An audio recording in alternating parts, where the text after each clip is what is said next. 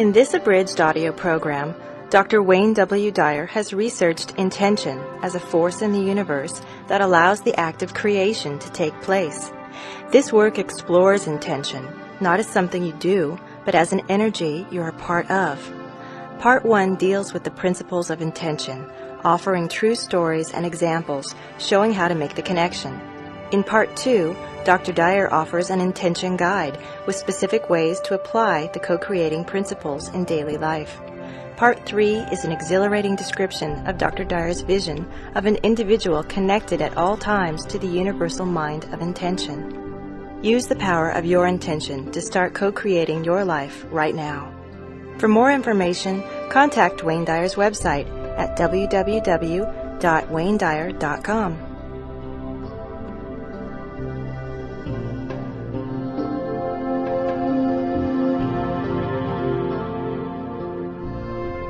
The Power of Intention, Learning to Co-Create Your World Your Way. Part 1. The Essentials of Intention. Chapter 1. Viewing Intention from a New Perspective. During the past several years, I've been so strongly attracted to studying intention that I've read hundreds of books by psychological, sociological, and spiritual writers, ancient and modern scholars, and academic researchers. My research reveals a fairly common definition of intention as a strong purpose or aim, accompanied by a determination to produce a desired result. People driven by intention are described as having a strong will that won't permit anything to interfere with achieving their inner desire. I imagine a sort of pit bull kind of resolve or determination. If you're one of those people with a never-give-up attitude combined with an internal picture that propels you toward fulfilling your dreams, you fit this description of someone with intention. You are, most likely, a superachiever and probably proud of your ability to recognize and take advantage of opportunities that arise. For many years, I've held a similar belief about intention. In fact, I've written and spoken often about the power of intention being just what I've described above. Over the past quarter of a century, however, I've felt a shift in my thinking from a purely psychological or personal growth emphasis toward a spiritual orientation where healing, creating miracles, manifesting, and making a connection to divine intelligence are genuine possibilities. This hasn't been a deliberate attempt to disengage from my academic and professional background, but rather a natural evolution that's been unfolding as I began to make more conscious contact with spirit. My writing now emphasizes my belief that we can find spiritual solutions to problems by living at higher levels and calling upon faster energies. In my mind, intention is now something much greater than a determined ego or individual will. It's something almost totally opposite. Perhaps this comes from shedding many levels of ego in my own life, but I also feel the strong influence of two sentences I read in a book by Carlos Castaneda. In my writing life, I've often come across something in a book that starts a thought germinating in me that ultimately compels me to write a new book. At any rate, I read these two sentences in Castaneda's final book, The Active Side of Infinity, while I was waiting to have a cardiac procedure to open one clogged artery leading into my heart that had caused a mild heart attack. Castaneda's words were, quote, "Intent is a force that exists in the universe. When sorcerers, that is, those who live of the source, beckon intent, it comes to them and sets up a path for attainment, which means that sorcerers always accomplish what they set out to do," unquote. When I read those two sentences, I was stunned by the insight and clarity it gave me about the power of intention. Imagine that intention is not something you do, but rather a force that exists in the universe as an invisible field of energy. I had never even considered intention in this way before reading Castaneda's words. I wrote those two sentences down, and then I had them printed on a card and laminated. I carried the laminated card with me into the catheter lab for my minor surgical procedure, and as soon as I could, I began talking about the power of intention to anyone who would listen. I made intention a part of every speech I gave. I immersed myself in this idea to use it, not only for my own healing, but to help others use the power of intention to carry them where they're fully equipped to go. I had experienced what is called satori, or instant awakening, and was intent on offering this insight to others. It had become clear to me that accessing the power of intention relieved so much of the seemingly impossible work of striving to fulfill desires by sheer force of will. Since that defining moment, I've thought of the power of intention in virtually all of my waking hours, and books, articles, conversations, telephone calls, items arriving in my mailbox, and arbitrary works I might be looking at in a bookstore all seem to conspire to keep me on this path. So here it is, the power of intention. I hope this book will help you view intention in a new way, and also to make use of it in a manner that leads you to define yourself, as Patanjali suggested more than 20 centuries ago. Dormant forces, faculties, and talents come alive, and you discover yourself to be a greater person by far than you ever dreamed yourself to be. Patanjali's 2 words, dormant forces, kick-started me in the direction of writing about intention. Patanjali was referring to forces that appear to be either non-existent or dead, and he was referring to the powerful energy a person feels when inspired. If you've ever felt inspired by a purpose or calling, you know the feeling of spirit working through you. Inspired is our word for inspirited. I've thought long and hard about the idea of being able to access seemingly dormant forces to assist me at key times in my life to achieve an inner burning desire. What are these forces? Where are they located? Who gets to use them? Who's denied access? And why? Questions like these have propelled me to research and write this book and subsequently arrive at a totally new perspective on intention. At this point, as I'm writing about my excitement of realizing a long obscured truth, I know that intention is a force that we all have within us. Intention is a field of energy that flows invisibly beyond the reach of our normal, everyday, habitual patterns. It's there even before our actual conception. We have the means to attract this energy to us and experience life in an exciting new way. The meaning of omnipresent intention. Try imagining a force that's everywhere. There's no place that you can go where it isn't. It can't be divided and is present in everything you see or touch. Now extend your awareness of this infinite field of energy beyond the world of form and boundaries. This infinite and visible force is everywhere, so it's in both the physical and the non-physical. Your physical body is one part of your totality emanating from this energy. At the instant of conception, intention sets in motion how your physical form will appear and how your growing and aging process will unfold. It also sets in motion your non-physical aspects, including your emotions, thoughts, and disposition. In this instance, intention is infinite potential, activating your physical and non-physical appearance on Earth. You formed out of this omnipresent to become present in time and space. Because it's omnipresent, this energy field of intent is accessible to you after your physical arrival here on Earth. The only way you deactivate this dormant force is by believing that you're separate from it. Activating intention means rejoining your source and becoming a modern-day sorcerer. Being a sorcerer means attaining the level of awareness where previously inconceivable things are available. As Carlos Castaneda explained, the task of sorcerers was to face infinity, or intention, and they plunged into it daily as a fisherman plunges into the sea. Intention is a power that's present everywhere as a field of energy. It isn't limited to physical development. It's the source of non-physical development as well. This field of intention is here, now, and available to you. When you activate it, you begin to feel purpose in your life, and you'll be guided by your infinite self. As you make your metaphorical bow to this power, recognize that you're bowing to yourself. The all-pervading energy of intention pulses through you toward your potential for a purposeful life. How you came to experience yourself as disconnected from intention. If there's an omnipresent power of intention that's not only within me, but in everything and everyone, then we're connected by this all-pervading source to everything and everyone, and to what we'd like to be and what we'd like to have and what we want to achieve, and to everything in the universe that will assist us. All that's required is realigning ourselves and activating intention. But how did we get disconnected in the first place? How did we lose our natural ability to connect? Lions, fish, and birds, they don't get disconnected. The animal, vegetable, and mineral worlds are always connected to their source. They don't question their intention. We humans, however, with our capability for presumably higher brain functions, have something we refer to as ego, which is an idea that we construct about who and what we are. Ego is made of 6 primary ingredients that account for how we experience ourselves as disconnected. By allowing ego to determine your life path, you deactivate the power of intention. Briefly, here are the 6 ego beliefs. I've written more extensively about them in several of my previous books, most notably Your Sacred Self. 1. I am what I have. That is, my possessions define me. 2. I am what I do. That is, my achievements define me. 3. I am what others think of me.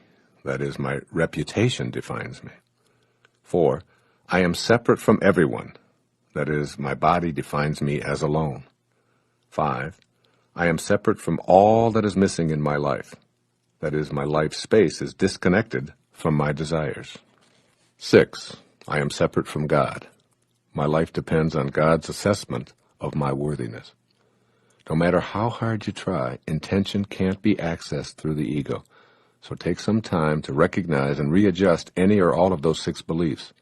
When the supremacy of ego is weakened in your life, you can seek intention and maximize your potential. There are 4 steps to intention. Activating your power of intention is a process of connecting with your natural self and letting go of total ego identification. The process takes place in the following 4 stages. 1. Discipline. This is the first stage. Learning a new task requires training your body to perform as your thoughts desire. So, eliminating ego identification doesn't mean disconnecting from your relationship with your body, but rather training your body to activate those desires. You do that with practice, exercise, non-toxic habits, healthy foods, and so on. 2. Wisdom is the second stage. Wisdom, combined with discipline, fosters your ability to focus and be patient as you harmonize your thoughts, your intellect, and your feelings with the work of your body. We send our children off to school telling them, be disciplined and use your head. And then we call this an education, but it falls far short of mastery. 3. The third stage is love. After disciplining the body with wisdom and intellectually studying a task, this process of mastery involves loving what you do and doing what you love. In the world of sales, I call it falling in love with what you're offering and then selling your love or enthusiasm to potential customers. When learning to play tennis, it involves practicing all of the strokes while studying strategies for playing the game. It also involves enjoying the feeling of hitting the ball and being on the tennis court and everything else about the game. And the final stage, 4, surrender. This is the place of intention. This is where your body and your mind aren't running the show, and you move into intent. You relax. You allow yourself to be carried by the same power that turns acorns into trees, blossoms into apples, and microscopic dots into human beings. When you surrender, you lighten up and can consult with your infinite soul. Then the power of intention becomes available to take you wherever you feel destined to go.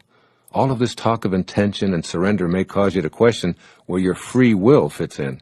You might be inclined to conclude that free will is non-existent or that you become whatever your program dictates. So let's just take a look at your will and how it fits into this new view of intention. As you listen to the next 2 sections, please keep an open mind, even if what you hear conflicts with what you've believed all of your life. Intention and your free will are paradoxical. A paradox is seemingly absurd or a contradictory statement, even if well-founded. Intention and free will certainly qualify as being paradoxical. They conflict with many a preconceived notion of what's reasonable or possible. How can you possess free will and also have intention shaping your body and your potential? You confuse this dichotomy by choosing to believe in the infinity of intention and in your capacity to exercise free will. You know how to think rationally about the rules of cause and effect, so try your intellect out on this. Obviously, it's impossible to have 2 infinites, for then neither would be infinite. Each would be limited by the other. You can't divide infinite into parts. Essentially, infinite is unity, continuity, or oneness, like the air in your home. Where does the air in your kitchen stop and the air in your living room begin? Where does the air inside your home stop and the air outside start? How about the air you breathe in and out?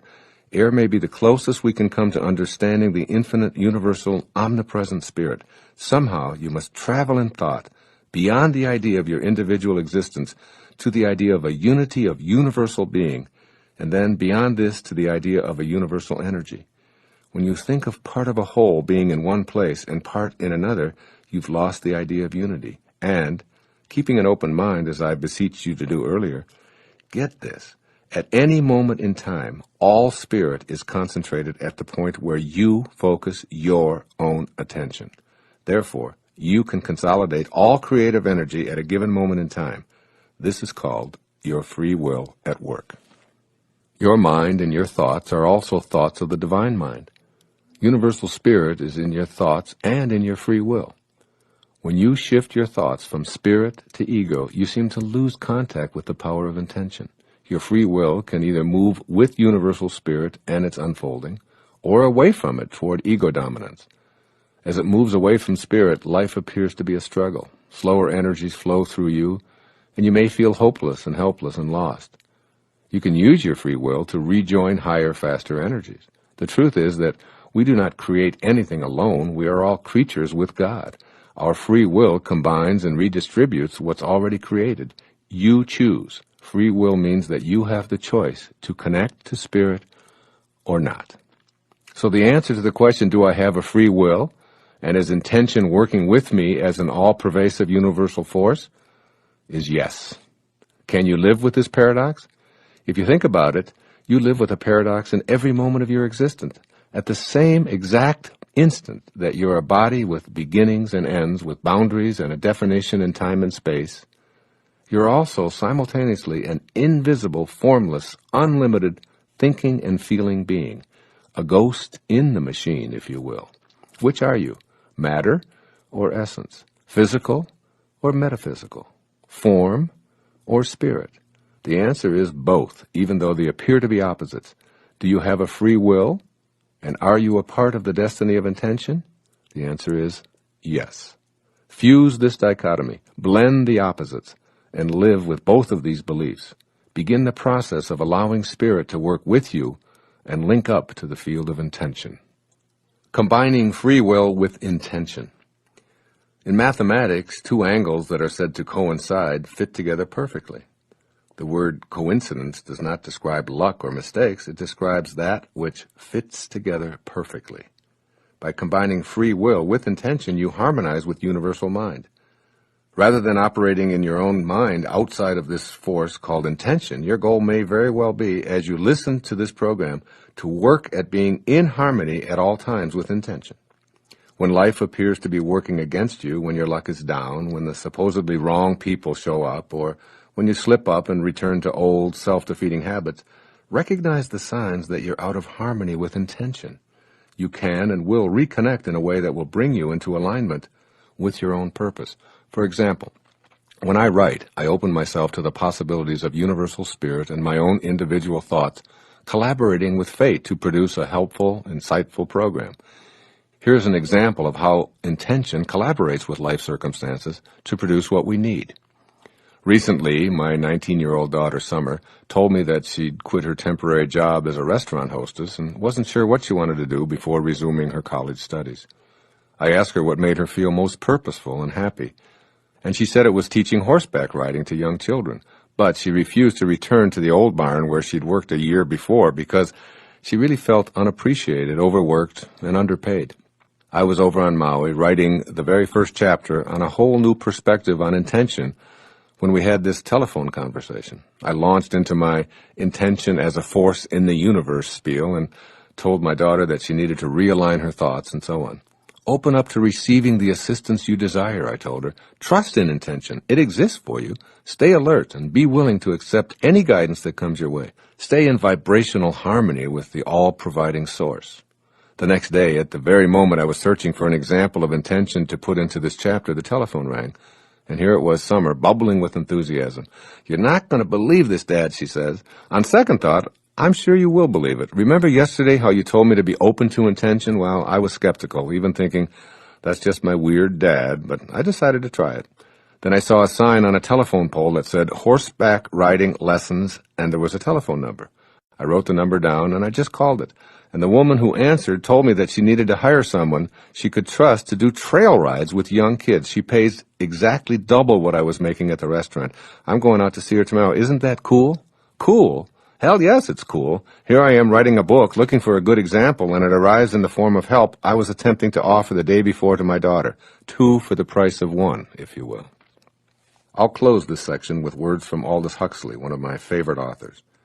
The spiritual journey does not consist in arriving at a new destination where a person gains what he did not have or becomes what he is not. It consists in the dissipation of one's own ignorance concerning one's self and life, and the gradual growth of that understanding which begins the spiritual awakening. The finding of God is a coming to oneself. In this first chapter, I've asked you to stop doubting the existence of a universal omnipresent force I've called intention, and told you that you can link to and be carried to your destination on the energy of intention alone. In the next part, I describe how this field of intention might look were you able to see it, and what the faces of intention might look like.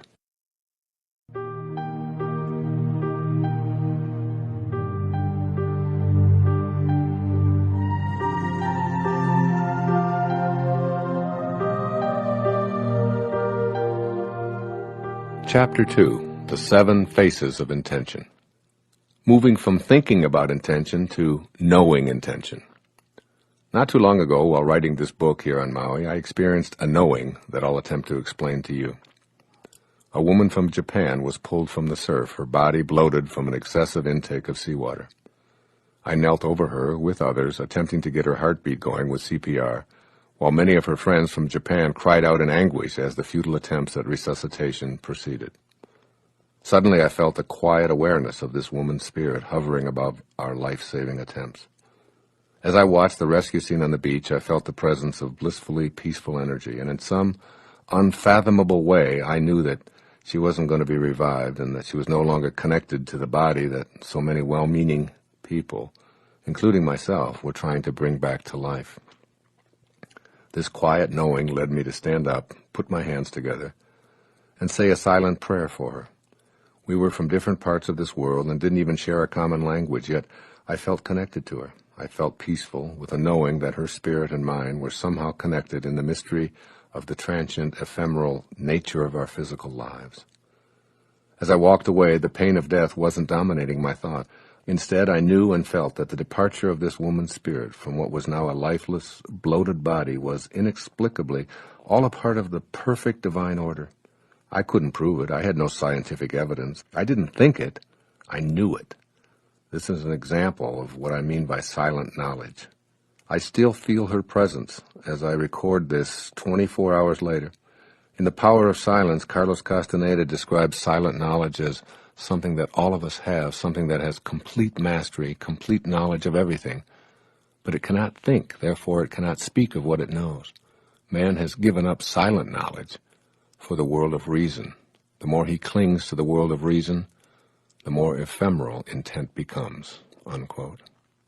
Silent knowledge starts when you invite the power of intention to play an active part in your life. This is a private and very personal choice that needn't be explained or defended. When you make this inner choice, silent knowledge will gradually become a part of your normal, everyday awareness. Opening to the power of intention, you begin knowing that conception, birth, and death are all natural aspects of the energy field of creation. Clinging to attempts to think or reason your way to intention is futile. By banishing doubt and trusting your intuitive feelings, you clear a space for the power of intention to flow through. This may sound like hocus pocus, but I prefer to think of it as emptying my mind and entering the heart of mystery. Here, I set aside rational thoughts and open to the magic and excitement of an illuminating new awareness. A great teacher in my life named J. Krishnamurti once observed, quote, "To be empty, completely empty, is not a fearsome thing. It is absolutely essential for the mind to be unoccupied, to be empty, unenforced, for then only can it move into unknown depths." Unquote. Now I'll describe what I think our view might be if we could be outside of ourselves, floating above our body, like the spirit of the Japanese lady on the beach the other day. From this perspective, I imagine myself looking at the faces of intention through eyes that are capable of seeing higher vibrations. And here are the 7 faces of intention. The first face, the face of creativity. The first of the 7 faces of intention is the creative expression of the power of intention that designed us, got us here, and created an environment that's compatible with our needs. The power of intention has to be creative, or nothing would come into existence. It seems to me that this is an irrefutable truth about intention and spirit, because its purpose is to bring life into existence in a suitable environment. Why do I conclude that the life-giving power of intention intends us here to have life and have it in increasing abundance? Because if the opposite were true, life as we know it couldn't come into form. The very fact that we can breathe and experience life is proof to me that the nature of the life-giving spirit is creative at its very core. This may seem obvious to you, or in fact it may appear confusing or even irrelevant, but what is clear is this: you are here in your physical body. There was a time when you were an embryo, before that a seed, and before that, formless energy. That formless energy contained intention, which brought you from nowhere to now here. At the very highest levels of awareness, intention started you on a path toward your destiny. The face of creativity intends you toward continued creativity to create and co-create anything that you direct your power of intention toward.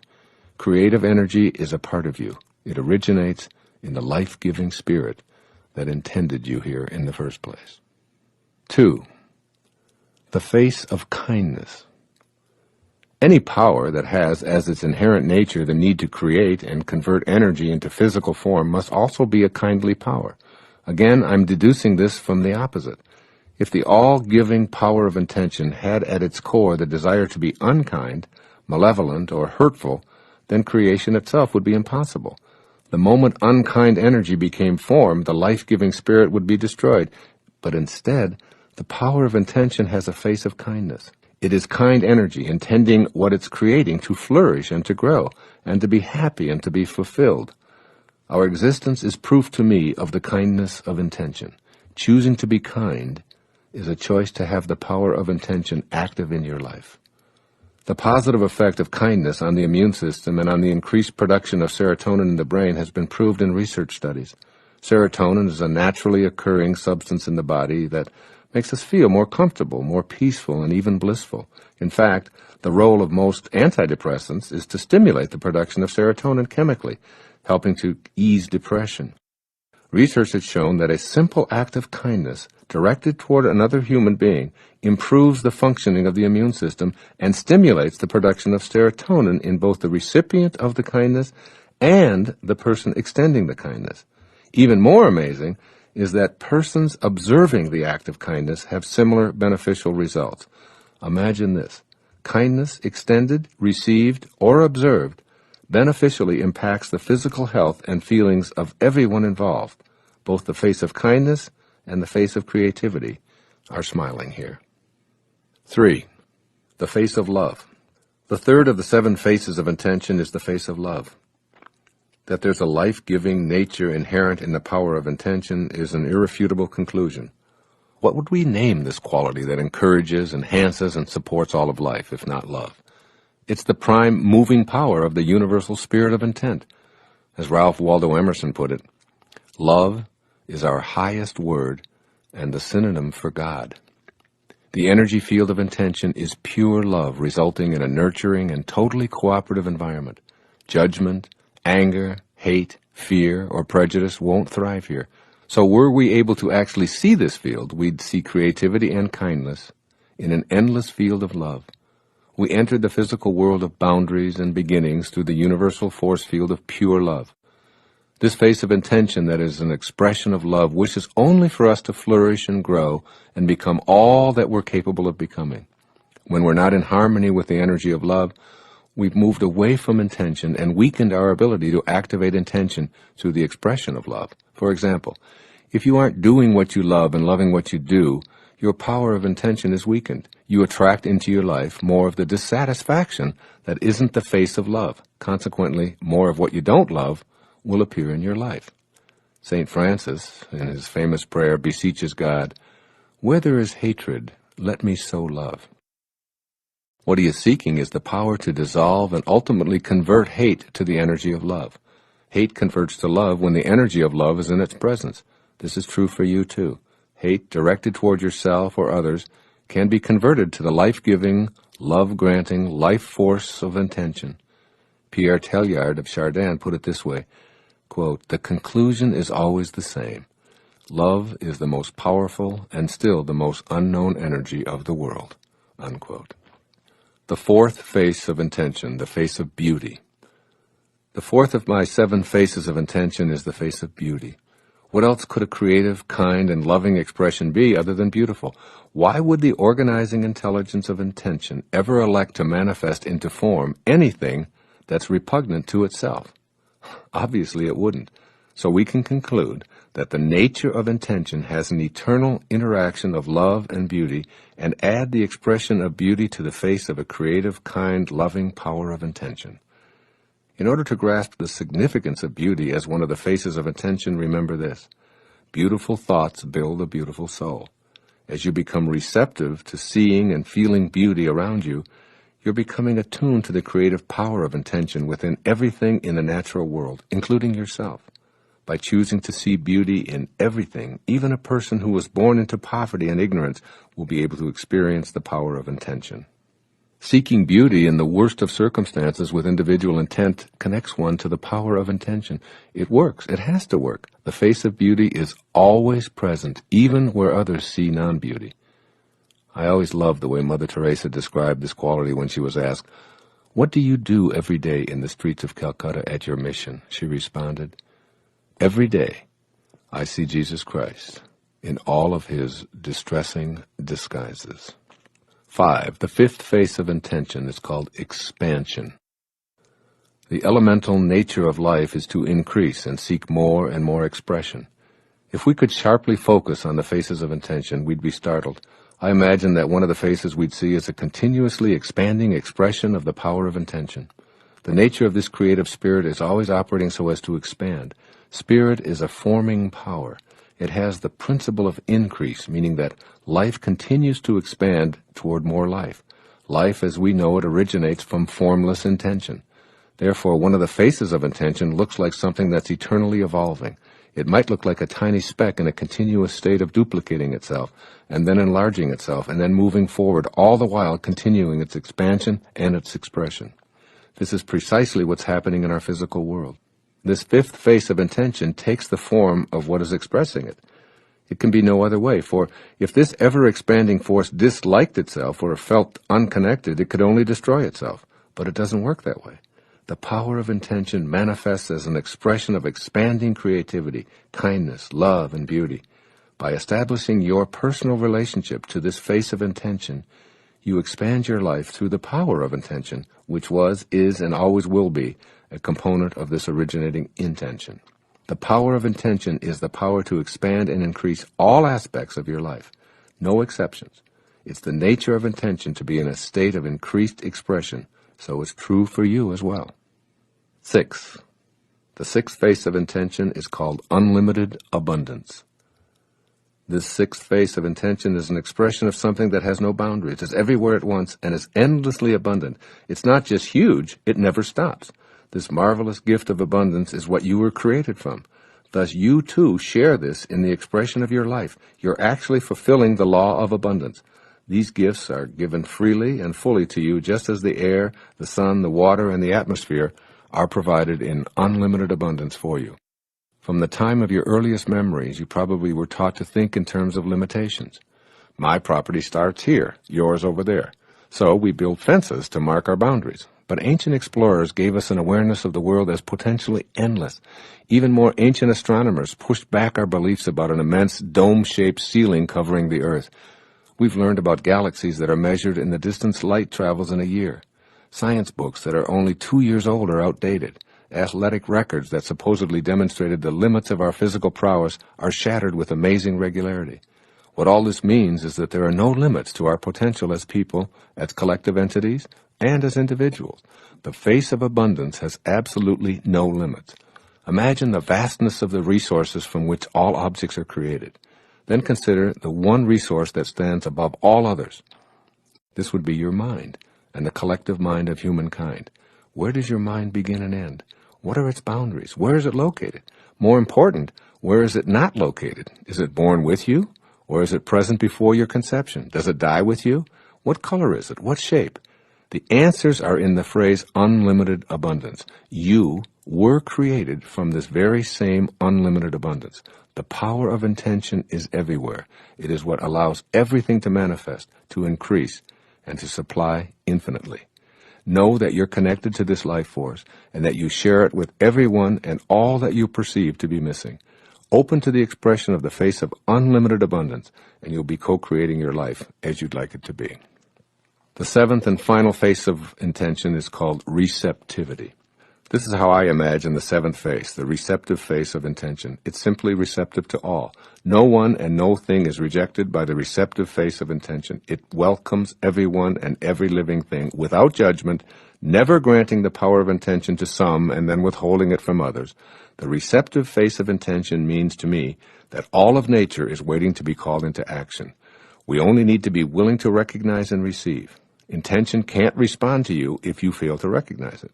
If you see chance and coincidence governing your life and the world, then the universal mind of intention will appear to you as nothing but an amalgamation of forces devoid of any order or power.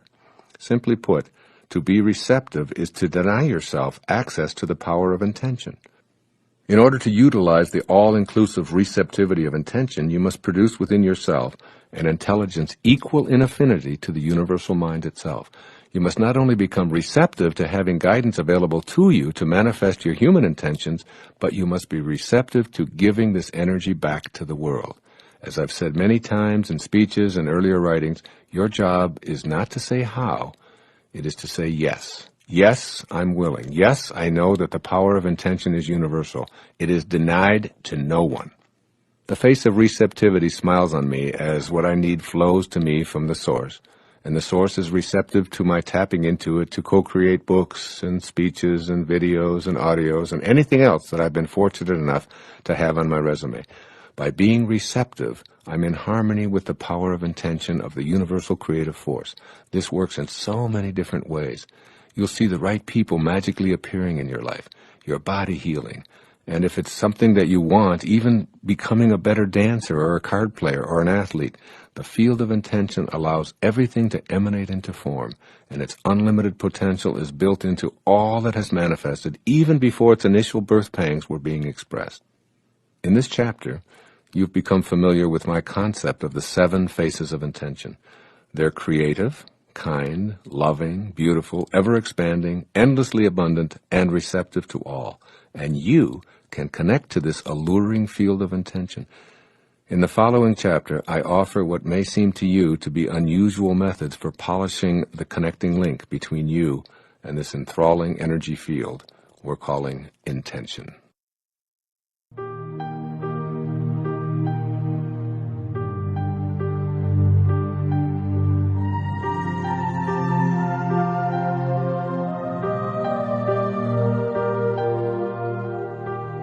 Chapter 3, Connecting to Intention. Listen to this observation by the great mental science practitioner of the early 20th century. His name was Thomas Troward. Quote, "The law of flotation was not discovered by contemplating the sinking of things, but by contemplating the floating of things which floated naturally, and then intelligently asking why they did so." Unquote.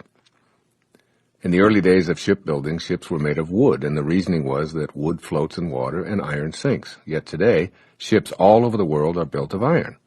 As people began studying the law of flotation, it was discovered that anything could float if it's lighter than the mass of liquid it displaces. So today, we're able to make iron float by the very same law that made it sink. Keep this example in mind as you listen and apply the contents of this chapter on connecting to all that you're intended to become. The key word here is contemplating, or what you're placing your thoughts on as you begin utilizing the enormous potential and the power of intention. You must be able to connect to intention, and you can't access and work with intention if you're contemplating the impossibility of being able to intend and manifest. You can't discover the law of co-creation if you're contemplating what's missing.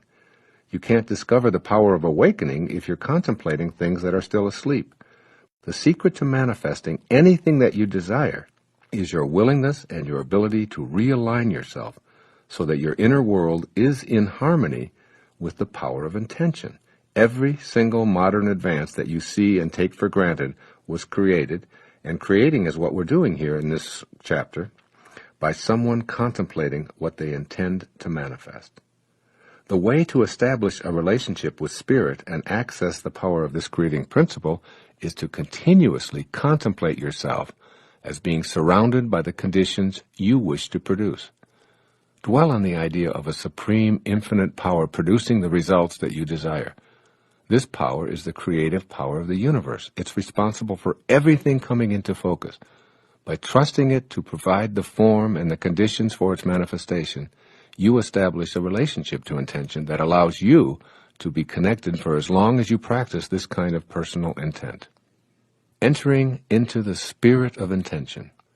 Whatever you intend to create in your life involves generating the same life-giving quality that brings everything into existence.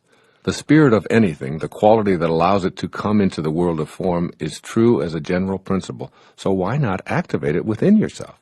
The power of intention simply awaits your ability to make the connection. How do you enter into the spirit of intention, which is all about feelings expressing life? You can nurture it by your continual ongoing expectation of the infallible spiritual law of increase being a part of your life. We saw it through our imaginary capacity to see higher vibrations, and we heard it in the voice given to it by spiritual masters throughout the ages. It's everywhere. It wants to express life. It's pure love in action. It's confident. And guess what? You are it. But you've forgotten that. You need to simply trust your ability to cheerfully rely upon Spirit to express itself through and for you. Your task is to contemplate the energies of life, love, beauty, and kindness. Every action that's in harmony with this originating principle of intention gives expression to your own personal power of intention. Applying the 7 phases for connecting to intention. Having been in the business of human development for most of my life, the question I most frequently hear is, how do I go about getting what I want? At this juncture of my life, as I sit here recording this, my response is, if you become what you think about, and what you think about is getting what you want, then you'll stay in a state of wanting. So the answer to how to get what you want is to reframe the question. How do I go about getting what I intend to create or co-create? My answer to that question is in the remainder of this chapter, but my short answer is this. You get what you intend to create by being in harmony with the power of intention, which is responsible for all of creation. Underline that in your mind. I'll say it again. You get what you intend to create by being in harmony with the power of intention, which is responsible for all of creation. So, begin to remove that ego burden from your shoulders and reconnect to intention. When you lay your ego aside and return to that from which you originally emanated, you'll begin to immediately see the power of intention working with, for, and through you in a multitude of ways. Here are those 7 phases revisited to help you to begin to make them a part of your life. First, be creative. Being creative means trusting your own purpose and having an attitude of unbending intent in your daily thoughts and activities. Staying creative means giving form to your personal intentions. A way to start giving them form is to literally put them in writing. For instance, in my writing space here on Maui, I've written out my intentions, and here are a few of them that stare at me each day as I write. My intention is for all of my activities to be directed by Spirit. My intention is to love and radiate my love to my writing and any who might hear these words. My intention is to trust in what comes through me and to be a vehicle of Spirit, judging none of it. My intention is to recognize the Spirit as my source and to detach from my ego. My intention is to do all that I can to elevate the collective consciousness to be more closely in rapport with the spirit of the originating supreme power of intention. To express your creativity and put your own intentions into the world of the manifest, I recommend that you practice something called japa, a technique first offered by the ancient Vedas. Japa meditation is the repetition of the sound of the names of God while simultaneously focusing on what you intend to manifest. Repeating the sound within the name of God while asking for what you want generates creative energy to manifest your desires. And your desires are the movement of the universal mind within you. Now you may be skeptical about the feasibility of such an undertaking. Well, I ask you to open yourself up to this idea of japa as an expression of your creative link to intention. I won't describe the method in depth here because I've written an entire book about it with an accompanying CD by Hay House called Getting in the Gap, Making Conscious Contact with God Through Meditation, and I urge you to read that and practice it. For now, just know that I consider meditating and practicing japa essential in the quest to realign yourself with the power of intention. That power is creation, and you need to be in your own unique state of creativity to collaborate with the power of intention. Meditation and japa are surefire ways to do so. Secondly, be kind. A fundamental attribute of the supreme originating power is called kindness. All that's manifested is brought here to thrive. It takes a kindly power to want what it creates to thrive and multiply. Were this not the case, then all that's created would be destroyed by the same power that created it. In order to reconnect to intention, you must be on the same kindness wavelength as intention itself. Make an effort to live in cheerful kindness. It's a much higher energy than sadness or malevolence, and it makes the manifestation of your desires possible. It's through giving that we receive. It's through acts of kindness directed toward others that our immune systems are strengthened and even our serotonin levels increased. This idea of extending kindness is particularly relevant in how you deal with people who are helpless, elderly, mentally challenged, poor, disabled, and so on. These people are all part of God's perfection. They too have a divine purpose, and since all of us are connected to each other through spirit, their purpose and intent is also connected to you. Extend thoughts of kindness everywhere. Practice kindness towards earth by picking up a piece of litter that's on your path, or saying a silent prayer of gratitude for the existence of rain, the color of flowers, or even the paper that you hold in your hand that was donated by a tree. The universe responds in kind to what you elect to radiate outward. If you say with kindness in your voice and in your heart, "How may I serve you?" the universe's response will be, "How may I serve you as well?" It's called attractor energy. It's this spirit of cooperation with all of life that emerges from the essence of intention. And this spirit of kindness is one that you must learn to match if connecting back to intention is your desire. My daughter Summer has written from her experience about how small acts of kindness go a long way. Here's what she said in an essay she wrote. I was getting off the turnpike one rainy afternoon, and I pulled up to the toll booth while fumbling through my purse. The woman smiled at me and said, "The car before you has paid your toll." I told her I was traveling alone and extended my money. She replied, "Yes, the man instructed me to tell the next person who came to my booth to have a brighter day." That small act of kindness did give me a brighter day.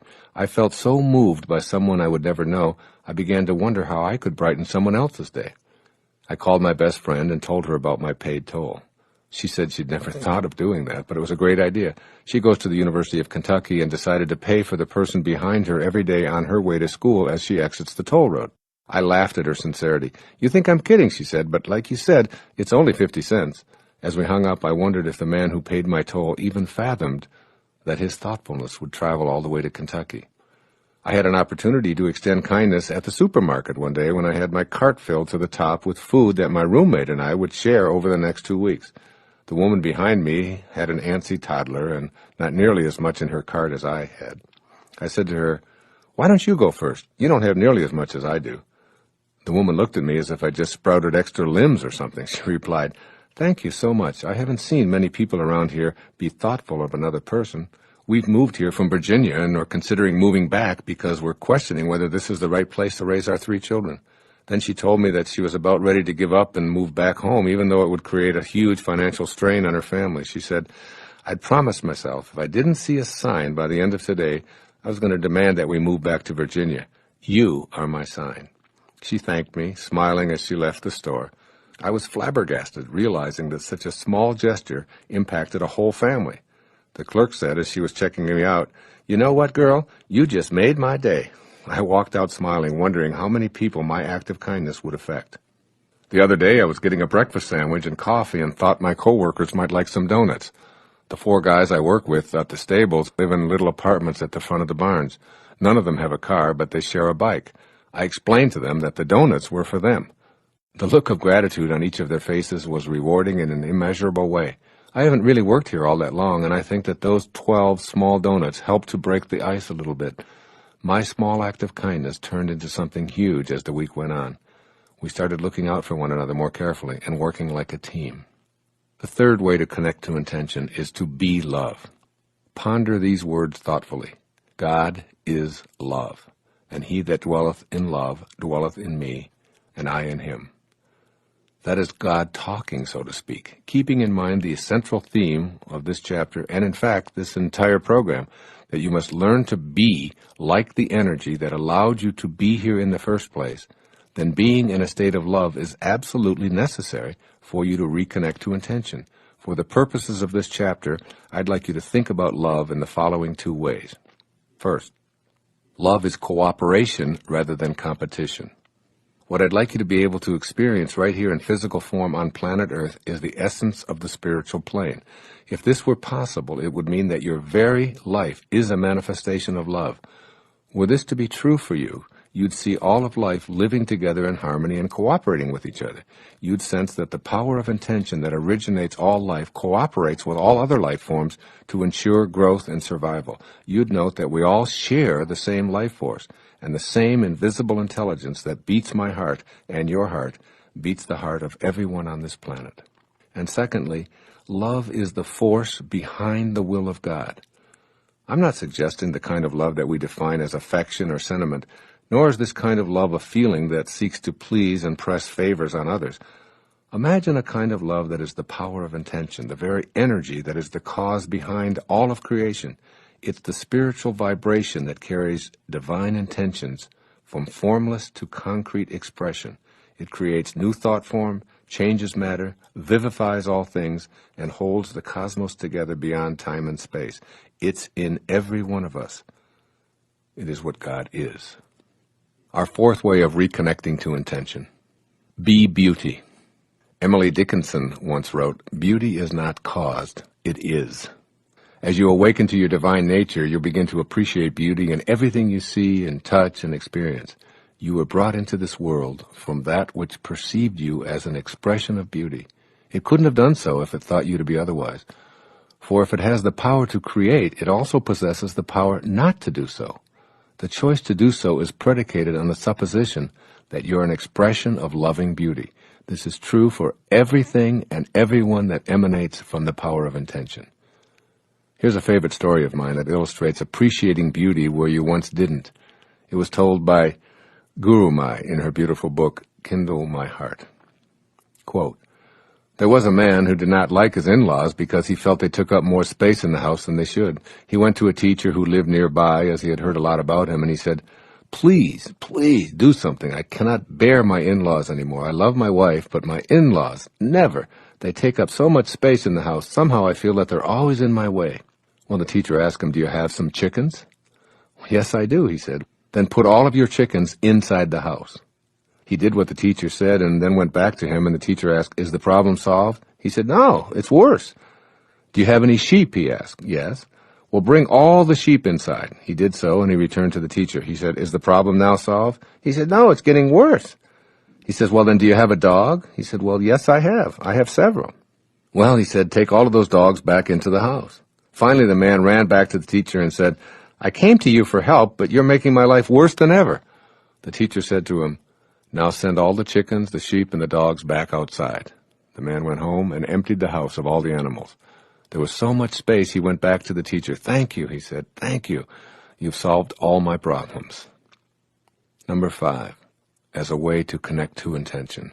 Be ever expansive. The next time you see a garden full of flowers, observe the flowers that are alive and compare them to the flowers that you believe are dead. What's the difference? The dried-up, dead flowers are no longer growing, while the alive flowers are indeed still growing. The all-emerging universal force that intended you into beingness and commences all of life is always growing and perpetually expanding. As with all 7 of these faces of intention, by reason of its universality, it must have a common nature with yours. By being in a state of ever-expanding and growing intellectually, emotionally, and spiritually, you're identifying with the universal mind. 6th, be abundant. Intention is endlessly abundant. There's no scarcity in the universal invisible world of spirit. As you contemplate connecting to intention, know in your heart that any attitude that you have that reflects a scarcity consciousness will hold you back. A reminder here is in order. You must match intention's attributes with your own in order to capitalize on those powers in your own life. When you shift to an abundance mindset, you repeat to yourself over and over and over again that you're unlimited because you emanated from the inexhaustible supply of intention. As this picture solidifies, you begin to act on this attitude of unbending intent. There's no other possibility. We become what we think about, and as Emerson reminded us, quote, the ancestor to every action is a thought, unquote. As these thoughts of plenitude and excessive sufficiency become your way of thinking, the all-creating force to which you're always connected will begin to work with you, in harmony with your thoughts, just as it worked with you in harmony with your thoughts of scarcity. If you think you can't manifest abundance into your life, you'll see intention agreeing with you and assisting you in the fulfillment of meager expectations. I personally seem to have arrived into this world fully connected to the abundance attributes of the spiritual world from which I emanated. As a child growing up in foster homes with poverty consciousness all around me, I was the richest kid in the orphanage, so to speak. I always thought I could have more money jingling in my pockets. I pictured it there, and I consequently acted on that picture.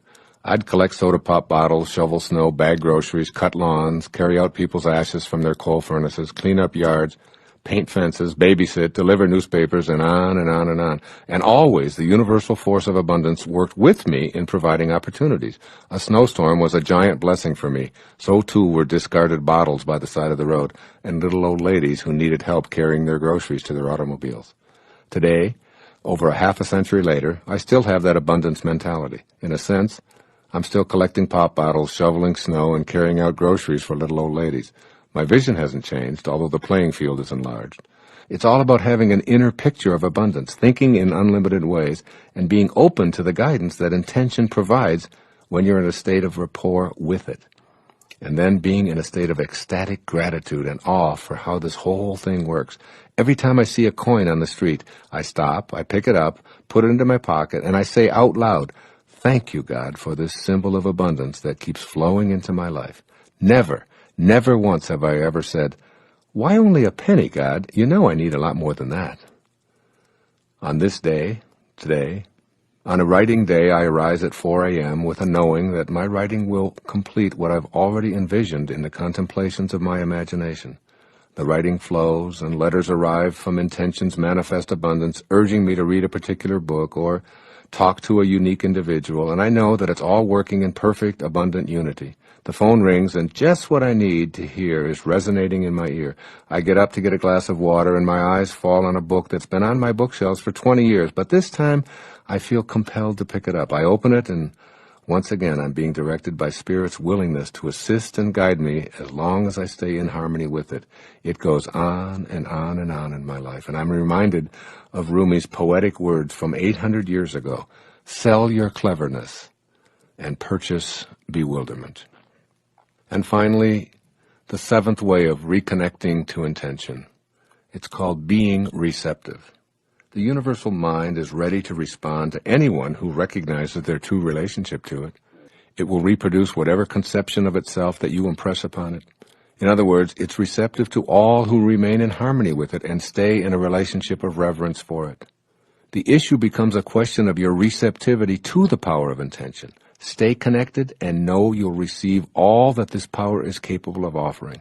Take it on by yourself as separate from the universal mind, an impossibility, but nevertheless a strong belief of the ego, and you remain eternally disconnected. The nature of the universal mind is peaceful. It isn't receptive to force or violence. It works in its own time and rhythm, allowing everything to emanate by and by. It's in no hurry because it's outside of time. It's always in the eternal now. Try getting down on your hands and knees and hurrying along a tiny tomato plant sprout. Universal Spirit is at work peacefully, and your attempts to rush it or tug new life into full creative flower will destroy the entire process. Being receptive means taking on a position of allowing your senior partner to handle your life for you. I accept the guidance and assistance of the same force that created me. I let go of my ego, and I trust in this wisdom to move at its own peaceful place. I make no demands on it. This is how the all-creating field of intention creates. This is how you must think in order to reconnect to your source. You practice meditation because it allows you to receive the inner knowing of making conscious contact with God. By being peaceful, quiet, and receptive, you pattern yourself in the image of God, and you regain the power of your source. This is what this chapter, and indeed this entire program, is all about. That is, tapping into the essence of originating spirit, emulating the attributes of the creative force of intention, and manifesting into your life anything that you desire that's consistent with the universal mind, which is creativity, kindness, love, beauty, expansion, abundance, and peaceful receptivity.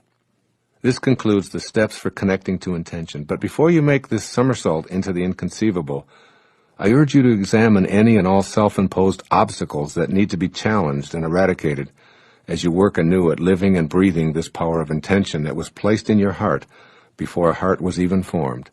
As William Penn once put it, those people who are not governed by God will be ruled by tyrants. Remember, as we continue, that those tyrants are often the self-imposed roadblocks of your lower self at work.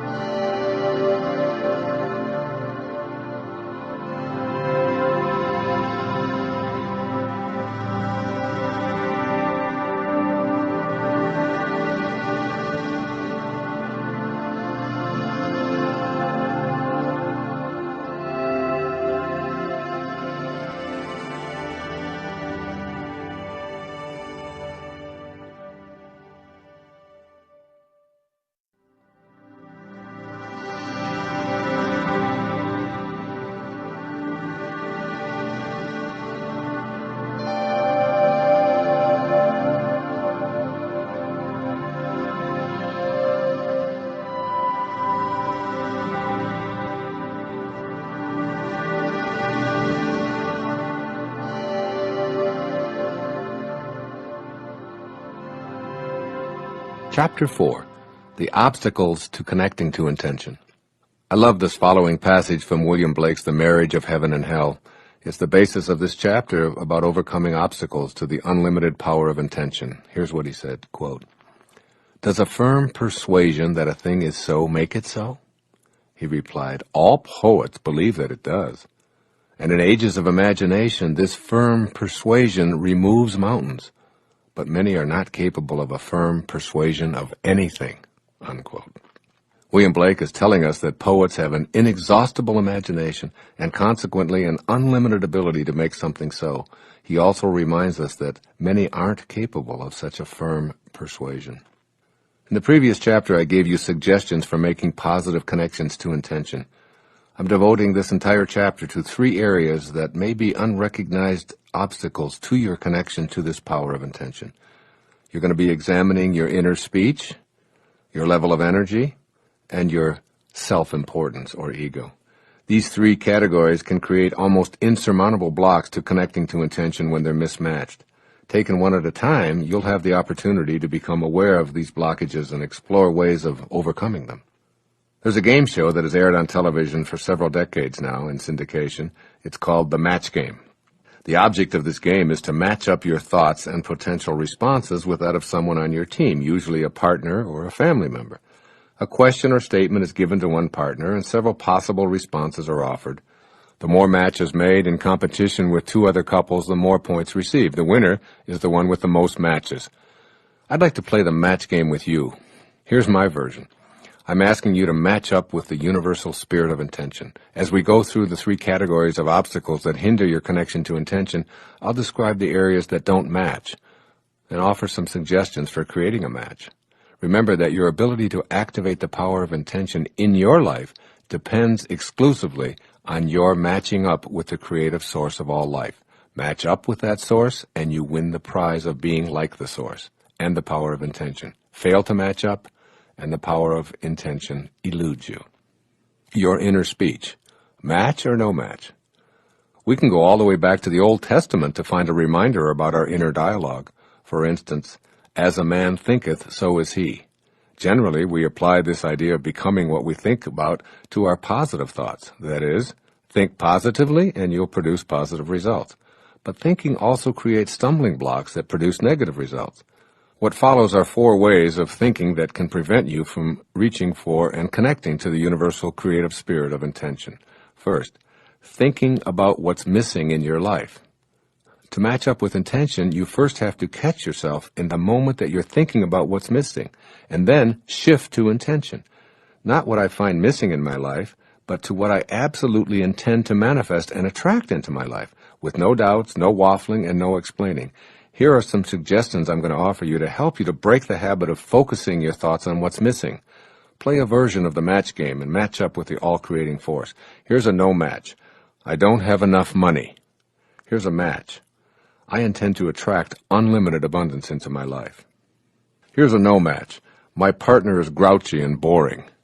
Here's a match. I intend to focus my thoughts on what I love about my partner. Here's a no match. I'm not as attractive as I'd like to be. Here's a match. I'm perfect in the eyes of God, a divine manifestation of the process of creation. This isn't a game of empty affirmations. It's a way of matching yourself to the power of intention and recognizing that what you think about is what expands. If you spend your time thinking about what's missing, then that's what expands in your life. Monitor your inner dialogue and match your thoughts to what you want and intend to create. Here's a second way of thinking. Thinking about the circumstances of your life. If you don't like some of the circumstances of your life, by all means, don't think about them. This may sound like a paradox to you. In this match game, you want to match up with the spirit of creation. You must train your imagination, which is the universal mind running through you, to shift from what you don't want to what you do want. All of that mental energy you spend complaining about what is, to anyone who will listen, is a magnet for attracting more of it into your life. You, and only you, can overcome this impediment because you've put it on your path to intention. Simply change your inner speech to what you intend the new circumstances of your life to become. Practice thinking from the end by playing the match game and by realigning yourself with the field of intention. Here's a few examples of a no match versus a match for what is inner dialogue about the circumstances of your life. No match. I hate this place we're living in. It gives me the creeps. Match. I can see our new home in my mind, and I intend to be living in it within 6 months. No match. I dislike the work I'm doing and the fact that I'm not appreciated. Match. I'll act upon my inner intuitive impulses to create the work or job of my dreams. No match. I hate the fact that I'm sick so often and always seem to be getting colds. Match. I am divine health. I intend to act in healthy ways and attract the power to strengthen my immune system in every way I can.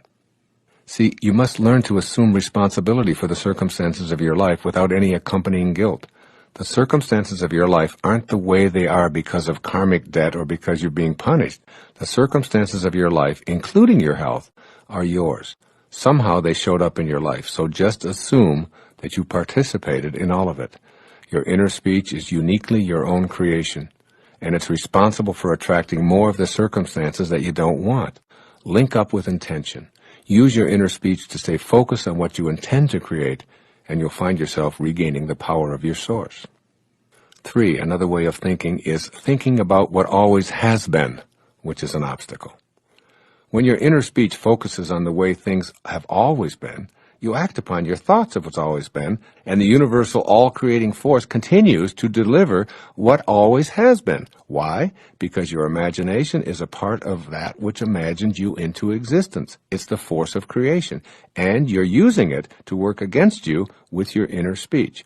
Imagine the absolute spirit thinking like this: I can't create life anymore because things haven't worked for me in the past. There have been so many mistakes in the past, and I can't stop thinking about them.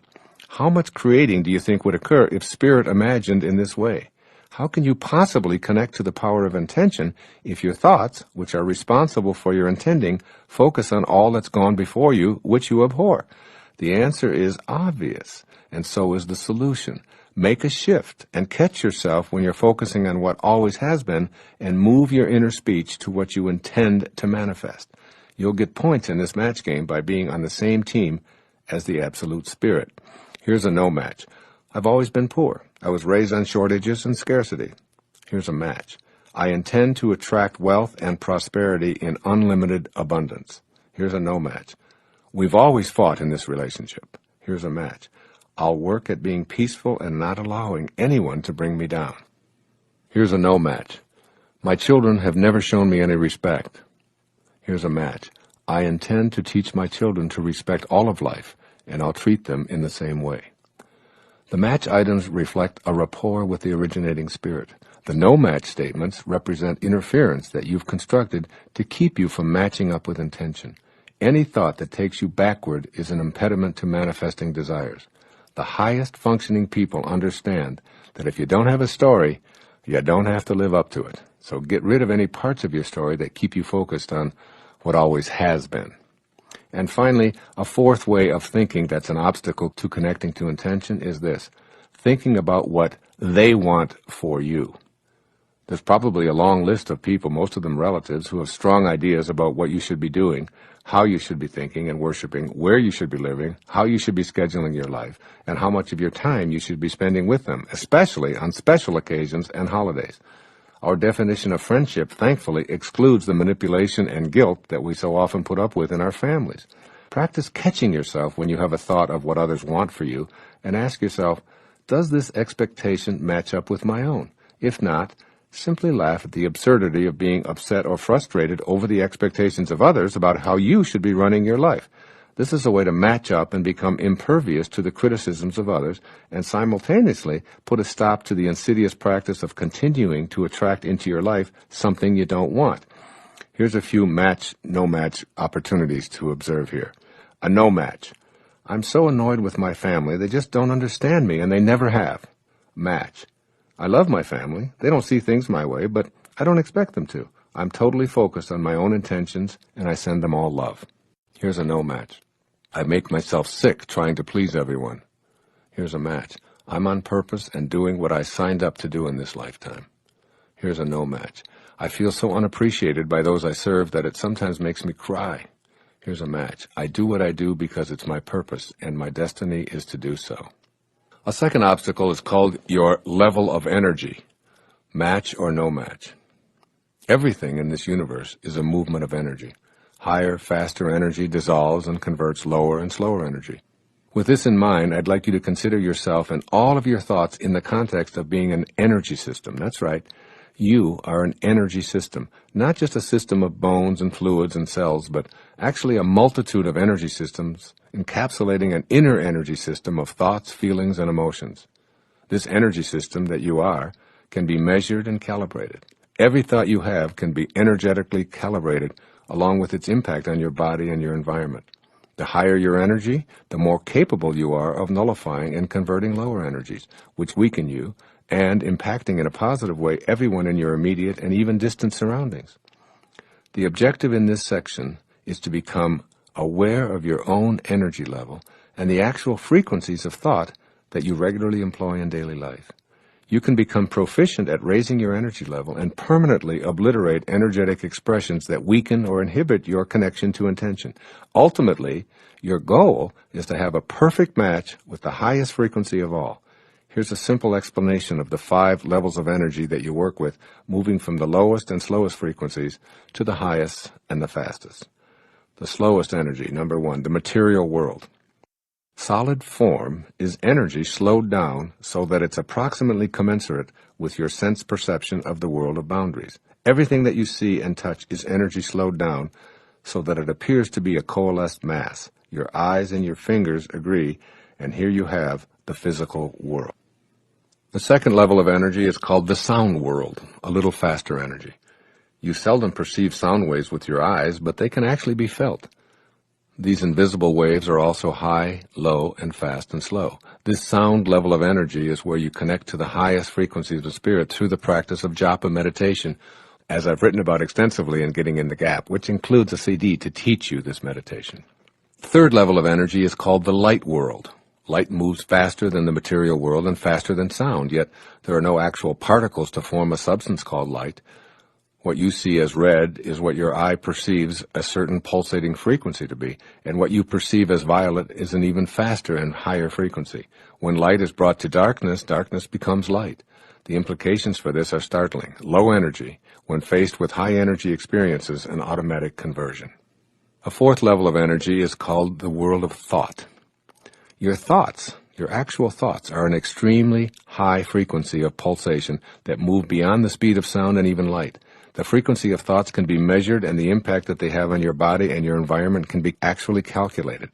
Once again, the same rules apply. Higher frequencies nullify lower. Faster energies convert slower. A colleague I admire enormously, David Hawkins, a medical doctor, has written a work which I've referenced over and over again called Power versus Force. In this remarkable book, Dr. Hawkins elaborates on the lower frequencies of thought and their accompanying emotions, and how they can be impacted and converted by exposure to higher and faster frequencies. I really urge you to read this book, and I'll present some of those findings in later sections on this program on how to raise your energy levels. Every thought you have can be calculated to determine if it's strengthening or weakening your ability to reconnect to the highest and fastest energy in the universe, the energy of intention. And finally, the highest and fastest energy in the universe. It's called the energy of spirit. This is the ultimate in energy. These frequencies are so supersonically rapid that the presence of disorder, disharmony, and even disease is impossible. These measurable energies consist of the 7 phases of intention talked about earlier in this program. They are the energies of creation.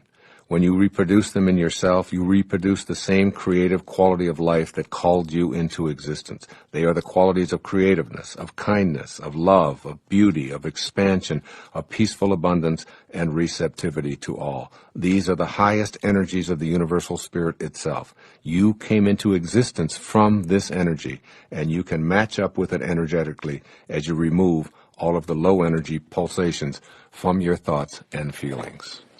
Raising your energy level. There's a vibratory action to your thoughts, your feelings, and your body.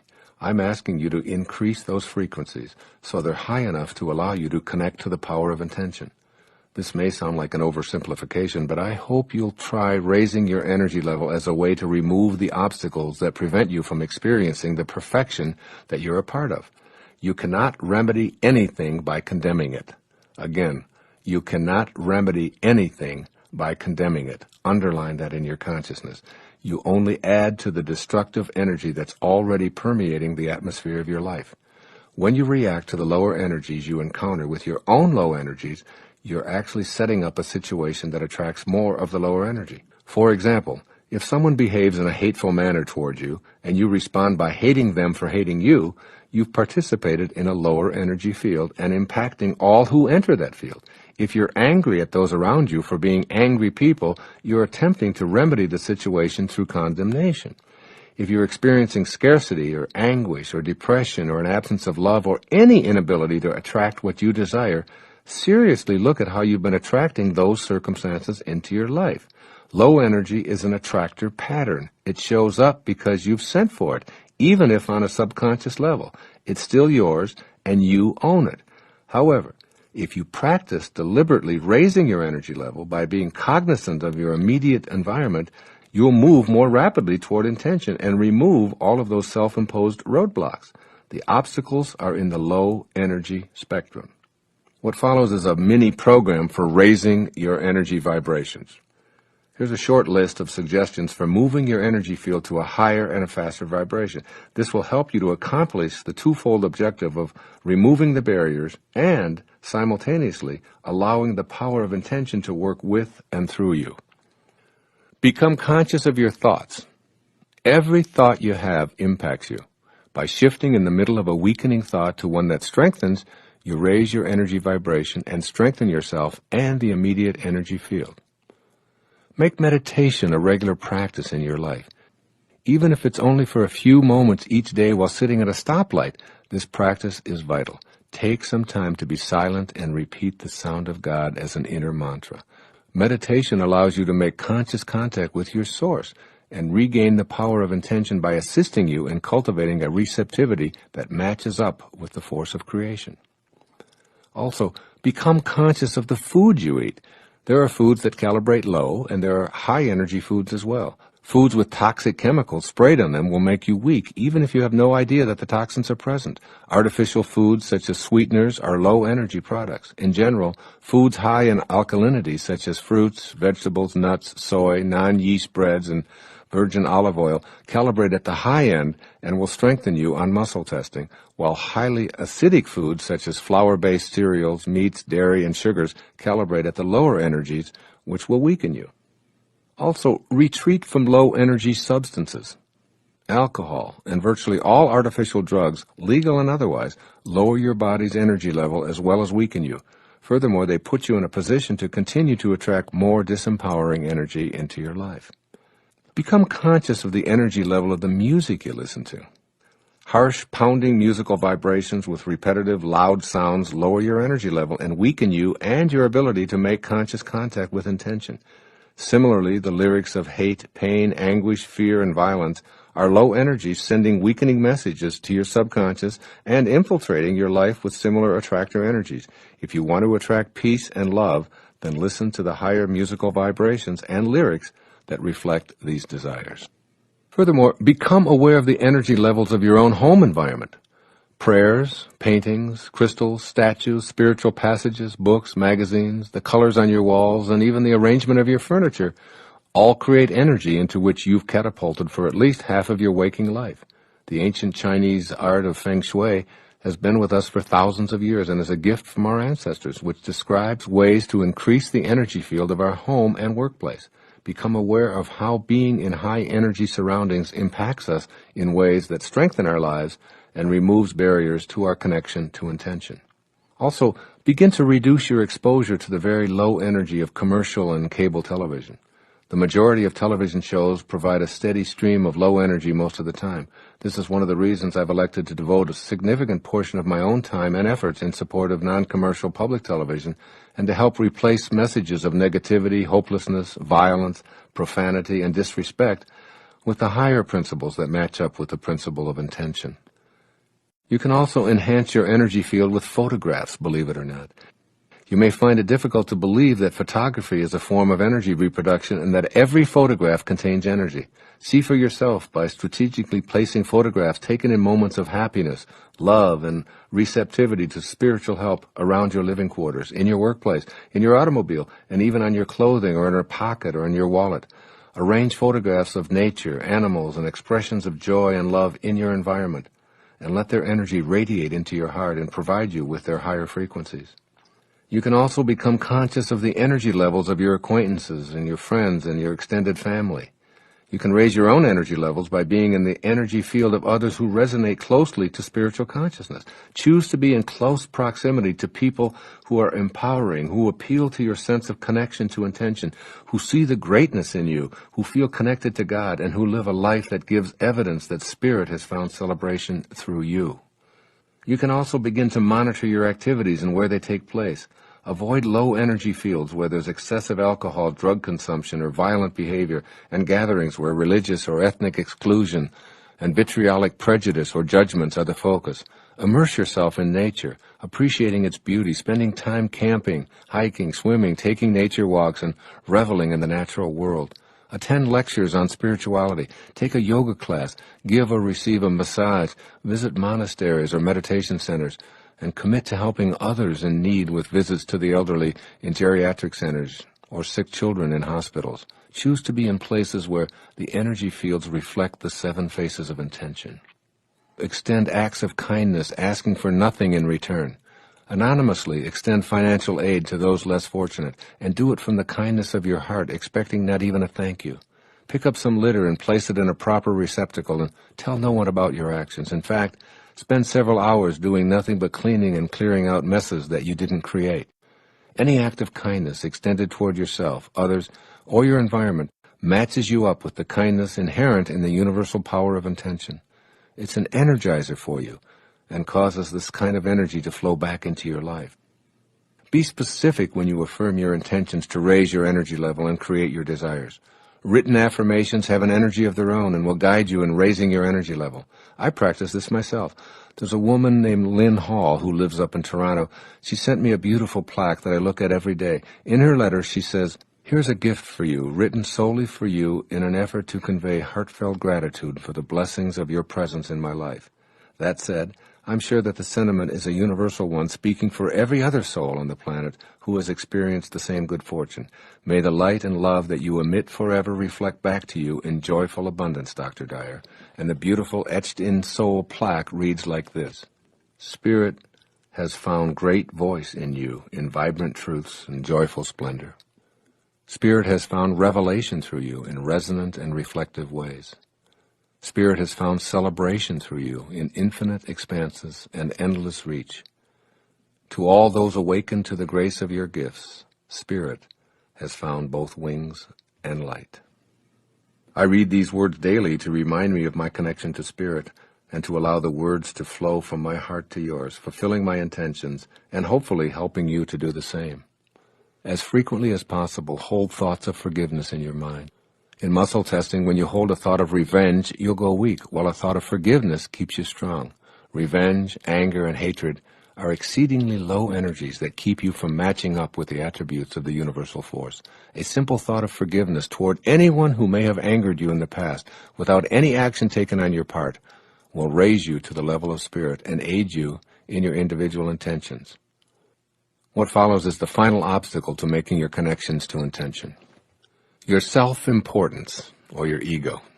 In The Fire from Within, a book written by Carlos Castaneda, he hears these words from his sorcerer teacher, and they go like this, quote, "Self-importance is man's greatest enemy. What weakens him is feeling offended by the deeds and misdeeds of his fellow man. Self-importance requires that one spend most of one's life offended by something or someone." Unquote. This is a major impediment to connecting to intention. You can all too easily create a no match here. Basically, your feelings of self-importance are what make you feel special. So let's deal with this concept of being special. It's essential that you have a strong self-concept and that you feel unique. The problem is when you misidentify who you truly are by identifying yourself as your body or your achievements or your possessions. Then you identify people who have accomplished less as inferior, and your self-important superiority causes you to be constantly offended in one way or another. This misidentification is the source of most of your problems, as well as most of the problems of humankind. Feeling special leads us to our self-importance. With the self as a focal point, you sustain the illusion that you are your body, which is a completely separate entity from all others. This sense of separateness leads you to compete rather than cooperate with everyone else. Ultimately, it's a no match with Spirit and becomes a huge obstacle to your connection to the power of intention. In order to relinquish your self-importance, you'll have to become aware of how entrenched it is in your own life. Ego is simply an idea of who you are that you carry around with you. As such, it can't be surgically removed by having an egoectomy. This idea of who you think you are will persistently erode any possibility you have of connecting to intention. What follows are 7 steps for overcoming the hold that ego has on you. Here are 7 suggestions to help you transcend ingrained ideas of self-importance. All of these are designed to help prevent you from falsely identifying yourself with this self-important ego of yours. 1. Stop being offended. The behavior of others isn't a reason to become immobilized. That which offends you only weakens you. If you're looking for occasions to be offended, you'll find them at every turn. This is your ego at work convincing you that the world shouldn't be the way that it is. Being offended creates the same destructive energy that offended you in the first place and leads to attack, counterattack, and ultimately war. 2. Let go of your need to win. You are not your winnings or your victories. You may enjoy competing and have fun in a world where winning is everything, but you don't have to be there in your thoughts. There are no losers in a world where we all share the same energy source. All you can say on a given day is that you performed at a certain level in comparison to the levels of others on that particular day. But today is another day, with other competitors and new circumstances to consider. Be the observer, noticing and enjoying it all without needing to win a trophy. Be at peace and match up with the energy of intention.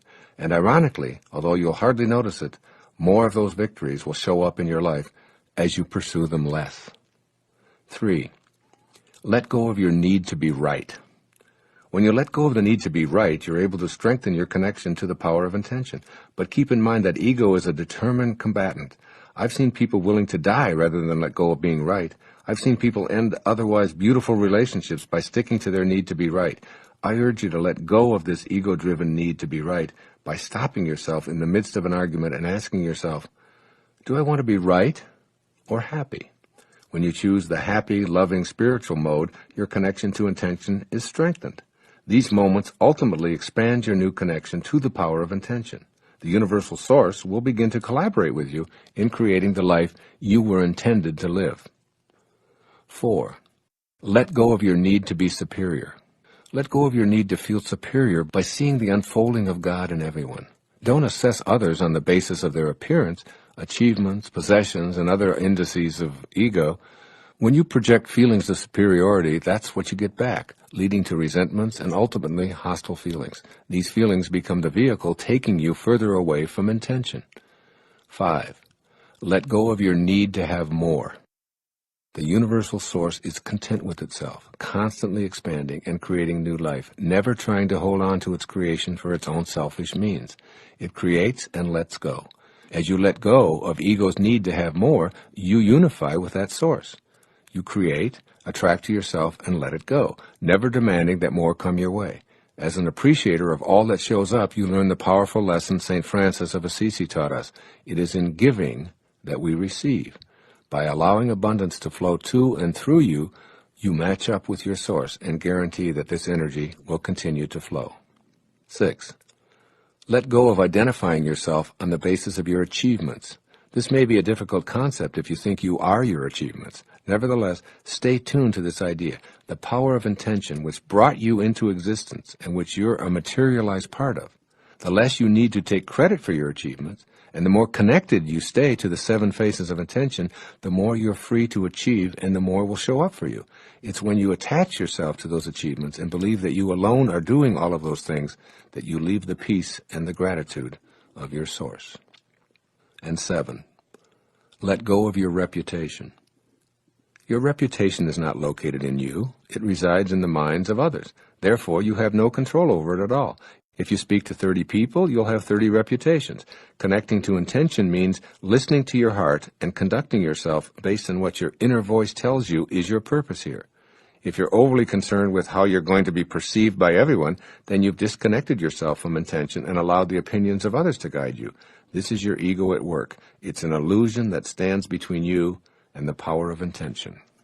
We've just completed a thorough examination of the 3 major obstacles to connecting to the power of intention, along with some suggestions for eliminating them. In the next chapter, I'll explain how you impact those around you when you raise your energy level to the highest spiritual frequencies and live your days connected to intention. When you're connected to the power of intention, everywhere you go and everyone you meet is affected by you and the energy you radiate. As you become the power of intention, you'll see your dreams being fulfilled almost magically, and you'll see yourself creating huge ripples in the energy fields of others by your presence and nothing more.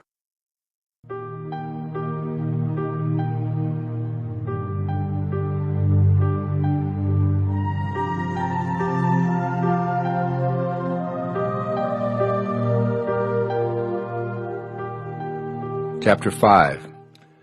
Your impact on others when you're connected to intention. As you find yourself more in harmony with the faces of intention, you're going to discover that you're impacting others in new ways. The nature of this impact is profoundly important in your quest to utilize this power of intention. You'll begin seeing in others what you're feeling within yourself. This new way of seeing will enable people in your presence to feel comforted and peaceful, and to indirectly be loving accomplices to your connection to intention. Let's look at holy relationships. As you review the attributes of universal intention and simultaneously vow to be those attributes, you begin to see the significance of what you desire for all others. Think of your relationships in terms of holy or unholy. Holy relationships facilitate the power of intention at a high energy level for everyone involved. Unholy relationships keep the energy at the lower, slower levels for all concerned. You'll know your own potential for greatness when you start seeing the perfection in all relationships. When you recognize others' holiness, you'll treat them as divine expressions of the power of intention, wanting nothing from them. The irony is that they become co-creators manifesting all your desires. want nothing from them, demand nothing from them, have no expectations for them, and they'll return the kindness. Demand from them, insist that they please you, judge them as inferior, or see them as servants, and you'll receive the same. It behooves you to be acutely aware of what you truly want for others, and to know whether you're in a holy or an unholy relationship with every person you're involved with. One truth that I've recognized during the years of my own growth is that it's impossible to know my perfection if I'm unable to see and honor that same perfection in others.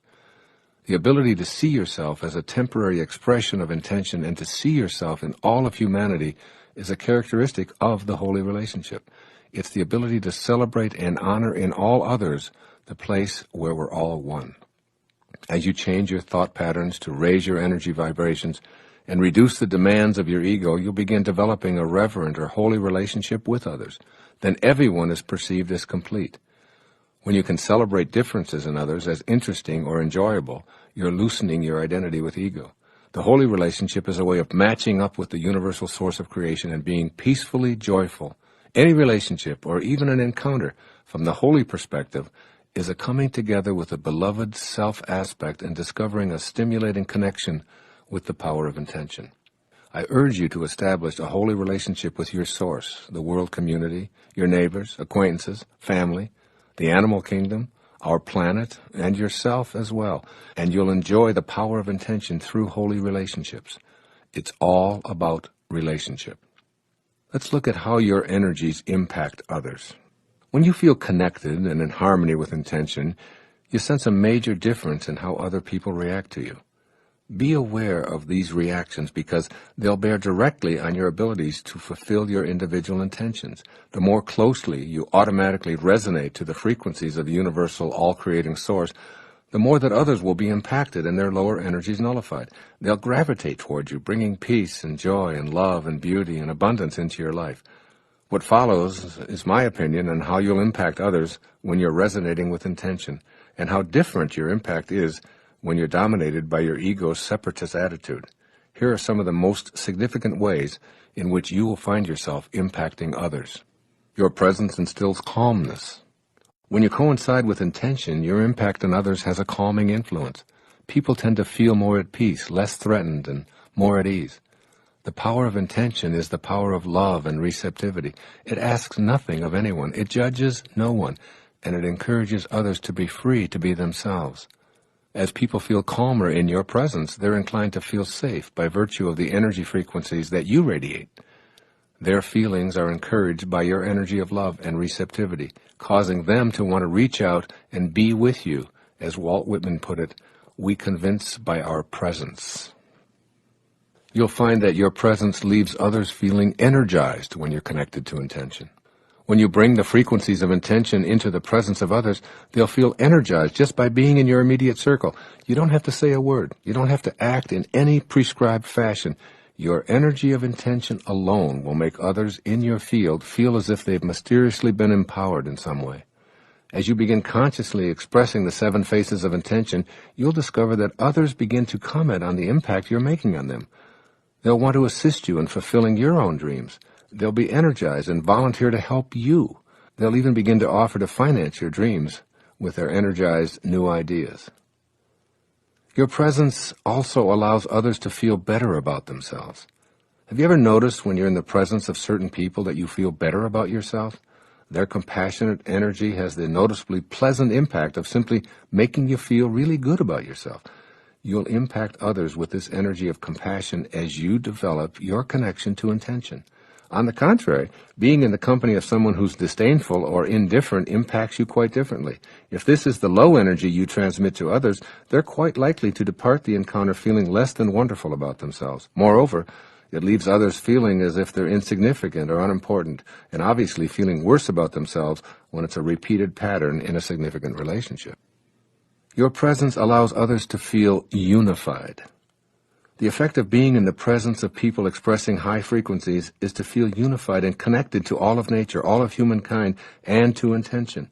As you raise your frequencies, your impact on others invites them to be on the same team. You are unified and want to assist each other in the fulfillment of a common objective. Your presence also instills a sense of purpose in others. When you're in the higher spiritual energies, you bring something to others that's almost inexplicable. Your presence and behavior from a space of love and acceptance, non-judgment and kindness, becomes a catalyst for others feeling on purpose in their lives. By staying at the higher energies of optimism, forgiveness, understanding, reverence for spirit, creativity, serenity, and bliss, you radiate this kind of energy and convert lower energies to your higher vibrations. These people whom you so non-deliberately impact begin to feel your quiet reverence and serenity. Your own purpose, which revolves around serving others and therefore serving God, becomes fulfilled. And as a bonus, you've created allies who will want to help you with your intentions. Your presence allows others to trust in authentic personal connections. By bringing the traits of intention to others, you allow trust to be present. You'll notice both an inclination and a willingness on the part of others to open up and confide in you. This is related to the quality of trust. In the atmosphere of higher energy, people trust and want to share their personal stories with you. By being so connected to intention, you are more godlike. And who would you trust more than God to share your secrets with? The opposite results are apparent when you emit the lower energy frequencies. Why? Because your low energies help to create a counterforce. Conflict erupts, winners and losers are necessary, and enemies automatically are created. All because of your unwillingness to stay connected to the faces of intention. Your presence inspires others to greatness. When you're connected to spirit and quietly reflect this consciousness, you become a source of inspiration to others. In a sense, this is one of the most powerful effects that connecting to intention transmits to others. The word inspiration means in spirit. The fact that you're primarily in spirit means that you inspire rather than inform with your presence. You won't inspire others by loudly insisting or demanding that others listen to your point of view. Your presence actually aligns others with beauty. When you're connected to intention, you see beauty everywhere and in everything because you're radiating the quality of beauty. Your perceptual world changes dramatically. At the higher energy of intent, you see beauty in everyone, young or old, rich or poor, dark or light, with no distinctions. Everything is perceived from a perspective of appreciation rather than judgment. As you bring this feeling of beauty, appreciation to the presence of others, people are inclined to see themselves as you see them. They feel attractive and better about themselves as they circulate that higher energy of beauty. When people feel beautiful, they act in beautiful ways. And finally, your presence instills health rather than sickness. You know that your physical self is inspired by a divine force that beats its heart, digests its food, grows its fingernails, and that this same force is receptive to endlessly abundant health. When you bring to the presence of others a healthy appreciation for the miracle that your body represents, you diffuse their efforts to dwell on disease, ill health, and deterioration. In fact, the higher your energy field resonates, the more you're able to impact others with your own healing energy. Become aware of your own amazing capacity to affect the healing and health of those around you simply by the silent presence of your high energy connection to intention. This is a literal energy that emanates from you. In the hopes that you will recognize the importance of raising your energy level, I'm going to conclude this chapter with a look at how our entire civilization is impacted when energy levels are synchronized with the source of our creation. This will require of you an open mind and a bit of stretching, perhaps, on your part. However, it's something that I know to be true, and I'd be remiss if I left it out. It may appear peculiar or maybe even a little outlandish to some who fail to see the ways in which all of us on this planet are connected and therefore impact each other from distances not discernible by our senses. Your impact on the consciousness of all of humanity. Many years ago, I was with one of my daughters as she completed a lengthy program in the wilderness to help her deal more effectively with some of her teenage dilemmas. The last thing the counselor at the wilderness camp said to her was, "Remember at all times that what you think and what you do affects other people." This is true even beyond the impact we have on our friends, family, neighbors, and coworkers. I believe that we impact all of humanity. Thus, as you listen to this section, keep in mind that what you think and do affects all other people. In the book I mentioned earlier, Power versus Force by Dr. David Hawkins, he writes, quote, "In this interconnected universe, every improvement we make in our private world improves the world at large for everyone. We all float on the collective level of consciousness of mankind, so that any increment we add comes back to us. We all add to our common buoyancy by our efforts to benefit life. It is a scientific fact that what is good for you is good for me, unquote. Dr. Hawkins has backed up his remarks and conclusions with 29 years of hard research, which I invite you to examine if you're so inclined. I'll briefly summarize some of these conclusions and how they relate to the impact you have on others when you're connected to intention. In essence, every single person, as well as large groups of people, can be calibrated for their energy levels. Generally speaking, low-energy people cannot distinguish truth from a falsehood. They can be told how to think, who to hate, who to kill, and they can be herded into a groupthink mentality based on such trivial details as what side of the river they were born on, what their parents and their grandparents believed, the shape of their eyes, and hundreds of other factors having to do with appearance and total identification with their material world. Hawkins tells us that approximately 87% of humanity calibrates at a collective energy level that weakens them. The higher up the ladder of frequency vibration, the fewer people there are in those high levels. The highest levels are represented by the truly great persons who originated spiritual patterns that multitudes have followed throughout the ages. They're associated with divinity, and they set in motion attractor energy fields that influence all of humankind. Just below the energy level of pure enlightenment are the energy levels associated with the experience designated as transcendence, or self-realization, or even God consciousness. Here's where those who are called saintly reside. Just below this level is the place of pure joy, and the hallmark of this state is compassion. Those who attain this level have more of a desire to use their consciousness for the benefit of life rather than for particular individuals. Below these supremely high levels, which few ever attain in a permanent way, are the levels of unconditional love, kindness, acceptance of everyone, beauty appreciation, and on a more limited but nonetheless profound level, all of the 7 phases of intention described in the opening chapters of this program. Below the levels of energy that strengthen us are the low energy levels of anger and fear and grief, apathy, guilt, hatred, judgment, and shame, all of which weaken and impact us in such a way as to inhibit our connection to the universal energy level of intention. What I'd like you to do here is to take a leap of faith with me while I present a few of the conclusions that Dr. Hawkins came to in his second book called The Eye of the Eye. Through his precise kinesthesiological testing for truth versus falsehood, he's calibrated the approximate number of people whose energy is at or below the level that weakens. I'd like you to consider his findings and conclusions relative to your impact on civilization.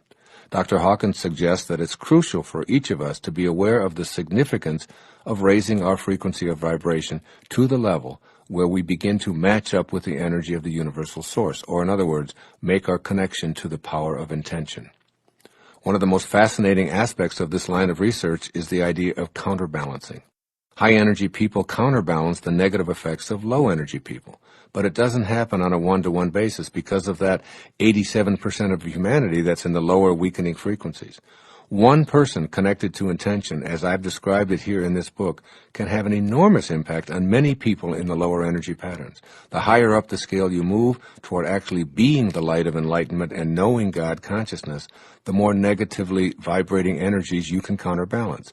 Here are some fascinating figures from Dr. Hawkins' research for you to contemplate as you review the impact you can have personally on humanity simply by being on the higher rungs of the ladder to intention. One individual, he says, who lives and vibrates to the energy of optimism and a willingness to be non-judgmental of others will counterbalance the negativity of 90,000 individuals who calibrate at the lower weakening levels. Also, one individual who lives and vibrates to the energy of pure love and reverence for all of life will counterbalance the negativity of 750,000 individuals who calibrate at the lower weakening levels. One individual who lives and vibrates to the energy of illumination, bliss, and infinite peace will counterbalance the negativity of 10 million people who calibrate at the lower weakening levels. And he suggests that there are approximately 22 such sages alive today. And finally, one individual who lives and vibrates to the energy of grace, pure spirit beyond the body in a world of non-duality or complete oneness will counterbalance the negativity of 70 million people who calibrate at the lower weakening levels. There are approximately 10 such sages alive today. And finally, here are two compelling statistics offered by Dr. Hawkins in his 29-year study on the hidden determinants of human behavior. One, and listen to this carefully, one single avatar living at the highest level of consciousness in this period of history to whom the title Lord is appropriate, such as Lord Krishna, Lord Buddha, and Lord Jesus Christ, would counterbalance the collective negativity of all of mankind in today's world. And secondly, the negativity of the entire human population would self-destruct were it not for the counteracting effects of these higher energy fields. This is very important information for you to be aware of, that just raising your energy level can impact those around you in a profound way in this world, and we need more and more people to connect to intention. The implications of these figures are immense for discovering ways of improving human consciousness and raising ourselves to the place where we match up with the same energy of intention from which we were all intended. By raising your own frequency of vibration just slightly to a place where you regularly practice kindness, love, and receptivity, and where you see beauty and the endless potential of good in others as well as yourself, you counterbalance 90,000 people somewhere on this planet who are living in the low energy fields of shame, anger, hatred, guilt, despair, depression, and so on. With these words, Mahatma Gandhi sums up this chapter on how we can impact the world by staying connected to that which intended us here in the first place. Quote, "We must be the change we wish to see in the world. By being it, we connect to the eternal part of us that originates in infinity." This whole idea of infinity and coming to grips with how it affects our ability to know and employ the power of intention is vastly mysterious. It's the subject for the final chapter in part 1 of this program. We'll explore infinity from a body and a mind that begins and ends in time, yet somehow knows that the I that is in here has always been and always will be.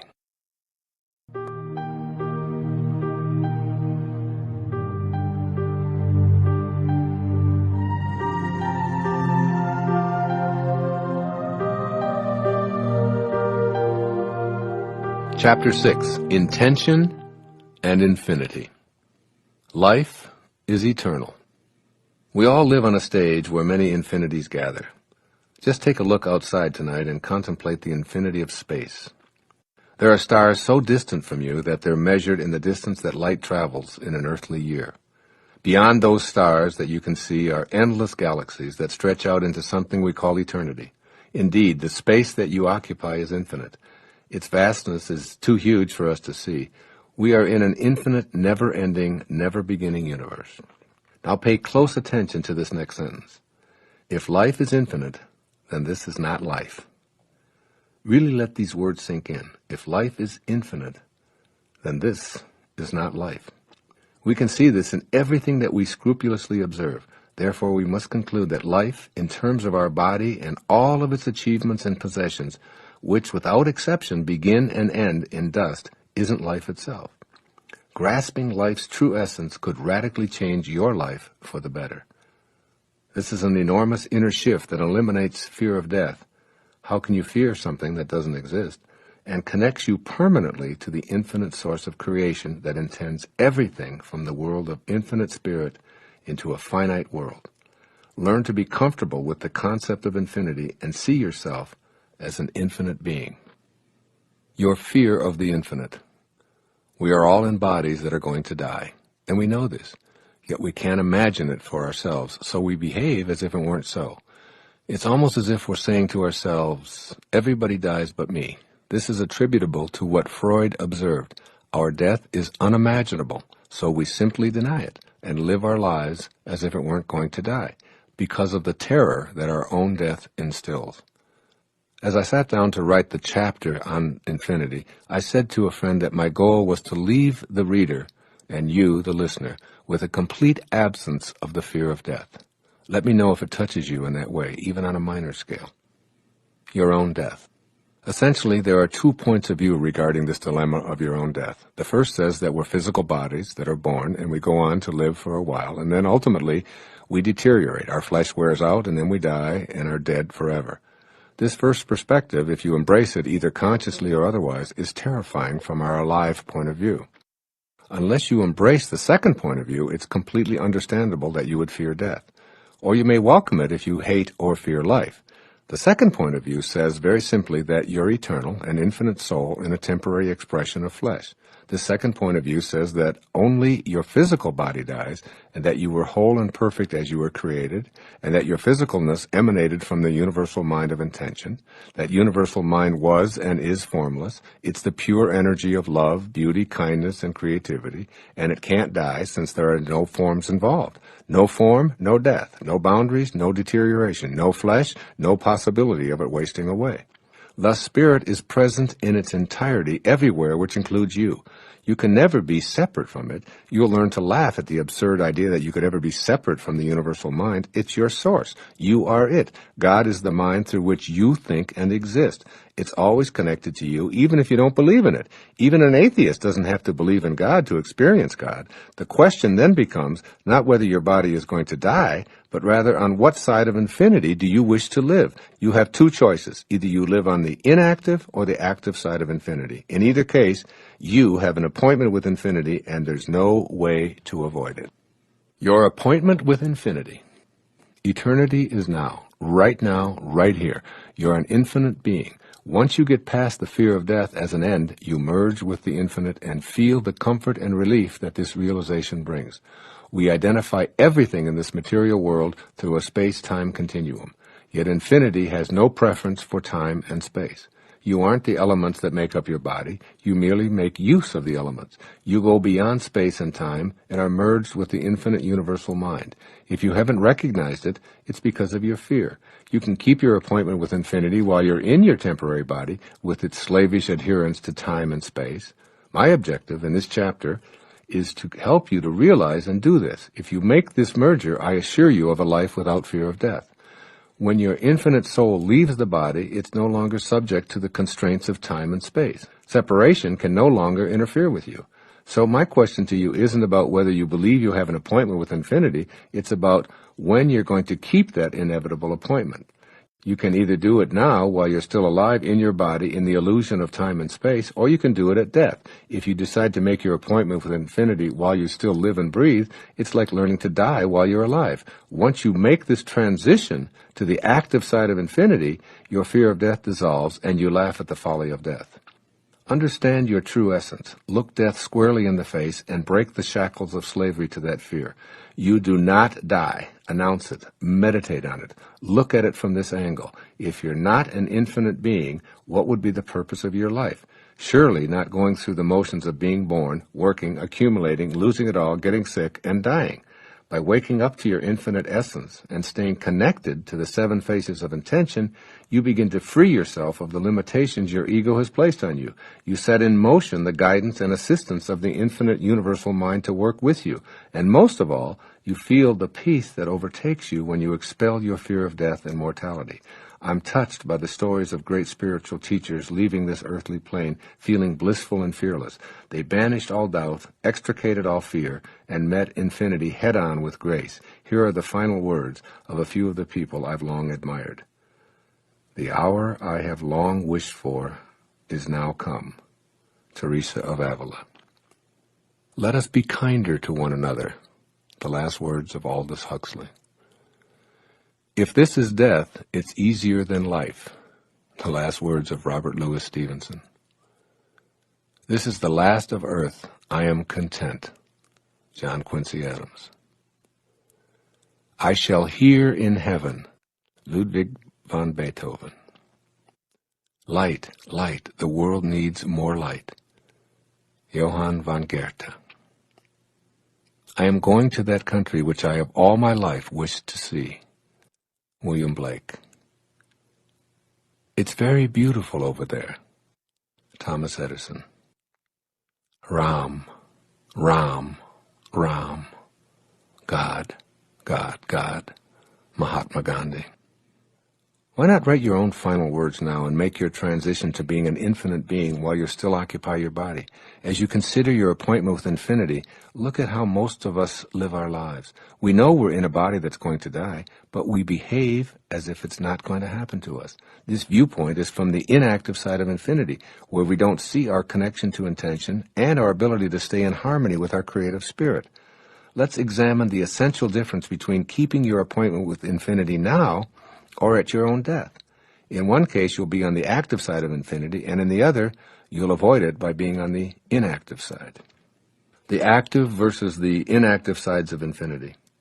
On the active side of infinity, you're fully cognizant that you're in a body that's going to die. Furthermore, your inner knowing is that you aren't that body, its mind, or any of its achievements and possessions. On this active side of infinity, you are first and foremost an infinite spiritual being having a temporary human experience, and you do all of your living in all of your relationships from this very perspective. On the inactive side of infinity, your experience of life is quite the opposite. Here, you're first and foremost a human being having an occasional spiritual experience. Your life is guided by a fear of death, a separation from others, a competitive style, and a need to dominate and be a winner. The inactive side of infinity separates you from the power of intention. Here are some of the distinctions that I see between those who live in the active side of infinity and those who deny their eternal nature and opt for the inactive side of infinity. A sense of destiny. In the active side of infinity, your connection to intention will no longer be thought of as an option, but as a calling that you must heed. The inactive side of infinity leads you to see life as chaotic, purposeless, and meaningless, while your position on the active side of infinity leads you to fulfill a destiny that you feel deep within you. Your sense of destiny lets you know that you're playing this game of life on the active side of infinity.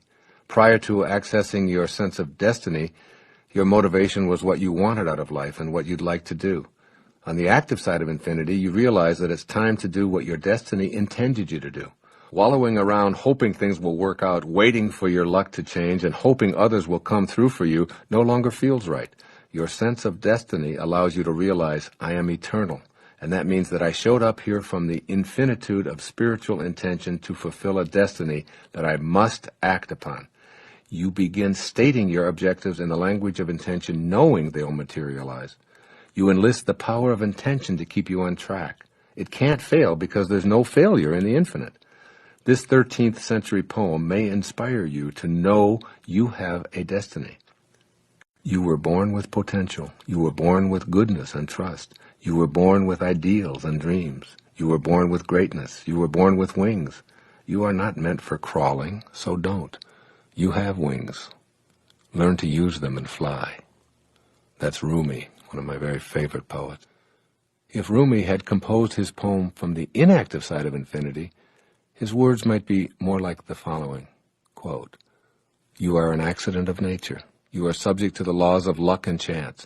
You can be pushed around easily. Your dreams are meaningless. You are meant to live an ordinary life. You have no wings, so forget about flying and stay grounded.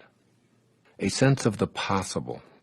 Creation acts upon the everlasting possibility that anything that is thought of can be. Consider some of the numerous great inventions which we take for granted today. Airplanes, electric lights, telephones, television, fax machines, computers.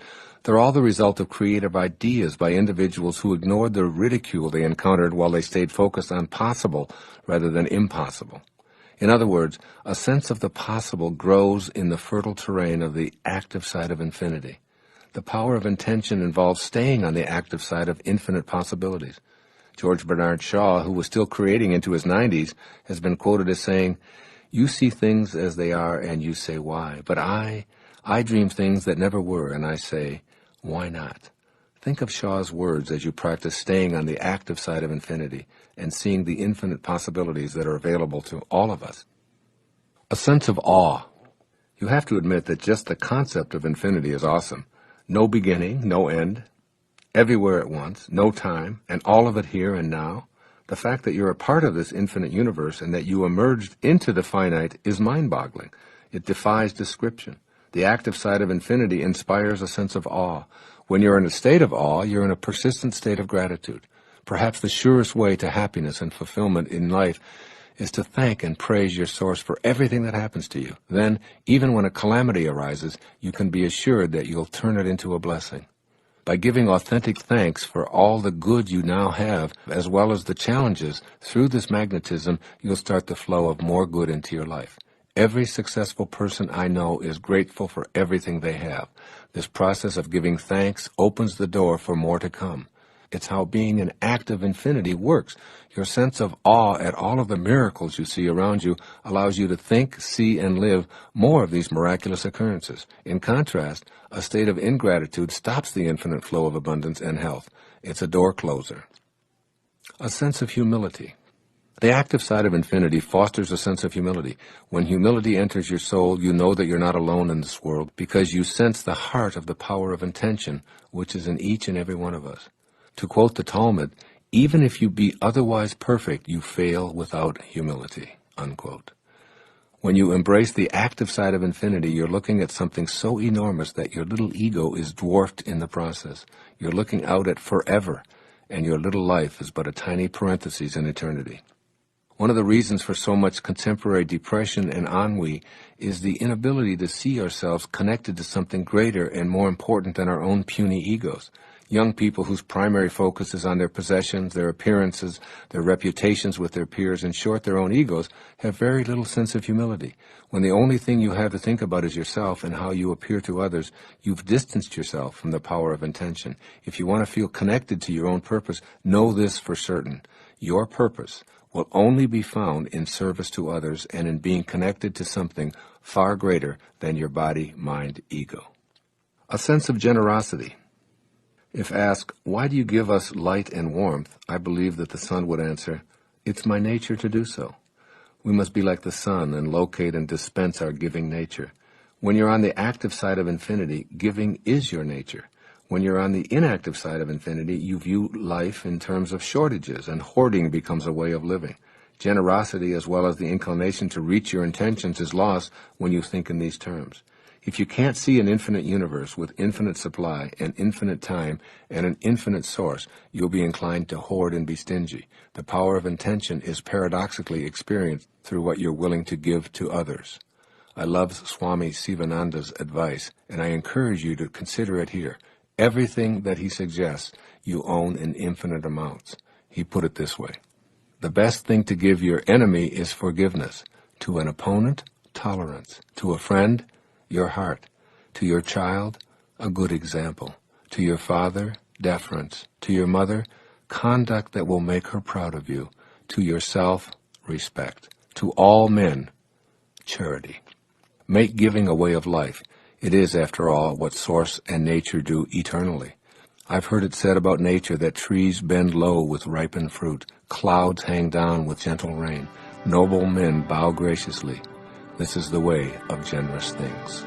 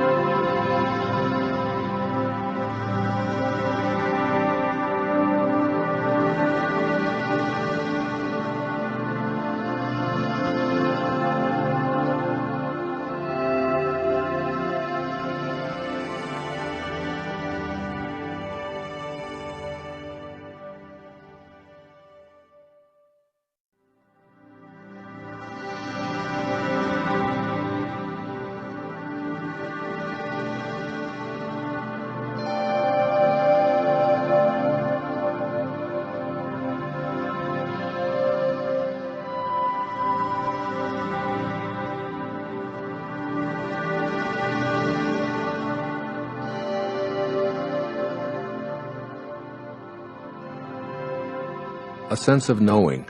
Your infinite source of intention has no doubt. It knows, and consequently it acts upon that knowing. This is what will happen for you when you live on the active side of infinity. All doubt flies out of your heart forever. As an infinite being in a temporary human form, you'll identify yourself primarily on the basis of your spiritual nature.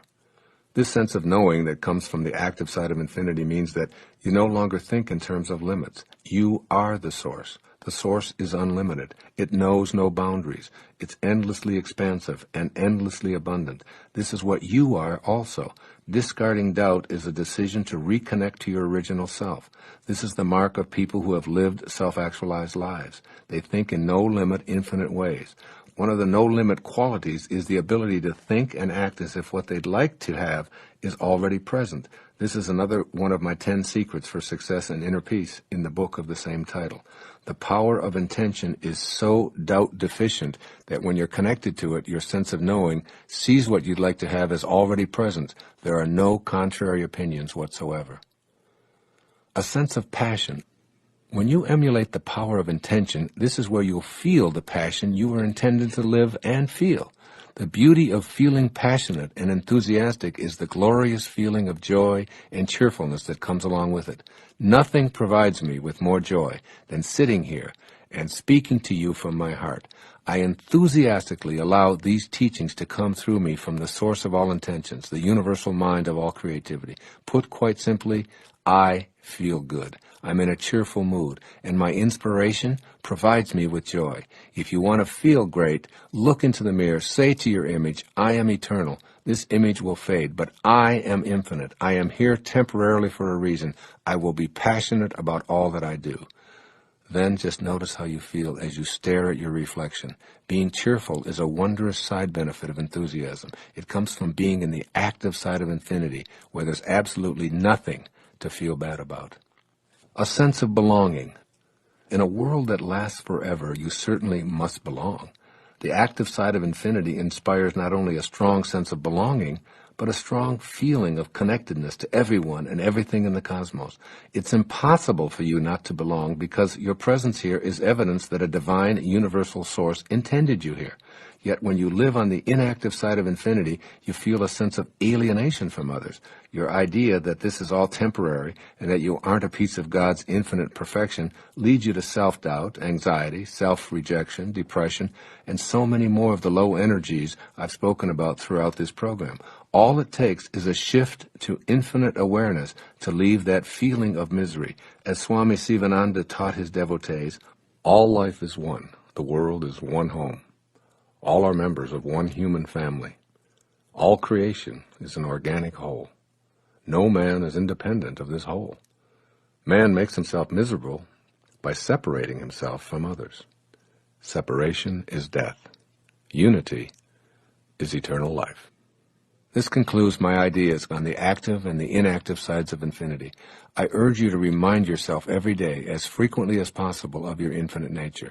It may sound like merely an intellectual shift of minor consequence, but I assure you that staying on the active side of infinity and reminding yourself of it regularly will put you in a position to manifest your desires. Of all the quotes on this subject I've read, this observation made by William Blake stands out. Quote, "If the doors of perception were cleansed, everything would appear to man as it is, infinite." Remember, we're attempting to clean up the connecting link between ourselves and this field of intention.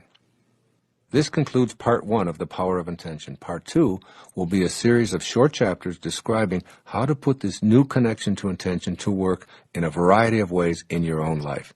As with the first part, listen with a mind that is not only open to the possibility of your achieving all that you can imagine, but to knowing that on the active side of infinity, all things are possible. Now you tell me what that leaves out.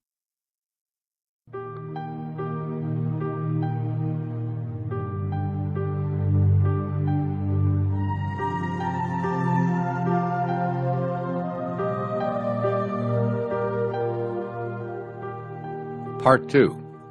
Putting Intention to Work. Chapter 7. It is my intention to respect myself at all times. Here's a simple truth to begin this chapter. You did not originate from a material particle as you've been led to believe. Your conception at the moment of your parents' blissful commingling was not your beginning. You had no beginning. That particle emanated from the universal energy field of intention, as do all particles. You are a piece of that universal mind of creation, and you must see God inside of you and view yourself as a divine creation in order to access the power of intention in your life. Give this idea a healthy dose of your attention right now, right here in this moment. As you listen to these words, contemplate the enormity of what you're hearing. You are a piece of God. You are a living, breathing creation that emanated from the universal mind of the all-creating source. You and God are the same thing. Very simply put, when you love and trust yourself, you're loving and trusting the wisdom that created you. And when you fail to love and trust yourself, you're denying that infinite wisdom in favor of your own ego. It's important here to remember that at every single moment of your life, you have the choice to either be a host to God or a hostage to your ego. So here's the question, host or hostage? Your ego's belief that you're separate from everyone, separate from what's missing in your life, and most egregiously, separate from God, further hampers your ability to live up to the intention of respecting yourself. Ego's idea of separation fosters your feelings of being in competition with everyone and evaluating your worth based on how frequently you emerge as a winner. As a hostage to your ego, self-respect is unavailable because you feel judged for your failures. It's out of this bleak picture produced by the negative ego that self-rejection emerges. It captures you and makes a hostage of you, never allowing you to play host to that from which you originated. Being a host to God means always seeing your authentic connection to your source. It's knowing that it's impossible for you to ever be disconnected from the source from which you came. Personally, I thoroughly enjoy being a host to God. As I write here every single morning, as I sit here in the studio reading these words, I feel that I'm receiving words and ideas from the power of intention, which allows me to bring these words to this page and to this recording. I trust in this source to provide me with the words. Therefore, I'm trusting in the source that brought me into this physical world. I'm eternally connected to this source. This awareness simply doesn't include a lack of respect for intending this book or this recording into form. The conclusion I've come to is that I'm worthy of my intention to write a book and to create this recording and have it published and in your hands today. In other words, I respect the piece of God that I am. I tap into the power of intention, and my feeling of respect for it enhances my respect for myself. So by loving and respecting yourself, you're hosting God and inviting the energy of creation to your consciousness, to your daily life, as you connect to the power of intention. Let's look at the energy of intention and your self-respect. If you don't believe that you're worthy of fulfilling your intentions for health, wealth, or loving relationships, then you're creating an obstacle that will inhibit the flow of creative energy into your daily life. Recall that everything in the universe is energy, which moves at various frequencies. The higher the frequency, the closer you are to spiritual energy. In the lower frequencies, you find shortages and problems. Intention itself is a unified energy field, which intends everything into existence. This field is home to the laws of nature and is the inner domain of every human being. This is the field of all possibilities, and it's yours, just by virtue of your existence. Having a belief system that denies your connection to intention is the only way you're unable to access the power of intention from the infinite field. If you're convinced that you're unworthy of enjoying the field of all possibilities, then you'll radiate this very kind of low energy. This will, in fact, become your attracted energy pattern, and you'll send messages to the universe that you're unworthy of receiving the unlimited abundance of the originating spirit. Soon you'll act on this inner conviction of self-disrespect. The antidote to this dreary picture is to make an internal commitment to respect yourself and to feel worthy of all that the universe has to offer. If anyone is entitled to success and happiness, everyone is, because everyone is always connected to intention. Simply put, disrespecting yourself is not only disrespecting one of God's greatest creation, it's disrespecting God. When you disrespect your source, you say no to it, and you turn away from the power of intention. This stops the flow of energy that allows you to put your individual, unbending intent into practice. All of the positive thinking in the world will do you absolutely no good if those thoughts don't emanate from respect for your connection to intention. The source of your thoughts must be celebrated and loved. And this means having the self-respect that's in harmony with the omniscient source of intelligence. What's the source of your thoughts? Your beingness. Your beingness is the place from which your thoughts and actions come. When you disrespect your being, You set into motion a chain reaction culminating in unfulfilled intentions. What you think of yourself is what you think of the world. How do you see the world you live in? What do you think people in general are really like? Do you believe that evil is triumphing over good? Is the world filled with egocentric, selfish people? Can the little guy ever get ahead? Are government entities and all their representatives corrupt and untrustworthy? Is life unfair? Is it impossible to get ahead if you don't have connections? When you have a gloomy picture of what the world looks like, you're unreceptive to the potential assistance that's there to help you with your own individual intentions. Why would others want to come to your aid when you view them as contemptible? Why would the universal force be attracted to that which repels it? How could a world that's so corrupt ever be of assistance to someone who has noble intentions? The answer to these questions are obvious. You attract into your life what you feel inside. If you feel that you're not worthy of being respected, you attract disrespect. This weak self-respect is the result of an exceptionally rusty link to the field of intention. This link must be cleansed and purified, and that takes place within your own mind. I've specifically chosen self-respect as the very first chapter in Part 2 of this recording on applying intention, because without high esteem for yourself, you shut down the entire process of intention. Without unflagging self-respect, the process of intention is operating at the lowest levels. The universal field of intention is love, kindness, and beauty, which has for all that it brings into the material world. Those who wish to replicate the works of the universal all-creating mind must be in harmony with the attributes of love, kindness, and beauty. If you disrespect anyone or anything that God creates, you disrespect that creative force. You are one of those creations. If you view yourself disrespectfully, you've forsaken or cast aside, or at the very least, you've sullied your connection to the power of intention.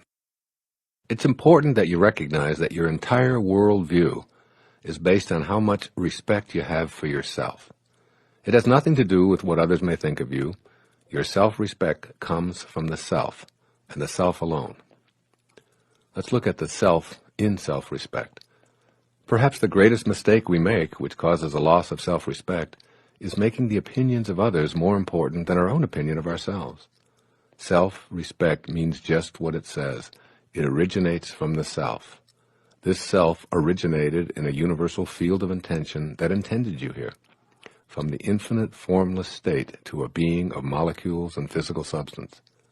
If you fail to respect yourself, you're showing contempt for the process of creation. How do you return to the self in self-respect? Well, rather than judging those who judge you, thereby lowering your self-respect, send them a silent blessing of forgiveness, and imagine them doing the same toward you. You're connecting to intention and guaranteeing that you'll always respect the divinity that you are. You've cleared the path to be able to enjoy the great power that is yours in that field of intention. Making your intention your reality. In this concluding section, I'm going to present you with 10 ways or 10 steps to practice nurturing your intention to respect yourself at all times. Here's step 1. Look into a mirror. Make eye connection with yourself and say, I love me, as many times as possible during your day. I love me. These 3 magic words help you maintain your self-respect. Your immediate impulse might be to see this as an expression of your ego's desire to be superior to everyone else, but this is not an ego statement at all. It's an affirmation of self-respect. Transcend that ego mind and affirm your love for yourself and your connection to the Spirit of God. This doesn't make you superior to anyone. It makes you equal to all and celebrates that you're a piece of God. Affirm it in order to be respectful of that which intended you here. Affirm it because it's the way you're going to stay connected to your source and regain the power of intention. I love me. Say it proudly and be that image of love and self-respect. Step 2. Write the following affirmation and repeat it over and over again to yourself. I am whole and perfect as I was created. Carry this thought with you wherever you go. Have it laminated and placed in your pocket or on your dashboard or on your refrigerator or even next to your bed. Allow the words to become a source of high energy and self-respect. By simply carrying these words with you and being in the same space with them, their energy will flow directly to you. Over and over, remind yourself, I'm not my body. I'm not my accumulations. I'm not my achievements. I'm not my reputation. I am whole and perfect as I was created. Step 3. Extend more respect to others and to all of life. Perhaps the greatest secret of self-esteem is to appreciate other people more. The easiest way to do this is to see the unfolding of God in them. Look past the judgments of others' appearances, failures and successes, their status in society, their wealth or their lack of it, and extend appreciation and love to the source from which they came. Everyone is a child of God. Everyone. Remember, when you judge another, you do not define them. You define yourself as someone who needs to judge. The same applies to judgments directed at you. Step 4. Affirm to yourself and all others that you meet, I belong. A sense of belonging is one of the highest attributes on Abraham Maslow's pyramid of self-actualization, which I discussed at the beginning of the next chapter. Feeling that you don't belong or you're in the wrong place can be due to a lack of self-respect. Respect yourself and your divinity by knowing that everyone belongs. This should never come into question. Your presence here in this universe is proof alone that you belong here. The wisdom of creation intended you to be here, in this place, in this family, with these siblings and parents, occupying this precious space in this time. Say it to yourself and say it over and over again. I belong, and so does everyone else. No one is here by accidents. There are no accidents in this universe. Step 5. Remind yourself that you're never alone. My self-respect stays intact as long as I know that it's impossible for me to be alone. I have what I call a senior partner who's never abandoned me and who stuck with me even in moments when I had seemingly deserted my source. I feel that if the universal mind has enough respect to allow me to come here and to work through me and to protect me in times when I strayed onto dangerous non-spiritual turf, then this very partnership deserves my reciprocal respect. I recall my friend Pat McMahon, a talk show host on KTAR radio in Phoenix, Arizona, telling me about his encounter with Mother Teresa in his studio before interviewing her for his program. He pleaded with her to allow him to do something for her. Anything at all, he begged. I'd just like to help you in some way. She looked at him and said, tomorrow morning, get up at 4 a.m. and go out onto the streets of Phoenix and find someone who lives there who believes that he's alone and convince him that he's not. Great advice, because everyone who wallows in self-doubt or appears to be lost has lost their self-respect because they've forgotten that they're not alone. No one is ever alone. Step 6. Respect your body. You've been provided with a perfect body to house your inner invisible being for a few brief moments in eternity. Regardless of its size or shape or color or any imagined infirmities, it's a perfect creation for the purpose that you were intended here for. You don't need to work at getting healthy. Health is something you already have if you don't disturb it. You can begin the fulfillment of this intention to live a life of self-respect by honoring the temple that houses you. You know what to do. You don't need another diet or workout manual or personal trainer. Go within, listen to your body, and treat it with all of the dignity and love that your self-respect demands. Step 7. Meditate. Always meditate to stay in conscious contact with your source, which always respects you. I can't say this enough. Meditation is a way to experience what the 5 senses can't detect. When you're connected to the field of intention, you're connected to the wisdom that's within you. The divine wisdom has great respect for you, and it cherishes you while you're here. Meditation is a way to ensure that you stay in a state of self-respect. Regardless of all that goes on around you, when you enter into that sacred space of meditation, all doubts about your value as an esteemed creation dissolve. You'll emerge from the solemnity of meditation feeling connected to your source and enjoying respect for all beings, particularly yourself. Step 8. Make amends with adversaries. The act of making amends sends out a signal of respect for your adversaries. By radiating this forgiveness energy outward, you'll find this same kind of respectful, positive energy flowing back toward you. If you're filled with rage toward anyone, there's a huge part of you that resents the presence of this debilitating energy. Take a moment right here and now to simply face that person who stands out in your mind as someone you hurt or directed hurt towards you, and tell him or her that you'd like to make amends. You'll notice how much better you feel. The good feeling of having cleared the air is self-respect. It takes much more courage and strength of character and inner conviction to make amends than it does to hang on to the low-energy feelings. Step 9. Always remember the self in self-respect. In order to do this, you must recognize that the opinions of others towards you aren't facts, they're opinions. When I speak to an audience of 500 people, there are 500 opinions of me in the room at the end of the evening. I'm none of those opinions. I can't be responsible for how they view me.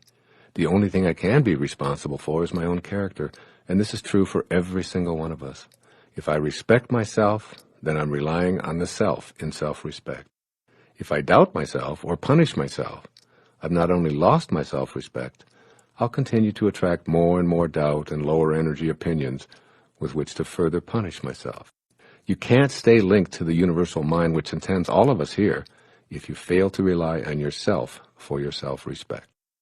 And finally, step 10, always be in a state of gratitude. You'll discover that gratitude is the final step in each succeeding chapter. Be an appreciator rather than a depreciator of everything that shows up in your life. When you're saying thank you, God, for everything, and when you're expressing gratitude for your life and all that you see and experience, you're respecting creation itself. This respect is within you, and you can only give away what you have inside. Being in a state of gratitude is the exact same thing as being in a state of respect. Respect for yourself, which you give away freely, and which will return to you tenfold. I close out this chapter with the words of Jesus of Nazareth, speaking through his apostle, St. Matthew. Be perfect, therefore, as your heavenly Father is perfect. Reconnect to the perfection from which you originated. You can't have any more self-respect than that.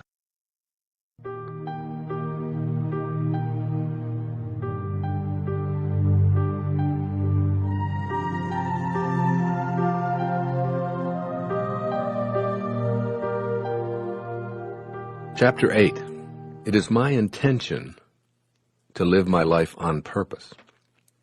A sense of purpose is at the very top of the pyramid of self-actualization created by Abraham Maslow more than 50 years ago. Through his research, Dr. Maslow discovered that those who feel purposeful are living the highest qualities that humanity has to offer. During the many years I've been in the fields of human development, motivation, and spiritual awareness, this is the topic that more people inquire about than anything else. I'm repeatedly asked questions such as, how do I find my purpose? Does such a thing really exist? Why didn't I know my purpose in life? Well, being on purpose is what the most self-actualized people accomplish on their life journeys. But many individuals feel little sense of purpose and may even doubt that they have a purpose in life in the first place. Feeling purposeful. In response to the question, what should I do with my life? I suggest that there's only one thing you can do with it, since you came into this life with nothing and you'll leave with nothing.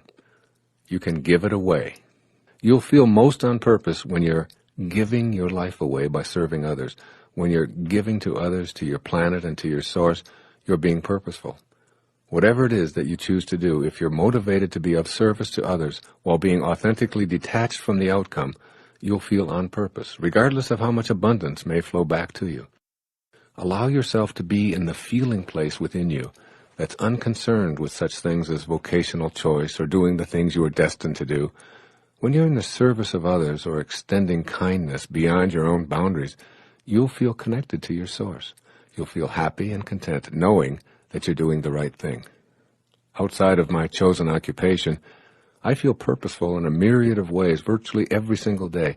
When I extend assistance to someone in need, when I take a moment to cheer up a disgruntled employee in a restaurant or a store, or when I make a child laugh who sits otherwise ignored in a stroller, or even when I pick up a piece of litter and place it in a trash can, I feel that I'm giving myself away, and, as such, I feel purposeful. Essentially what I'm saying here is this.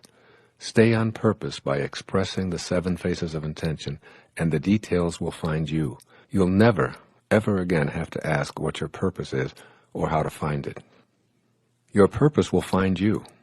In a previous chapter, I reviewed the obstacles to connecting to intention and pointed out that our thoughts are one of the major roadblocks. I stressed that we become what we think about all day long. What thoughts do you have that inhibit you from feeling as if you're on purpose in your life? For instance, if you think that you're separate from your purpose and that you're drifting without direction throughout your life, then that's precisely what you'll attract. Suppose instead that You know this is a purposeful universe where your thoughts and your emotions and your actions are all a part of your free will and are also connected to the power of intention. Suppose that your thoughts of being purposeless and aimless are really a part of your purpose. Just as the thought of losing someone you love makes you love them even more, or an illness makes you treasure your health, supposing that it takes the thought of your unimportance to make you realize your value. When you're awake enough to question your purpose and ask how to connect to it, you're being prodded by the power of intention. The very act of questioning why you're here is an indication that your thoughts are nudging you to reconnect to the field of intention. What's the source of your thoughts about your purpose? Why do you want to feel purposeful? Why is a sense of purpose considered the highest attribute of a fully functioning person? The source of thought is an infinite reservoir of energy and intelligence. In a sense, thoughts about your purpose are really your purpose trying to connect to you. This infinite reservoir of loving, kind, creative, abundant energy grew out of the originating intelligence and is stimulating you to express this universal mind in your own unique way. Your silent inner knowing. Esteemed psychologist and philosopher William James once wrote, quote, "In the dim background of our mind, we know meanwhile what we ought to be doing, but somehow we cannot start. Every moment we expect the spell to break, but it does continue pulse after pulse, and we float with it." Unquote. In my experience as a therapist and as a speaker talking with thousands of people about their lives, I've come to the same conclusion. Somewhere, buried deep within each of us, is a call to purpose. It's not always rational, and it's not always clearly delineated, and sometimes even seemingly absurd, but the knowing is there. There's a silent something within that intends you to express yourself. That something is your soul. It's telling you to listen and connect through love, kindness, and receptivity to this power of intention. That silent inner knowing will never leave you alone. You may try to ignore it and pretend it doesn't exist, but in honest, alone moments of contemplative communion with yourself, you sense the emptiness waiting for you to fill it with your music. It wants you to take the risks that are involved and to ignore your ego and the egos of others who tell you that an easier, safer, or more secure path is best for you. My daughter Sky is an example of what I'm presenting here. Sky has known since she could first speak that she wanted to sing. It was almost as if she showed up here in the world with a destiny to sing for others. Over the years, she's sung at my public appearances, first as a 4-year-old, and then at every age up until her 22nd year. She's also sung in my public television specials, and the reaction to her singing has always been gratifying. As a student immersed in a music program at a major university, Sky studied from academic and theoretical perspectives. One day in her junior year, we had a discussion that centered on her purpose and the silent knowing she's always had. "Would you be upset," she asked of me, "if I left college? I just don't feel like I can do what I know I have to do by sitting in a classroom and studying music theory any longer. I just want to write my own music, and I want to sing. It's the only thing I think about. It's what my whole life is, but I don't want to disappoint you and Mom." How could I, who tells his readers not to die with their music still in them, tell my 22-year-old daughter to stay in college because that's the right way, and it's what I did? I encouraged her to listen to the silent knowing that I've seen evidence of since she was a toddler, and to follow her heart. As Gandhi once said, "To give one's heart is to give all." This is where God exists in Sky, and in you. I did ask Sky to make a supreme effort to live her purpose by serving those who will listen to her music, rather than focusing her attention on becoming famous or making money. I said, let the universe handle those details. I reminded her, you write and sing because you have to express what is in that beautiful heart of yours. I then asked her to think from the end and act as if all that she wanted to create for herself was already here, waiting for her to connect to it. Recently, she voiced dismay at not having her own CD out in the world, and she was acting with thoughts of not having a CD out in the world. Consequently, no CD and lots of frustration. I strongly urged her to start thinking from the end by seeing the studio being available, the musicians ready to collaborate with her, the CD as a finished product, and her intention as a reality. I gave her a deadline to have a CD completed that I could make available at my lectures. I told her that she could sing to these audiences as she has done sporadically in her life as well as on my public television pledge shows. Her thinking from the end materialized everything she needed, and the universal spirit began to work with her unbending intent. She found the studio, the musicians she needed magically appeared, and a publisher agreed to produce the CD. Sky worked tirelessly day after day, singing her own favorites, as well as several that I had wanted her to sing at my appearances, including Amazing Grace, The Prayer of St. Francis, It's in Every One of Us, and her own composition, Lavender Fields, which she sings from deep pride and passion. And lo and behold, today her CD, titled This Sky Has No Limits, is now out and is being offered to the public whenever she sings at my lectures. Sky's presence on the stage with me brings so much joy and love to the presentation because she's as closely aligned with those 7 faces of intention as any human being I've ever known. Inspiration and purpose. When you're inspired by a great purpose, everything will begin to work for you. Inspiration comes from moving back in spirit and connecting to the 7 faces of intention. When you feel inspired, what appeared to be risky becomes a path you feel compelled to follow. The risks are gone because you're following your bliss, which is the truth within you. This is really love working in harmony with your intention. Essentially, if you don't feel love, you don't feel the truth, and your truth is all wrapped up in your connection to spirit. This is why inspiration is such an important part of the fulfillment of your intention to live a life on purpose. You may think it's too risky to give up a salary, a pension, job security, or familiar surroundings because of a dim nightlight in your mind that draws you to see why it's turned on. I suggest that there are no risks at all if you pay attention to that light, which is your knowing. Combine your strong knowing with the faith that Spirit will provide, and you acknowledge the power of intention at work. You are a divine, infinite creation, making the choice to be on purpose and to be connected to the power of intention. It all revolves around your being harmoniously connected to your source. Again, it all revolves around your being harmoniously connected to your source. Faith eliminates the risk when you choose to trust that inner knowing about your purpose and become a channel for the power of intention. Making intention your reality. Below are 10 ways to practice fulfilling your intention to live your life on purpose from this day forward. Step 1. Affirm that in an intelligent system, no one shows up by accident, including you. Know that you are here on purpose. This is not the same as knowing what you're supposed to do. Throughout your life, what you do will change and shift. In fact, the changes can occur from hour to hour in each day of your life. Your purpose is not about what you do. It's about your beingness, that place within you from which your thoughts emerge. This is why you're called a human being rather than a human doing. Affirm in your own words, both in writing and in your thoughts, that you are here on purpose and intend to live from this awareness at all times. Step 2. Seize every opportunity, no matter how small, to give your life away in service. Get your ego out of your intention to live a life on purpose. Whatever it is that you want to do in life, make the primary motivation for your effort something or somebody other than your desire for gratification or reward. Do it from the perspective of making a difference for someone or for some cause, and let the universe handle the details of your personal rewards. Live your purpose, doing what you do with pure love.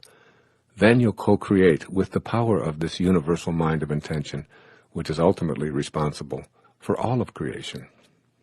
Step 3. Align your purpose with the field of intention. This is the most important thing you can do to fulfill your intentions. Being aligned with the universal field means having faith that your Creator knows why you're here, even if you don't. It means surrendering the little mind to the big mind and remembering that your purpose will be revealed in the same way that you were revealed. Purpose, too, is birthed from creativeness, kindness, love, and receptivity to an endlessly abundant world. Keep this connection pure, and you'll be guided in all of your actions. The universe will respond with the identical energy by asking you, "How may I serve you?" Step 4. Ignore what anyone else tells you about your purpose. Regardless of what anyone might say to you, the truth about your feeling purposeful is that only you can know it. And if you don't feel it in that inner place where a burning desire resides, it isn't your purpose. Your purpose is between you and your source. And the closer you get to what that field of intention looks and acts like, the more you'll know that you're being purposefully guided. You might have 0 measurable aptitudes and skills in a given area, yet you might feel inwardly drawn to doing it. Forget the aptitude test results. Forget the absence of skills or know-how. And most important, ignore the opinions of others and listen to your heart. Step 5. Remember that the all-creating field of intention will work on your behalf. Albert Einstein is credited with saying that the most important decision we ever make is whether we believe in a friendly universe or a hostile universe. It's imperative that you know that the all-creating field of intention is friendly and will work with you as long as you see it that way. Know that the universe is always willing to work with you on your behalf, and that you're always in a friendly rather than a hostile world. Step 6. Study and replicate the lives of people who've known their purpose. I've always been fascinated by Saul of Tarsus, later called St. Paul, whose letters and teachings became the source of a major portion of the New Testament. I was also deeply touched by the purposeful manner in which St. Francis of Assisi lived his life as exemplified in the novel St. Francis by Nikos Kazantzakis. I make it a point to use my free time to read about people who are models for purposeful living, and I encourage you here to do the same. Step 7. Act as if you're living the life you were intended to live, even if you feel confused about this thing called purpose. Invite into your life every day whatever it might be that makes you feel closer to God and brings you a sense of joy. View the events you consider obstacles as perfect opportunities to test your resolve and find your purpose. Treat everything from a broken fingernail to an illness, to the loss of a job, to a geographical move, as an opportunity to get away from your familiar routine and move to purpose. By acting as if you're on purpose and treating the hurdles as friendly reminders to trust in what you feel deeply within you, you'll be fulfilling your own intention to be purposeful yourself. Step 8. Meditate to stay on purpose. Use the technique of japa, which I mentioned earlier, and focus your inner attention on asking your source to guide you in fulfilling your destiny. Many people have written to me about their success with staying on purpose through the practice of japa meditation. I'm deeply touched when I read about those who use japa, or the repetition of the sound of the name of God, to help them achieve their divine mission. Step 9. Keep your thoughts and feelings in harmony with your actions. The surest way to realize your purpose is to eliminate any conflict or dissonance that exists between what you're thinking and feeling and how you're living your days. If you're in disharmony, you activate ego-dominated attitudes of fear of failure or disappointing others, which distance you from your purpose. Your actions need to be in harmony with your thoughts. Trust in those thoughts, which harmonize, and be willing to act upon them. Refuse to see yourself as inauthentic or cowardly, because those thoughts will keep you from acting on what you know you are meant to be. Being in harmony with God's will is the highest state of purpose you can attain. And as always, step 10, stay in a state of gratitude. Be thankful for even being able to contemplate your purpose. Be thankful for the wonderful gift of being able to serve humanity, your planet, and your God. Be thankful for the seeming roadblocks to your purpose. See all of the jobs, successes, apparent failures, possessions, losses, wins, everything from a perspective of gratitude. Be grateful for the opportunity to live your life purposefully, in tune with the will of the source of all. That's a lot to be grateful for. It seems to me that searching for our purpose is like searching for happiness. There is no way to happiness. Happiness is the way. And so it is with living your life on purpose. It's not something you'll find. It's how you live your life serving others and bringing purpose to everything you do. That's precisely how you fulfill the intention that is the title of this chapter. When you're living your life from purpose, you're dwelling in love. When you're not dwelling in love, you're off purpose. Your goal in accessing the power of intention is to return to your source and live from that awareness, replicating the very actions of intention itself. That source is love. Therefore, the quickest method for understanding and living your purpose is to ask yourself if you're thinking in loving ways. Do your thoughts flow from a source of love within you? Are you acting on those loving thoughts? If the answers are yes, and yes, then you're on purpose. I can say no more.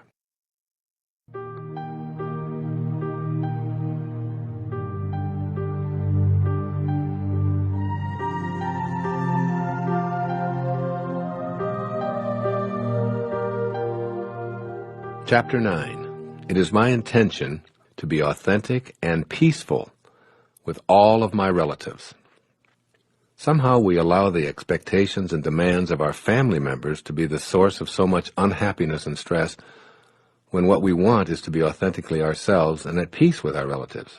The conflict seems too often to be a choice between being authentic, which means no peace with certain relatives, or having peace at the price of being inauthentic. Making the connection to the power of intention in regard to being around your relatives may sound like an oxymoron to you, but it isn't. Being peaceful and authentic can define your relationship with your relatives. First, though, you may have to assess your relationship with the closest relative of all, that is yourself. How others treat you, you'll discover, has a lot to do with how you treat yourself and thereby teach others to treat you. You get treated the way you teach others to treat you. You may be asking yourself how you can possibly be responsible for teaching people how to treat you. The answer is, in large part, your willingness to not only put up with listening to those familial pressures, some of which are long-term traditions running back countless generations, but also with allowing yourself to disconnect from your divine source and indulge in low-energy emotions such as humiliation and blame and despair, regret, anxiety, and even hatred. You, and only you, taught your kin to treat you through your willingness to accept critical comments from that well-meaning but often interfering and bothersome tribe. Your family relationships are in your mind. When you close your eyes, your family disappears. Where do they go? Nowhere, but doing this exercise helps you to recognize that your relatives exist as thoughts in your mind. If the focus of your inner dialogue about your family members is on what they're doing that's wrong, then that's precisely how your relationship with them will be experienced. If your inner speech centers on what's annoying about them, then that's what you'll notice. As much as you're inclined to blame them for your annoyance, it's yours, and it's coming from your thoughts. If you make a decision to put your inner attention, your life energy, on something quite different, your relationship will change. In your thoughts, where your family relationships exist, you'll no longer be annoyed, angry, hurt, or depressed. If in your mind you're thinking, my intention is to be authentic and peaceful with this relative, then that's what you'll experience, even if that relative continues to be exactly the way he or she has always been. Changing your mind is really changing your relationships. Being authentic and peaceful with your relatives is only a thought away. You can learn to change your thoughts by intending to create authentic and peaceful feelings within yourself. No one is capable of making you upset without your consent, and you've given your consent too frequently in the past. When you begin practicing the intention to be authentic and peaceful, you withdraw your consent to be in the lower energy. You connect to peace itself and decide to bring peace to your relatives, thereby immediately gaining the power to change the energy of family gatherings. Prior to my waking up to the power of intention, family visits were events that caused me consternation because of the attitudes and behavior of some of my wife's relatives. I'd prepare for a Sunday afternoon family visit by getting anxious and upset over what I anticipated to be a fretful, lousy experience, and I seldom disappointed myself. I'd focus my thoughts on what I didn't like, and I defined my relationship with my in-laws in this manner. Gradually, as I began to understand the power of intention and left my ego behind, I substituted kindness, receptivity, love, and even beauty for my former annoyed and angry assessments. Before family get-togethers, I'd remind myself that I'm what I choose to be in any and all circumstances, and I chose to be authentically peaceful and have a good time. In response to something that used to annoy me, I'd now say to my mother-in-law in a loving way, I never thought of it that way. Tell me more. In response to what I previously considered to be an ignorant comment, I'd respond, that's an interesting point of view. When did you first learn about this? In other words, I was bringing my own intention to be in a state of peace to this encounter, and was refusing to judge them. The most amazing things began to happen. I started looking forward to having these family members at our home. I began to see them as much more enlightened than I'd previously thought. I actually enjoyed our times together, and every time something came up that I'd found annoying in the past, I'd overlook it and respond with love and kindness instead. At an earlier stage of my life, expressions of racial or religious prejudice were a stimulus for my anger and resentment. Now I'd quietly respond with a kind and gentle reminder of my own opinions and simply let the matter drop. Over the years, I found that not only did the racial and religious slurs diminish to zero, but I noticed that my in-laws were expressing tolerance and even love toward minorities, as well as those who practiced religions different from their own. Although my primary intention was to stay in a state of peace, I discovered that by not joining in the low energies of my in-laws, not only was the entire family more peaceful, but many enjoyable and even enlightening conversations developed. I had as much to learn from my in-laws as I had to teach. Even when I disagreed vehemently with a judgment directed at me, if I remembered my intention to have a peaceful relationship with them, I was able to do just that. No longer did I think about what I disliked, or what was missing, or what always had been. I stayed focused on making these gatherings fun, loving, and most important to me, peaceful. Let's take a look at the steps you need to take in order to make the stated intention of this chapter and all succeeding ones a reality. Step 1. Identify your intention verbally and in writing, and develop a deep yearning for it. When you create a great longing for the experience of a peaceful family, everything will begin to happen to fulfill this yearning spontaneously and naturally. Rather than praying to a saint or God for a miracle, pray for the miracle of the inner awakening, which will never leave you. Step 2. Intend for all of your relatives what you intend for yourself. When anyone criticizes, judges, acts angry, expresses hatred, or finds fault with you, they're not at peace with themselves. Want this peace for them even more than you desire it for yourself. Let me say that again. Want this peace for them even more than you desire it for yourself. This doesn't require words or actions on your part. Simply picture the people in your family with whom you're not at peace and feel the peace you crave for them. Your inner speech will change, and you'll begin to experience the peaceful authenticity of both your beings. Step 3. Be the peace you're seeking from others. If peace is missing in your relationships with your family, it means that you have a place within you that's occupied by non-peace. Say a friendly hello to the non-peace and then let it go. You're sending a peaceful feeling to the non-peace feeling. The lower energies you're experiencing will be strengthened by your peaceful hi or hello and eventually vanish as the divine grows within you. The way to this peace is through any form of quiet and meditation that works for you. Even if it's only a 2-minute respite during which time you're silent, concentrate on the name of the divine or repeat the sound of ah as an inner mantra. Step 4. Match up with the 7 faces of intention. If you've forgotten what the universal mind of intention looks like, it's creative, kind, loving, beautiful, always expanding, endlessly abundant, and receptive to all of life. This kind of spiritual energy will be transformative, not only for you, but also for your relatives. Your intention to be in peaceful relationships is now taking form, first in your mind, then in your heart, and ultimately, it will materialize. Step 5. Review all of the obstacles that have been erected on your path to familial peace. Listen to any inner dialogue that focuses on your resentment of others' expectations for you. Remind yourself that when you think about what you resent, you act upon what you think about, while simultaneously attracting more of it to yourself. Examine your energy field for your tendency to react to lower energies with more of the same, and give your ego a reminder that you'll no longer opt to be offended or need to be right in these relationships. Step 6. Act as if. Begin the process of acting as if what you intend to manifest is already true. See everyone in your family in the love and light that is their true identity. When someone asked Baba Muktananda, a great saint in India, "Baba, what do you see when you look at me?" Baba said, "I see the light in you." And the person responded, "How can that be, Baba? I am an angry person. I am terrible. You must see all of that." Baba said, "No, I see the light." This story is told by Guru Mai in a wonderful book called Kindle My Heart.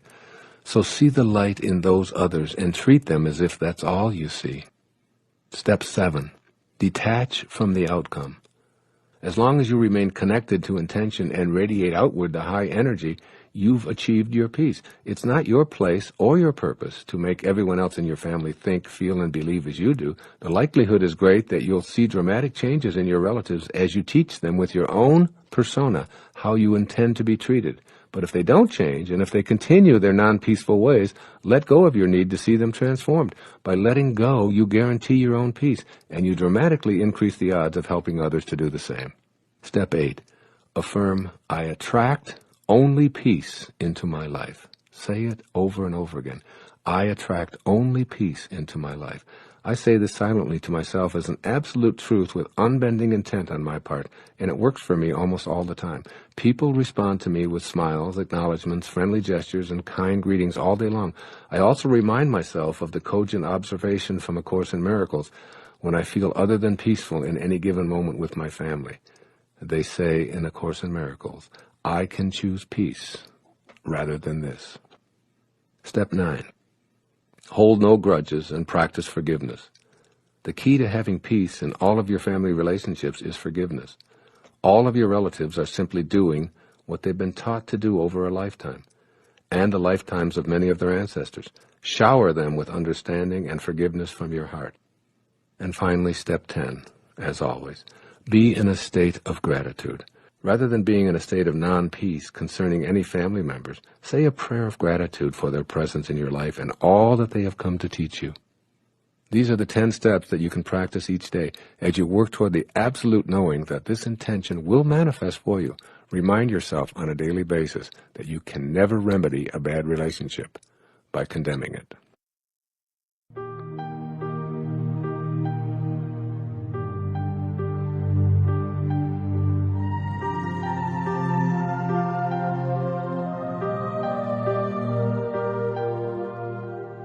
Chapter 10. It is my intention to feel successful and to attract abundance into my life.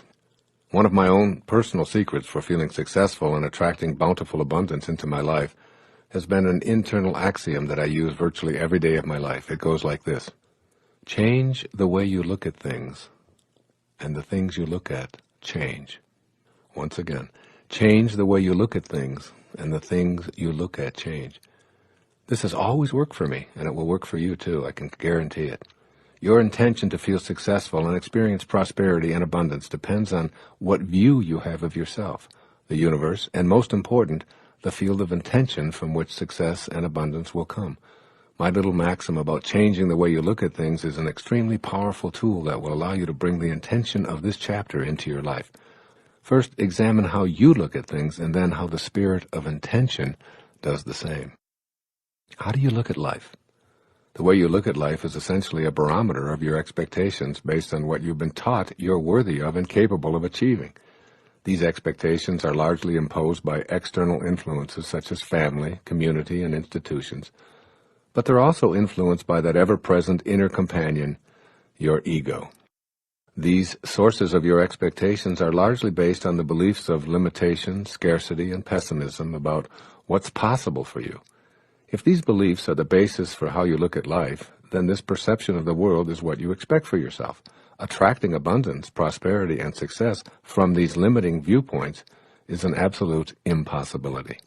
Take an inventory of how you look at the world, asking yourself how much of your life energy is focused on explaining away potentially optimistic viewpoints by preferring to see the inequities and the inconsistencies and the abundance for all philosophy.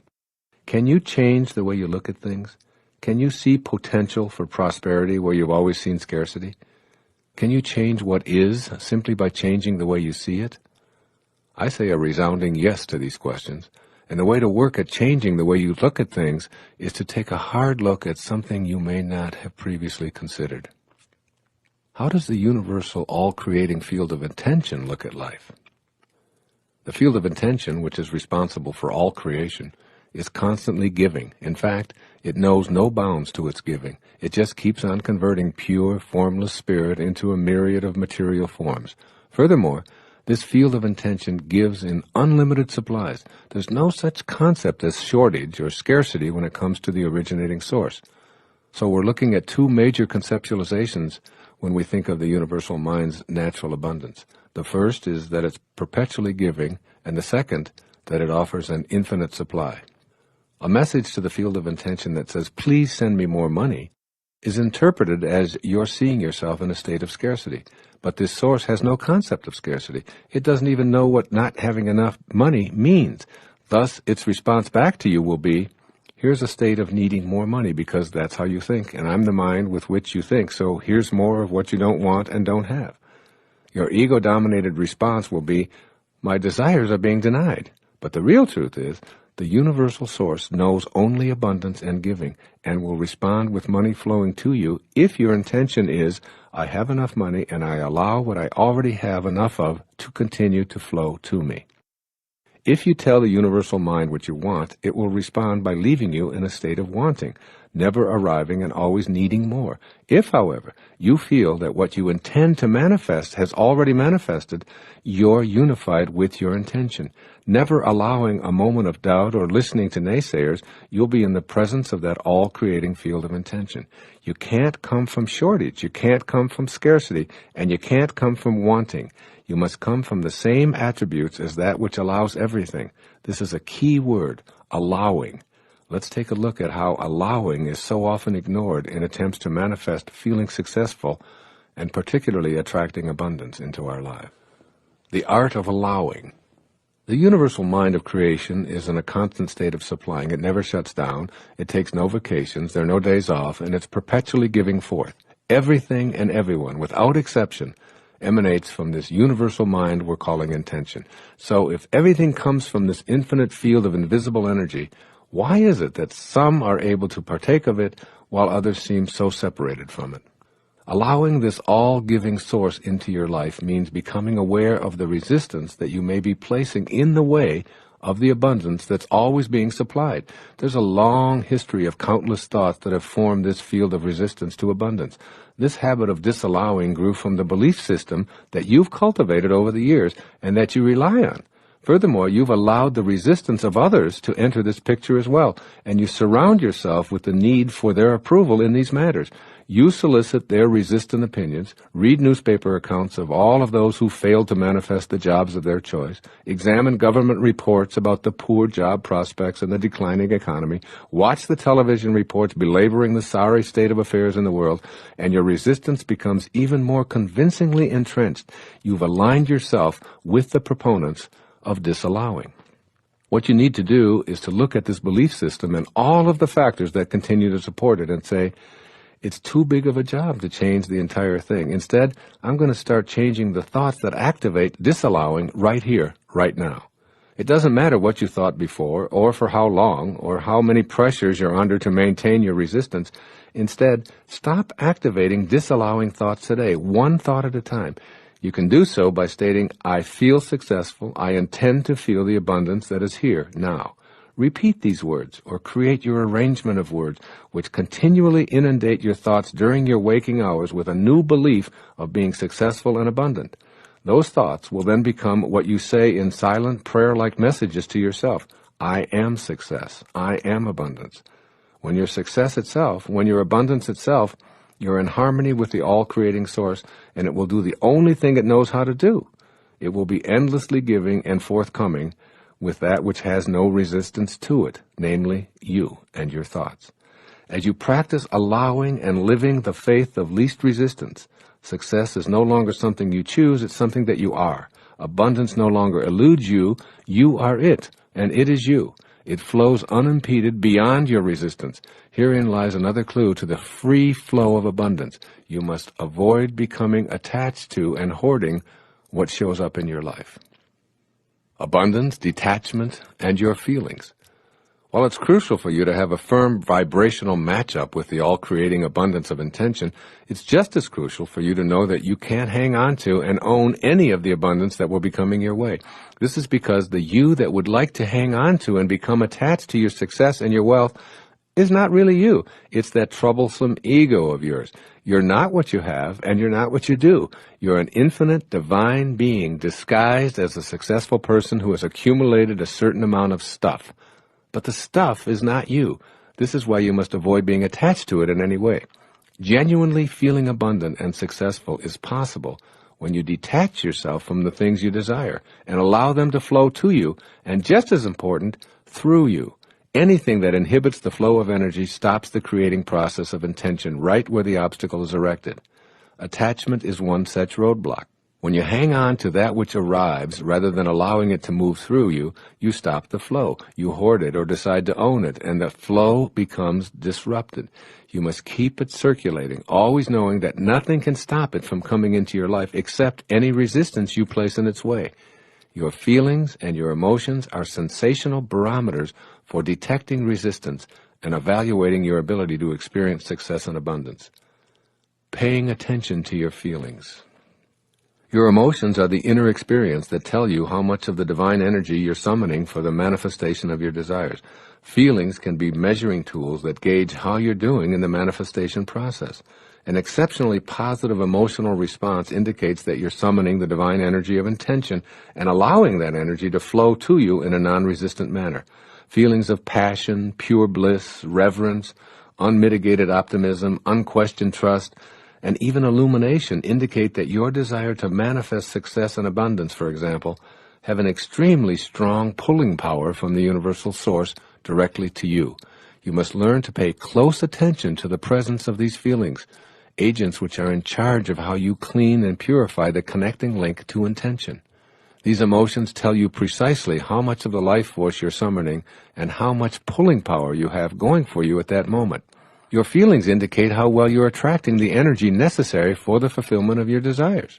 Strong feelings of despair, anxiety, blame, hate, fear, shame, and anger, they're all sending you the message that you want success and abundance, but you don't believe it's possible for you. These negative feelings are your clues to get busy and balance your desires with those of the universal mind of intention, which is the only source of that which you desire. Negative emotions tell you that your pulling power from intention is weak or even non-existent. Positive emotions tell you that you're connecting to and accessing this power of intention. Concerning abundance, one of the most effective ways to increase that pulling power from intention to you is to take the focus off of dollars and place it on creating abundant friendship, security, happiness, health, and even high energy. It's here that you begin to feel those higher emotions, which let you know that you're back in the match game with the all-creating source. As you focus on having abundant happiness, health, security, and friendships, the means for acquiring all of this will be flowing directly toward you. Money is only one of those means, and the faster your vibrational energy around abundance radiates, the more money will show up in significant amounts. These positive feelings as indicators of your pulling power for success and abundance will put you into an active mode for co-creating your intentions. I'm not suggesting that you just have to sit around and wait for everything to fall into place. I'm suggesting that by declaring, I intend to feel successful and attract prosperity, your emotional energy will shift and you'll act as if what you desire were already true. Your actions will be in harmony with the faces of intention, and you'll be provided with what you are rather than attempting to be provided with what's missing. Making your intention your reality. What follows is a 10-step program for implementing the intention of this chapter, that is, to feel successful and to attract abundance right into your life. Step 1. See the world as an abundant, providing, friendly place. In this first step, you're receptive to a world that provides rather than one that restricts. You'll see a world that wants you to be successful and abundant rather than one that conspires against you. Step 2. Affirm, I attract success and abundance into my life because that's who I am. This puts you into vibratory harmony with your source. Your goal is to eliminate any distance between what you desire and that from which you pull it into your life. Abundance and success aren't out there waiting to show up for you. You are already it, and the source can only provide you with what it is, and consequently, what you are already. Step 3. Stay in an attitude of allowing. In an attitude of allowing, all resistance in the form of thoughts of negativity or doubt are replaced with simply knowing that you and your source are one and the same. Picture the abundance you desire freely flowing directly to you. Refuse to do anything or have any thought that compromises your alignment with source energy. Step 4. Use your present moments to activate thoughts that are in harmony with the 7 faces of intention. The key phrase here is present moments. Notice right now, in this very moment, if you're thinking that it's hopeless at this stage of your life to change the thoughts that comprise your belief system. Do you defeat yourself with thoughts of having had such a long life practicing affirmations of scarcity and creating resistance to your success and abundance that you don't have enough time left to counterbalance the thoughts that comprise your past belief system? Make the choice to let go of that lifetime of beliefs and begin activating thoughts right now, right here, that allow you to feel good. Wanting to feel good is synonymous with wanting to feel God. Remember, God is good, and all that God created was good. Step 5. Initiate actions that support your feelings of abundance and success. Here the key word is actions.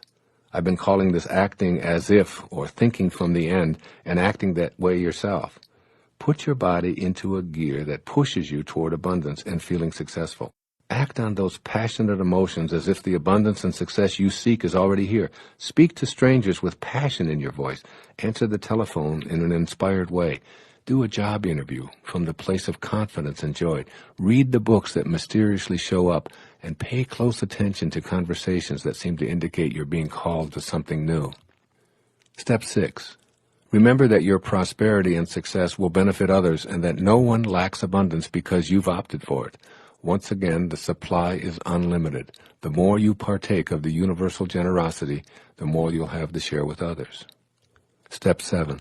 Monitor your emotions as a guidance system for your connection to the universal mind of intention. When you're experiencing low-energy emotions of rage, anger, hatred, anxiety, despair, and the like, that's a clue that while your desires may be strong, they're completely out of sync with the field of intention. Remind yourself in these moments that you want to feel good, and see if you can activate a thought that supports your feeling good. Step 8. Become as generous to the world with your abundance as the field of intention is to you. Don't stop the flow of abundant energy by hoarding or owning what you receive. Keep it moving. Use your prosperity in the service of others and for causes greater than your ego. The more you practice detachment, the more you'll stay in vibratory harmony with the all-giving source of everything. Step 9. Devote the necessary time to meditate on the spirit within as the source of your success and abundance. There's no substitute for the practice of meditation. This is particularly relevant with abundance. You must have an understanding that your consciousness of the presence is your supply. By repeating the sound that is the name of God as a mantra, you're using a technique for manifesting as ancient as recorded history. I am particularly drawn to this form of meditation I've mentioned previously called japa. I know it works. I've written an entire book about it called Getting in the Gap, and I've also provided a CD and mentioned it before because I know how powerful it can be in helping you to attract abundance or anything you like into your life. And finally, step 10. Develop an attitude of gratitude for all that manifests into your life. Be thankful and filled with awe and appreciation, even if what you desire hasn't arrived yet. Even the darkest days of your life are to be looked on with gratitude. Everything coming from Source is on purpose. Be thankful while empowering your reconnection to that from which you and everything else originated. The energy that creates worlds and universes is within you. It works through attraction and energy. Everything vibrates. Everything has a vibratory frequency. As St. Paul once said, God is able to provide you with every blessing in abundance. Tune to God's frequency, and you will soon know it beyond any and all doubt.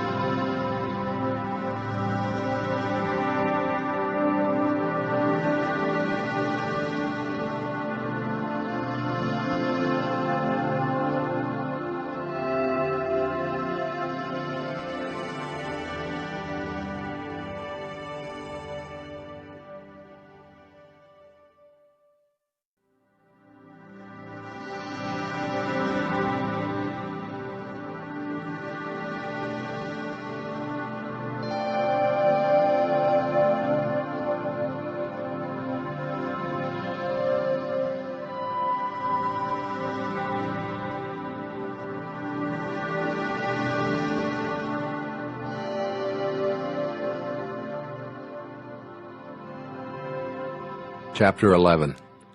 It is my intention to live a stress-free, tranquil life. There's nothing natural about living a life filled with stress and anxiety, having feelings of despair and depression, and needing pills to tranquilize yourself. agitated thoughts that produce high blood pressure, a nervous stomach, persistent feelings of discomfort, an inability to relax or sleep, and frequent displays of displeasure and outrage are violating your natural state. Believe it or not, you have the power to create the naturally stress-free and tranquil life you desire. You can utilize this power to attract frustration or joy, anxiety or peace. When you're in harmony with the 7 phases of intention, you can access and pull from the source of all in order to fulfill your intention of being stress-free and tranquil. So if it's natural to have feelings of well-being, why is it that we seem to experience so much unwellness and tension? The answer to this question provides you with the key that leads to the peaceful life you desire. Stress is a desire of the ego. We speak of stress as if it were present in the world as something that attacks us. We say things like, I'm having an anxiety attack, as if anxiety is a combatant. But the stress in your body is rarely the result of external forces or entities attacking you. It's the result of the weakened connecting link to intention caused by your belief that ego is who you are. You are peace and joy, but you've allowed your ego to dominate your life. The following lighthearted way to stop taking yourself so seriously is from a book by Rosamund and Benjamin Zander. He's the conductor of the Boston Philharmonic Orchestra, titled The Art of Possibility. It illustrates in a delightful way how we allow ego to create many of the problems we encounter that we label stress and anxiety. It's called Rule Number 6. I'll share it with you. 2 prime ministers are sitting in a room discussing affairs of state. Suddenly a man bursts in, apoplectic with fury, shouting and stamping and banging his fist on the desk. The resident prime minister admonishes him. Peter, he says, kindly remember Rule Number 6. Whereupon Peter is instantly restored to complete calm, apologizes and withdraws. The politicians return to their conversation only to be interrupted yet again 20 minutes later by an hysterical woman gesticulating wildly, her hair flying. Again, the intruder is greeted with the words, Marie, please remember Rule Number 6. Complete calm descends once more, and she, too, withdraws with a bow and an apology. When the scene is repeated for a 3rd time, the visiting prime minister addresses his colleague. My dear friend, he says, I've seen many things in my life, but never anything as remarkable as this. Would you be willing to share with me the secret of Rule Number 6? Very simply, replies the resident prime minister. Rule Number 6 is, don't take yourself so damn seriously. Ah, says his visitor, that's a fine rule. After a moment of pondering, he inquires, and what, may I ask, are the other rules? Oh, there aren't any.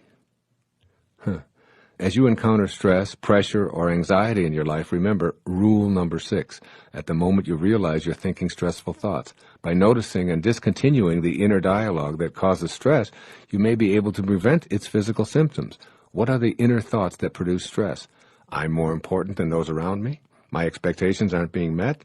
I shouldn't have to wait. I'm too important. I'm the customer here, and I demand attention. No one else has these pressures. All of these above, along with a potentially endless inventory of Rule Number 6 thoughts, are from the ego's bag of tricks. You aren't your work, your accomplishments, your possessions, your home, your family, your anything. You're an aspect of the power of intention, dressed in a physical human body, intended to experience and enjoy life on earth. This is the intention that you want to bring to the presence of stress. To fulfill the intention of this chapter to live a stress-free and tranquil life, you must become conscious of the need to activate thought responses that match your intention. These new responses will become habitual and replace your old habit of responding in stress-producing ways. When you examine segments of stress-producing incidents, you always have a choice. Do I stay with thoughts that produce stress within me, or do I work to activate thoughts that make stress impossible? Here's another easy tool that will help you to replace the habit of choosing anxiety and stress. I call them 5 magic words. Here they are. I want to feel good. I want to feel good. In an earlier chapter, I described how your emotions are a guidance system informing you of whether or not you're creating resistance to your intentions. Feeling bad lets you know that you're not connected to the power of intention. Your intention here is to be tranquil and stress-free. When you feel good, you're connected to your intentions, regardless of what goes on around you or what others expect you to feel. Many events will transpire in which your conditioned response is to feel bad.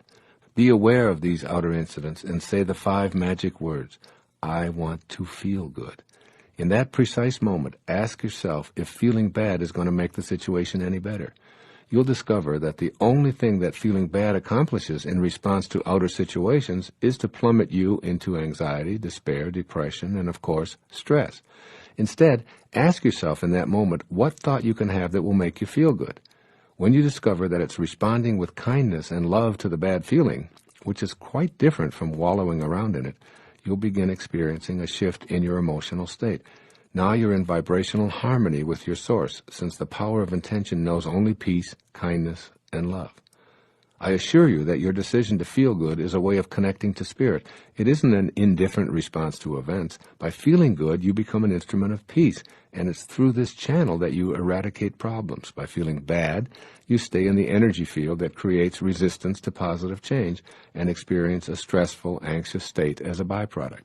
The things you call problems will perpetually present themselves to you. They'll never go away. Resolve one, and another one will surface. You'll never get it done. I urge you to simply accept the fact that you'll never get it all done and begin to live more fully in the only moment that you have, which is now. The secret to removing the harmful effects of feeling stressed and under pressure is to be in the now.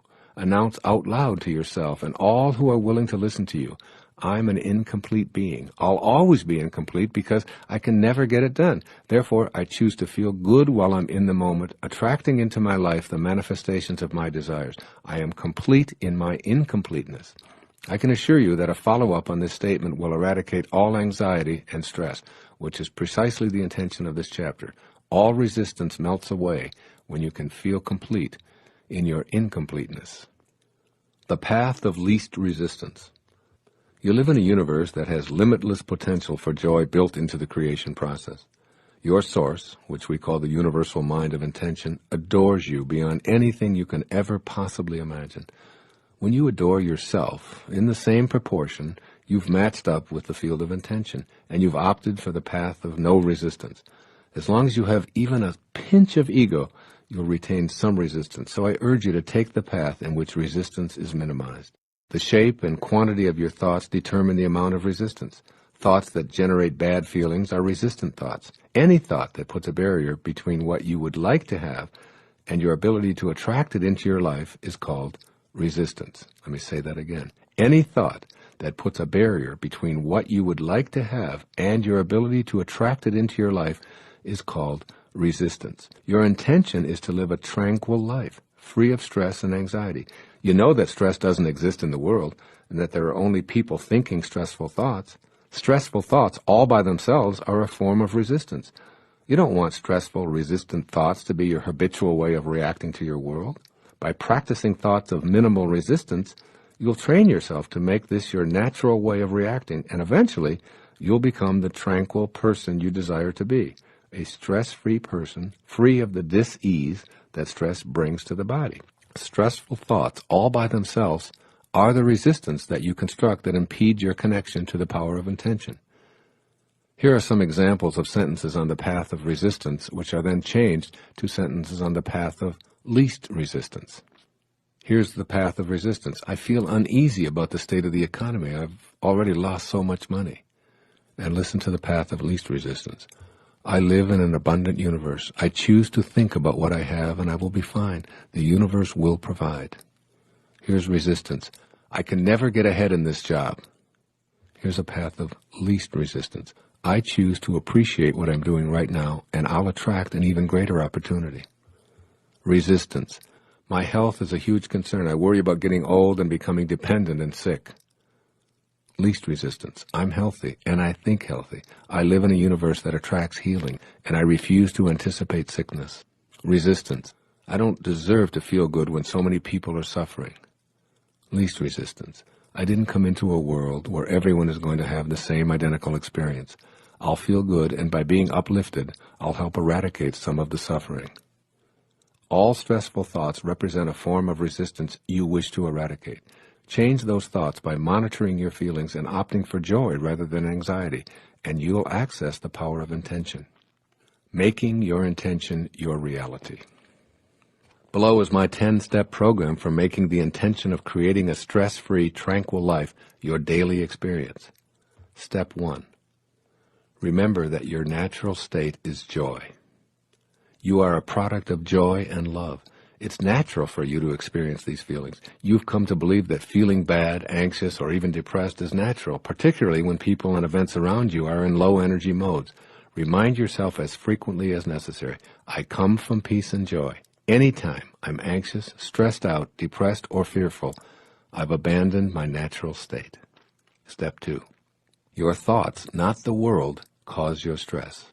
Your thoughts activate stressful reactions in your body. Stressful thoughts create resistance to the joy, happiness, and abundance that you desire to create in your life. These thoughts include, I can't, I'm too overworked, I worry, I'm afraid, I'm unworthy, it will never happen, I'm not smart enough, I'm too old or too young, and so on.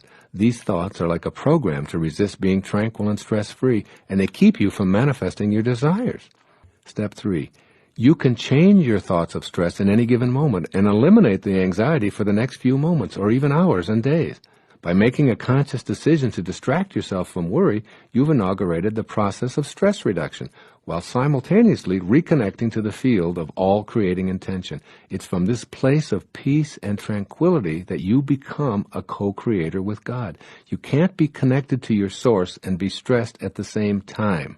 Hear that again. You can't be connected to your source and be stressed at the same time. This is mutually exclusive. Your source doesn't create from a position of anxiety, nor does it need to swallow antidepressants. You've left behind your capacity to manifest your desires when you don't choose in the moment to eliminate a stressful thought. Step 4. Monitor your stressful thoughts by checking on your emotional state right now, right in the moment. Ask yourself the key question, do I feel good right now? If the answer is no, then repeat those 5 magic words, I want to feel good. Then shift to, I intend to feel good. Monitor your emotions and detect how much stress and anxiety-producing thinking you're engaging in. This monitoring process keeps you apprised of whether you're on the path of least resistance or going in the other direction. Step 5.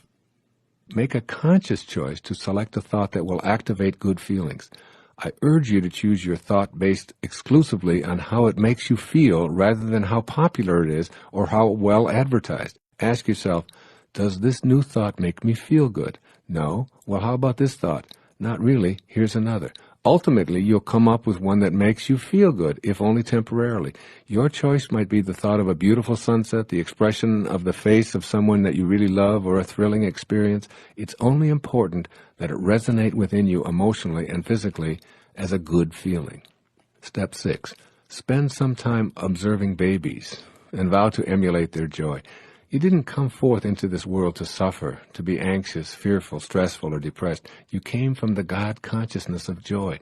Just watch little babies. They've done nothing to be so happy about. They don't work, they poop in their pants, and they have no goals other than to expand and grow and explore this amazing world. They love everyone. They're completely entertained by a plastic bottle or a goofy face, and they're in a constant state of love. Yet they have no teeth, no hair, and they're pudgy and flatulent. How could they possibly be so joyful and easily pleased? Because they're still in harmony with the source that intended them here. They have no resistance to being joyful. Be like that baby you once were in terms of being joyful. You don't need a reason to be happy. Your desire to be so is sufficient. Step 7. Keep rule number 6 in mind. This means to suspend the demands of your ego, which keeps you separated from intention. When you have a choice to be right or to be kind, pick kind and push the ego's demand out of the way. Kindness is what you emanated from, and by practicing it rather than being right, you eliminate the possibility of stress in your moment of kindness. When you find yourself being impatient with anyone, simply say to yourself, rule number 6, and you'll immediately laugh at the piddly little ego that wants you to be first, faster, number 1, or to be treated better than the other guy. Step 8. Accept the guidance of your source of intention. You will only come to know the Father by being as He is. You'll only be able to access the guidance of this field of intention by being as it is. Stress, anxiety, and depression will be lifted from you with the assistance of that same force that created you. If it can create worlds out of nothing, and you out of nothing, surely the removal of some stress isn't such a big deal. I believe that God's desire for you is that you not only know joy, but that you become it. Step 9. Practice being in silence and meditation. Nothing relieves stress, depression, anxiety, and all forms of low-energy emotions like silence and meditation. Here you make conscious contact with your source and cleanse your connecting link to intention. Take time every day for moments of quiet contemplation and make meditation a part of your stress-reducing ritual. Step 10. Stay in a state of gratitude and awe. Go on a rampage of appreciation for all that you have, all that you are, and all that you observe. Gratitude is the 10th step in every 10-step program for manifesting your intentions, because it's the surest way to stop the incessant inner dialogue that leads you away from the joy and the perfection of the source. You can't feel stressed and appreciative at the same time. I'd like to conclude this chapter on your intention to lead a tranquil life with a poem by the famous Bengali poet of Calcutta, Rabindranath Tagore, one of my favorite spiritual teachers. I slept, he says, and dreamt that life was joy. I awoke and saw that life was service. I acted, and behold, service was joy. It can all be joy in your inner and outer worlds. Sleep and dream of joy, and remember above all else, you feel good, not because the world is right, but your world is right because you feel good.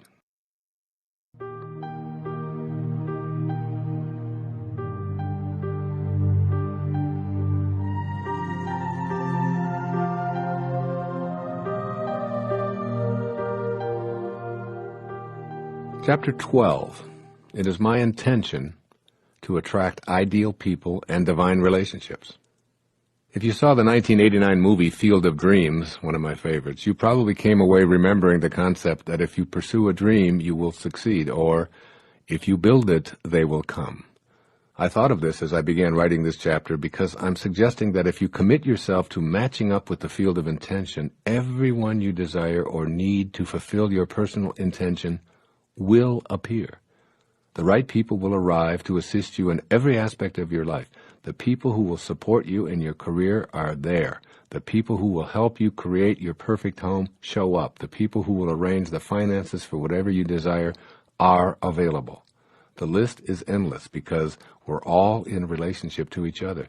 We all emanate from the same source, and we all share the same divine energy of intention. There's no place that this universal mind is not. Therefore, you share it with everyone you attract into your life. You'll have to let go of any resistance to your ability to attract the right people, or you won't recognize them when they show up in your everyday life. Resistance may be difficult to recognize at first because it's such a familiar form of your thoughts, your emotions, and your energy levels. If you believe that you're powerless to attract the right people, then you've attracted powerlessness to your experience. If you're attached to the idea of being stuck with the wrong people or no people at all, then your energy isn't aligned with the power of intention, and resistance reigns. The field of intention has no choice but to send you more of what you're desiring. Once again, do a somersault into the inconceivable, where you have faith and trust in the universal mind of intention and allow the right people to arrive in your life space right on schedule. Removing resistance by allowing. Your intention is absolutely clear here. You want to attract the people who are intended to be part of your life, and you want to have a happy, fulfilling spiritual relationship. But what you need in the way of the right people showing up will appear for you only when you're ready and willing to receive them. They've always been there. They're there right now. They'll always be there. The questions you need to ask yourself are, am I ready? Am I willing? And how much am I willing to have it?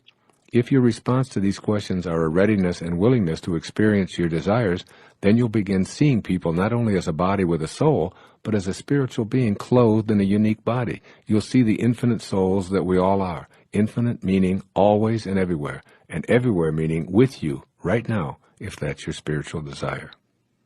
Giving forth what you want to attract. Once you've formed a picture in your mind of the person or people that you intend to show up in your immediate life space, and you know how you want them to treat you and what they'll be like in helping you to live out your desires, you must be what it is that you're seeking. Again, you must be what it is that you are seeking. This is a universe of attraction and energy. You can't have a desire to attract a mate who's confident, generous, non-judgmental, and gentle, and expect that desire to be manifested if you're thinking and acting in non-confident, selfish, judgmental, or arrogant ways, which is why most people don't attract the right people at the right time. The right people will show up precisely when you need them and when you're able to match up. You must be that which you desire. When you are what you desire, you attract it by radiating it outward. You have this ability to match up with the power of intention and fulfill your intention to attract ideal people and divine relationships. Attracting spiritual partnerships. Love can only be attracted by and returned by love. The best advice I can give for attracting and maintaining spiritual partnerships, as is emphasized here, is to be what it is that you're seeking. Most relationships that fail to sustain themselves are based on one or both of the partners feeling as if their freedom has been compromised in some way.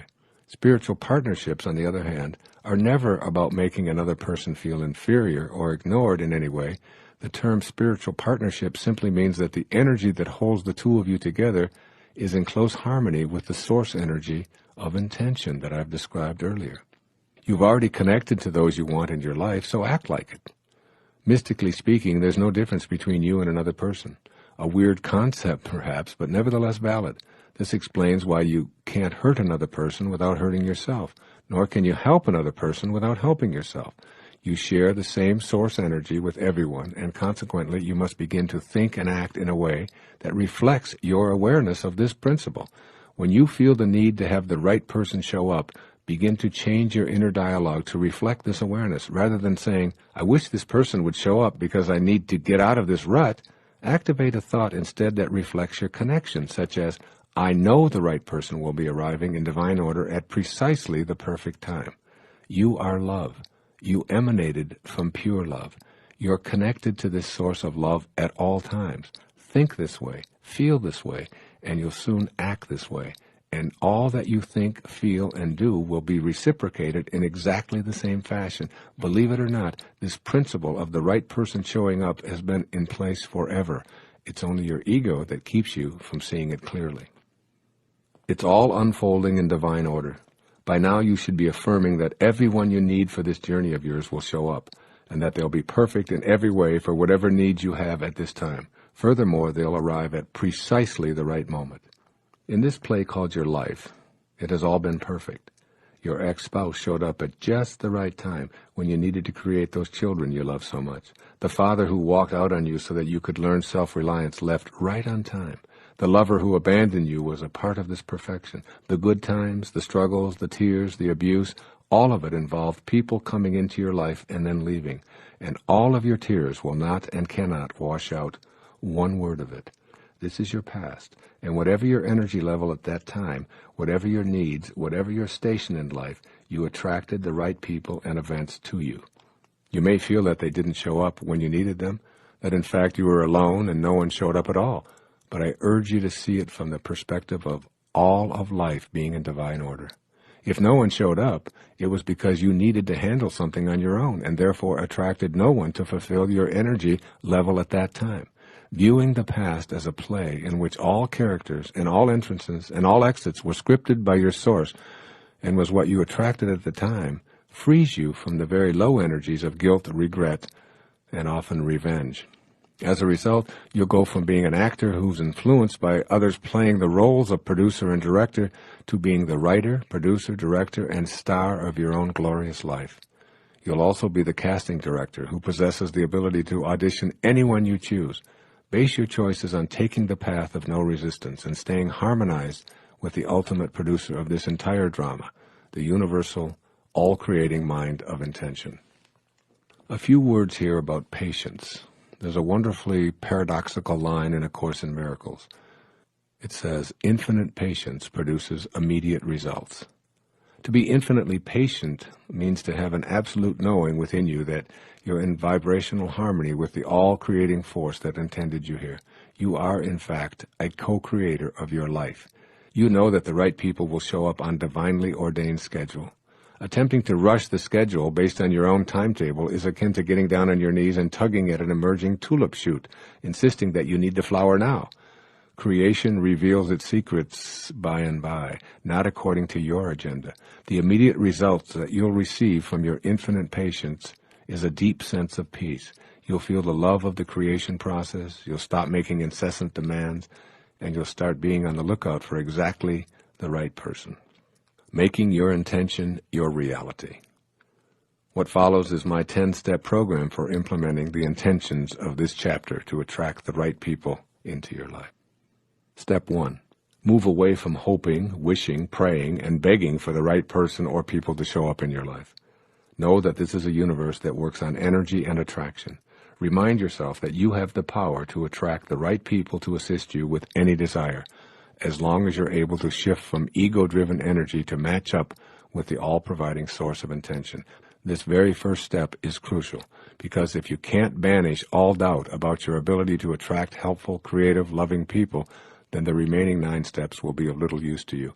Intending ideal people and divine partners begins with the knowing in your heart that it's not only a possibility, but a certainty. Step 2. Conceptualize your invisible connection to the people you'd like to attract to your life. Let go of your exclusive identification with the appearance of your body and its possessions. Identify with the invisible energy within you that sustains your life by directing the functions of your body. Now recognize that this same energy source, flowing through the people you perceive to be missing from your life, and then realign yourself in thought with that person or persons. Know within you that this power of intention connects the two of you. Your thoughts of creating this merger also emanate from that same field of universal intention. Step 3. Form a picture in your mind of meeting the person or persons you'd like to have assist you or be in partnership with. Manifesting is a function of spiritual intention, matching up in vibrational harmony with your desires. Be as specific as you'd like, but don't share this visualizing technique with anyone else, because then you'll be asked to explain yourself, defend yourself, and have to deal with the low energy of doubt that will inevitably occur. This is a private exercise between you and your source. Step 4. Act upon the inner picture. Begin to act as if everyone you meet is a part of your intention to attract ideal people into your life. Share with others your needs and desires without going into detail about your spiritual methodology. Be proactive and stay alert for signs of synchronicity, never ignoring them. If a truck drives by with a phone number advertising what you need, jot the number down and call it. See all so-called bizarre coincidences surrounding your desires as messages from Source and act upon them immediately. I assure you that they'll occur repeatedly. Step 5. Take the path of least resistance. Resistance is lowered energy. Source is high energy. High, creative, expansive energy. When your thoughts are low energy vibrations, you simply can't attract the high energy people you need or desire. Even if they came rushing up to you announcing, "Here I am, how can I serve you? I'm willing and able," and carrying a sign saying, "I'm yours," you wouldn't recognize or believe them while you're so busy trying to attract more of what you can't have and don't deserve. Step 6. Practice being the kind of person you wish to attract.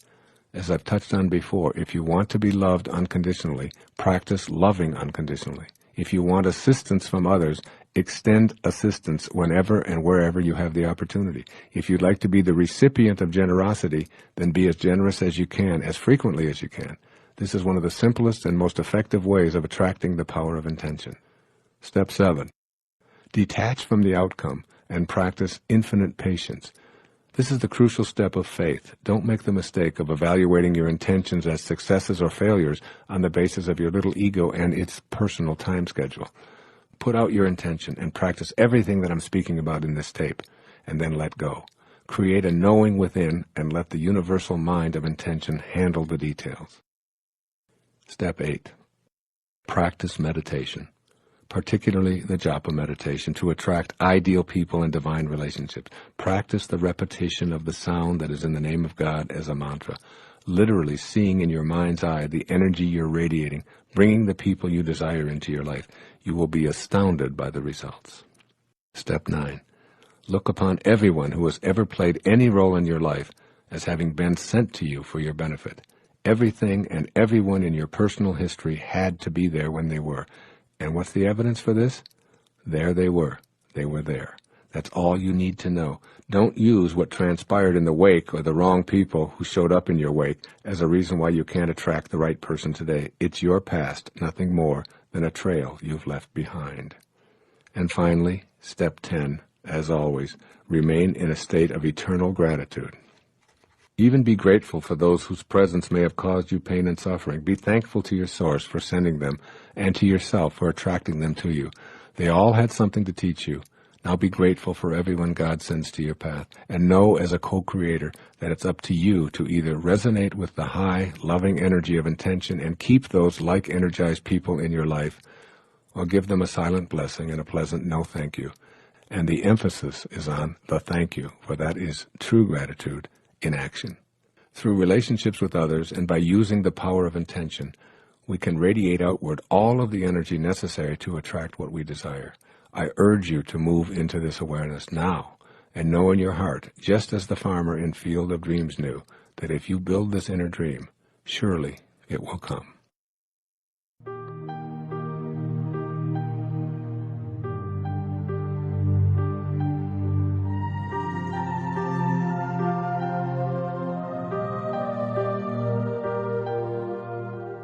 Chapter 13. It is my intention to optimize my capacity to heal and to be healed. Every single person on the planet has within them the potential to be a healer. In order to make conscious contact with your inherent healing powers, you must first make the decision to be healed yourself. Reconnect to the disease-free, loving perfection from which you came is a succinct statement of what the self-healing process requires. The universal mind of intention knows precisely what you need in order to optimize your health. What you must do is notice your thoughts and your behaviors, which are creating resistance and interfering with healing, which is the flow of intentional energy. Recognizing your resistance is something that's entirely up to you. Your intention in this chapter is facilitated by looking at the larger objective of returning to your source and vibrating more in harmony with the energy of the power of intention. That source is never focused on what's wrong, what's missing, or even what's sickly. True healing takes you back to the source. Anything short of this connection is just a temporary fix. When you clean up the connecting link to your source, attractor patterns of energy are drawn to you. If you don't believe that this is possible, then you've created resistance to your intention to heal and to be healed. If you believe that it is possible, but not for you, then you have more resistance. If you believe that you're being punished by the absence of health, that's also resistance. These inner thoughts about your ability to be healed play a dominant role in your physical experience. Becoming a healer by healing oneself involves another one of those imaginary somersaults into the inconceivable, where you land upright and balanced in your thoughts, face to face with your source. You realize, perhaps for the first time, that you and your source are one when you let go of the ego mind, which has convinced you that you're separate from the power of intention. From thoughts of sickness to intentions of wellness. The decision to create is the decision to intend. To create healing, you can't have thoughts of illness and anticipate your body falling victim to disease. Become aware of the thoughts you have that support the idea of sickness as something to be expected. Begin noticing the frequency of those thoughts.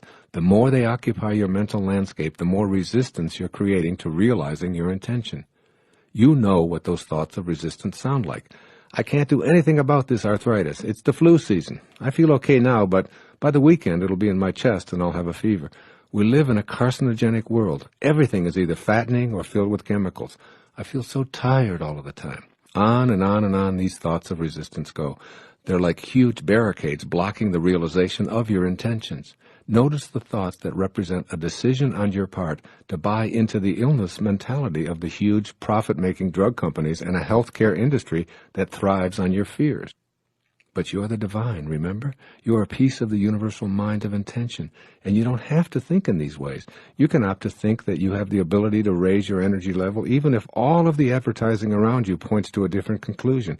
You can go within and hold an intention that says, I want to feel good. I intend to feel good. I intend to return to my source, and I refuse to allow any other thoughts of disorder or disease in. This is the beginning. You'll feel empowered by this unique experience. Then in any given moment of not feeling well, choose thoughts of healing and feeling good. In that instant, feeling good takes over, if only for a few seconds. Illness is not a punishment. You don't have a need for healing because you were bad or ignorant or as retribution for past life offenses.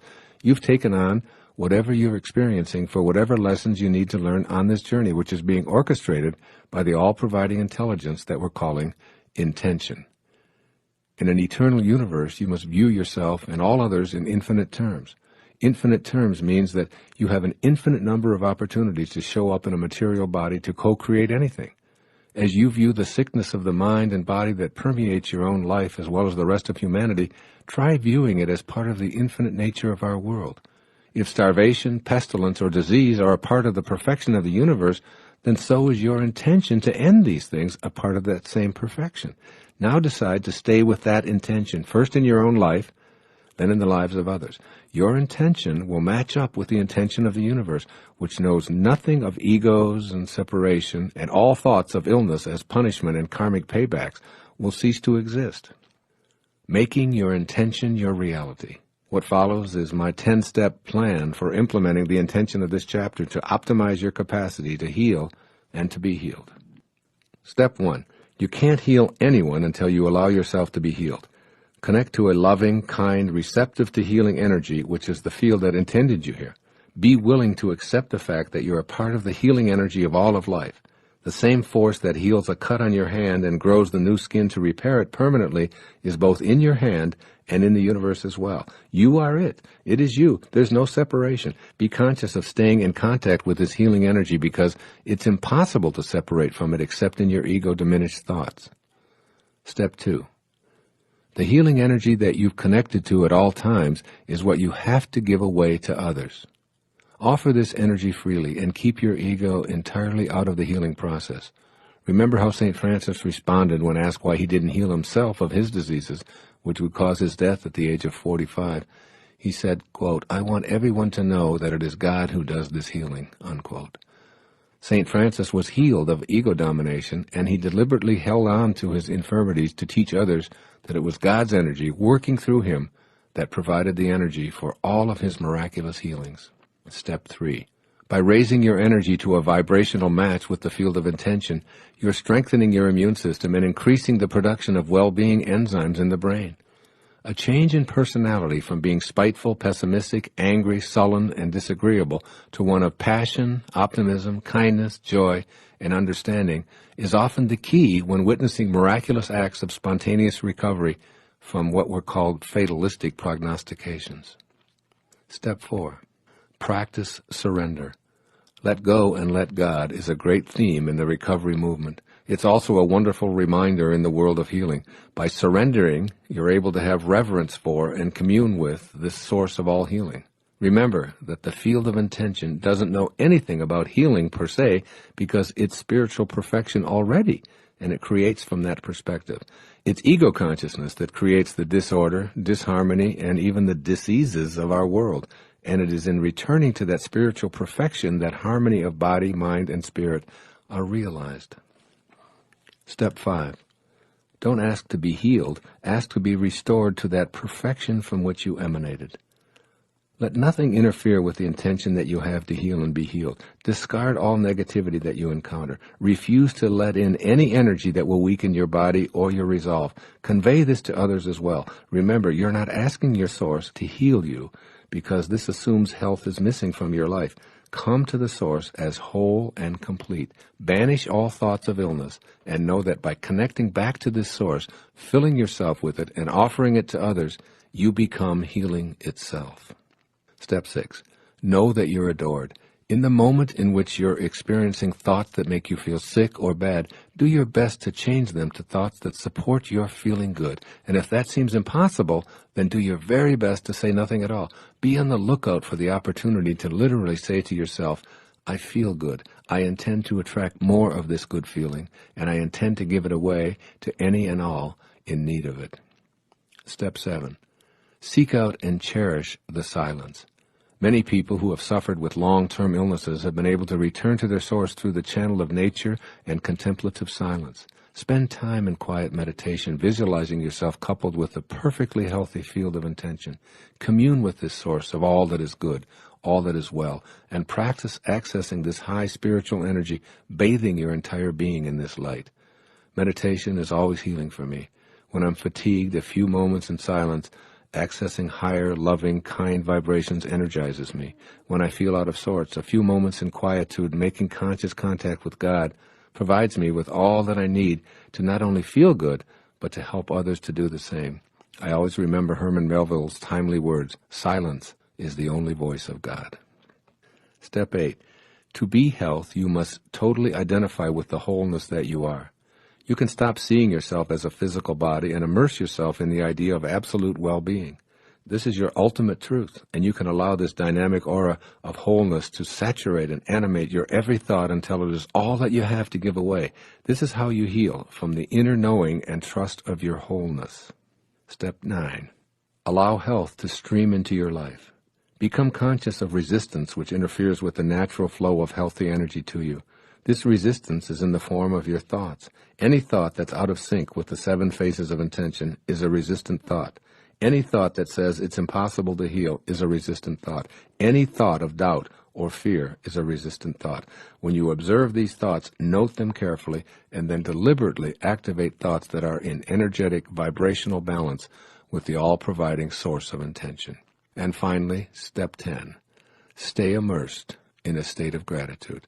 Be grateful for every breath you take, for all of your internal organs that work together in harmony, for the wholeness that is your body, for the blood streaming through your veins, for your brain that allows you to process these words and the ears that allow you to hear them.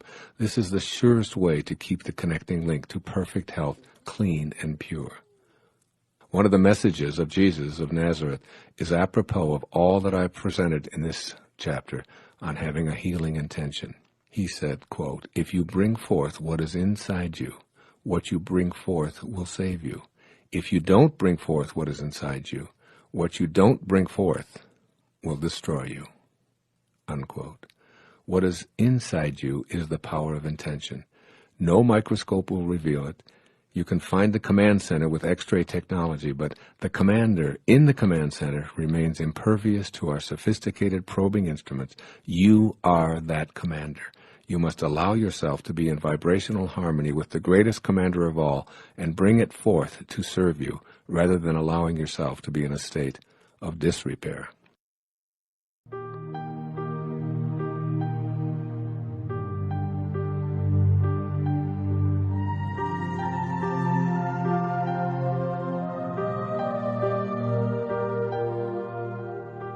Chapter 14. It is my intention to appreciate and express the genius that I am. You may never have thought of yourself as a person who has genius residing within you. You may have thought that genius is a word reserved for the Mozarts, Michelangelos, Einsteins, Madame Curies, Virginia Woolfs, Stephen Hawkings, and others whose lives and accomplishments have been publicized. But keep in mind that they share the same essence of consciousness that you do. They emanated from the same power of intention as you did. They have all shared the same life force animating them as you do. Your genius is in your very existence, awaiting the right circumstances to express itself. There is no such thing as luck or accidents in this purposeful universe. Not only is everything connected to everything else, but no one is excluded from the universal source called intention. And genius, since it's a characteristic of the universal source, must be universal, which means that it's in no way restricted. It's available to every single human being. It certainly can and does show up differently in every single one of us. The qualities of creativity and genius are within you, waiting your decision to match up with that power of intention. Changing your energy level to access the genius within you. Higher energy is the energy of light, which is a way of describing spiritual energy. The 7 phases of intention are the ingredients of this spiritual energy. When you shift your thoughts, emotions, and life activities into these realms and deactivate the lower energies of the ego, the God force within you begins to take over. It's so automatic that it travels faster than your thoughts. This is why your thoughts about how you did it are so bewildering. The higher energy level actually transcends thought, moving into vibrational harmony with the source energy of intention. As you release ego-dominated thoughts, which convince you that you're doing these amazing things and you are responsible for these unbelievable accomplishments, then you begin to tap into the power of intention. This is where the genius that you truly are resides. I'd like you to consider what may seem like a radical idea. Genius can show up in as many ways as there are human beings. Anything in any field that anyone has ever accomplished is shared by you. You're connected to every being that has ever lived or ever will live, and you share the same exact energy of intention that flowed through Archimedes, Leonardo da Vinci, the Virgin Mother, and Jonas Salk. You can access this energy. At the deepest level, all things and all people are composed of vibrations organized into fields that permeate the entire structure of the universe. You share these vibrations, and you are in this field. The starting point is knowing and understanding that this level of creativity and functioning called genius resides within you. Then begin to deconstruct doubts about your role here. Make a commitment to raise your energy levels to vibrate harmoniously with the field of intention, despite attempts by your ego and other egos to dissuade you. Expanding your reality. Pay attention to yourself in ways that allow the expansion of the infinite possibilities that you're potentially capable of. You may decide, as I have, that repairing an automobile and surfing in the ocean aren't what you're going to enjoy doing. You leave these activities to others, and you use your genius to engage in pursuits that please and attract you. Expand your reality to the point where you pursue what you love doing and excel at it. Involve yourself in the high energy levels of trust, optimism, appreciation, reverence, joy, and love. That means love for what you're doing, love for yourself, and love for your genius, which allows you to immerse yourself in any activity and enjoy the process of experiencing it fully. Trusting your insights. The process of appreciating your genius involves trusting those inner flashes of creative insight as being worthy of expression.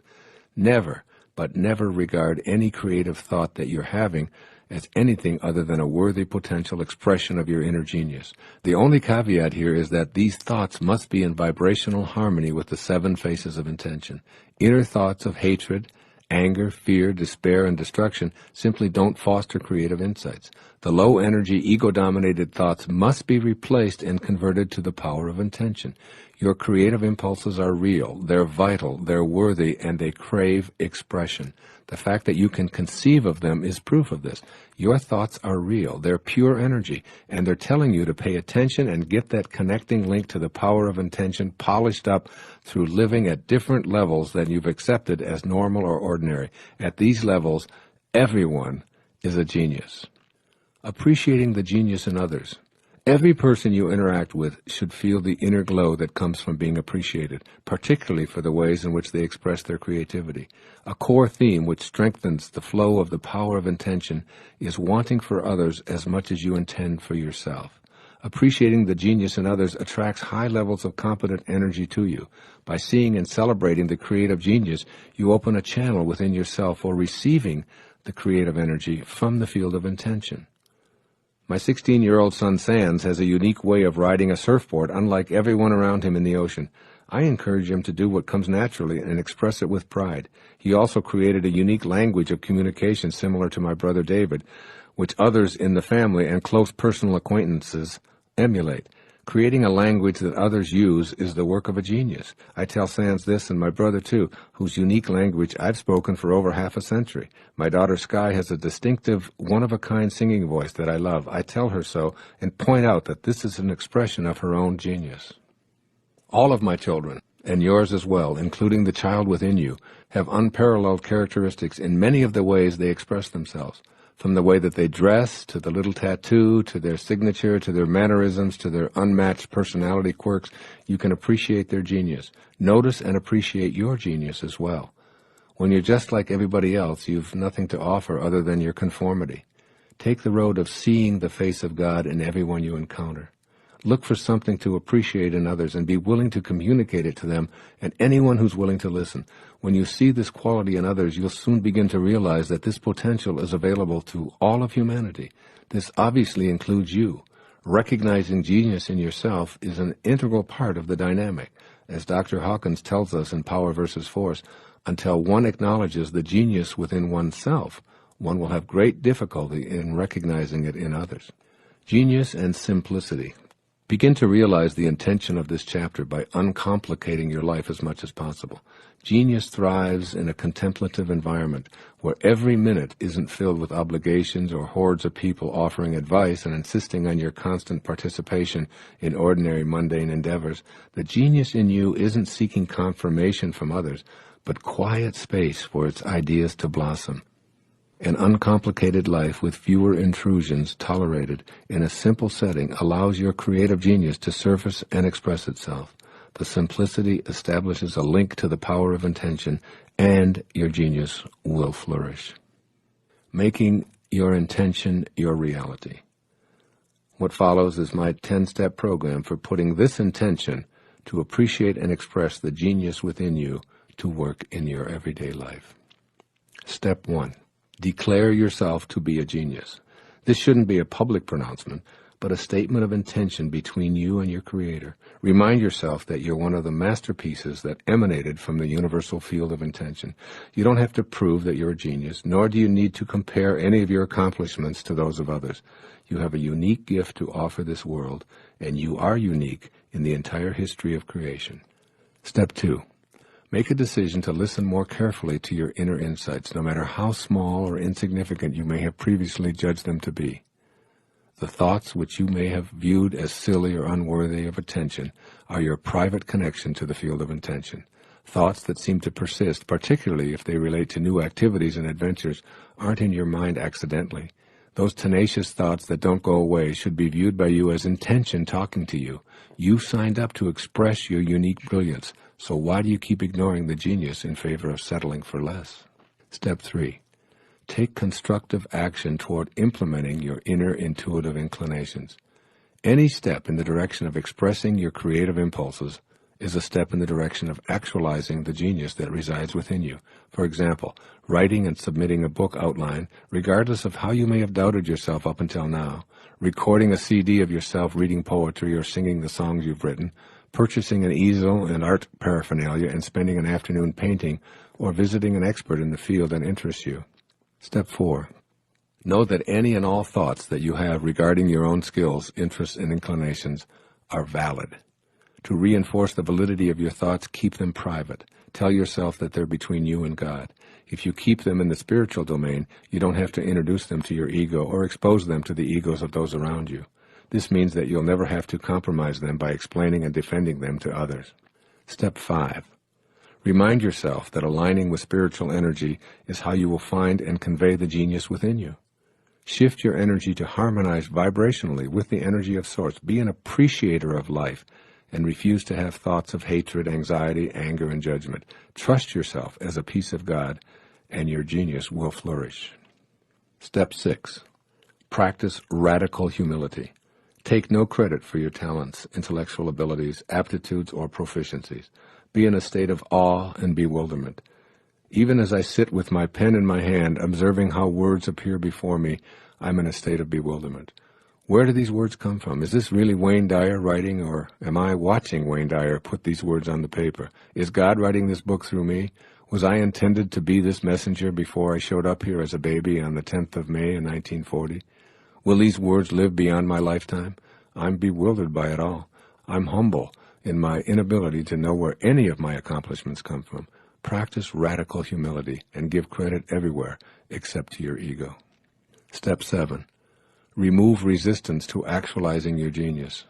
Resistance always shows up in the form of your thoughts.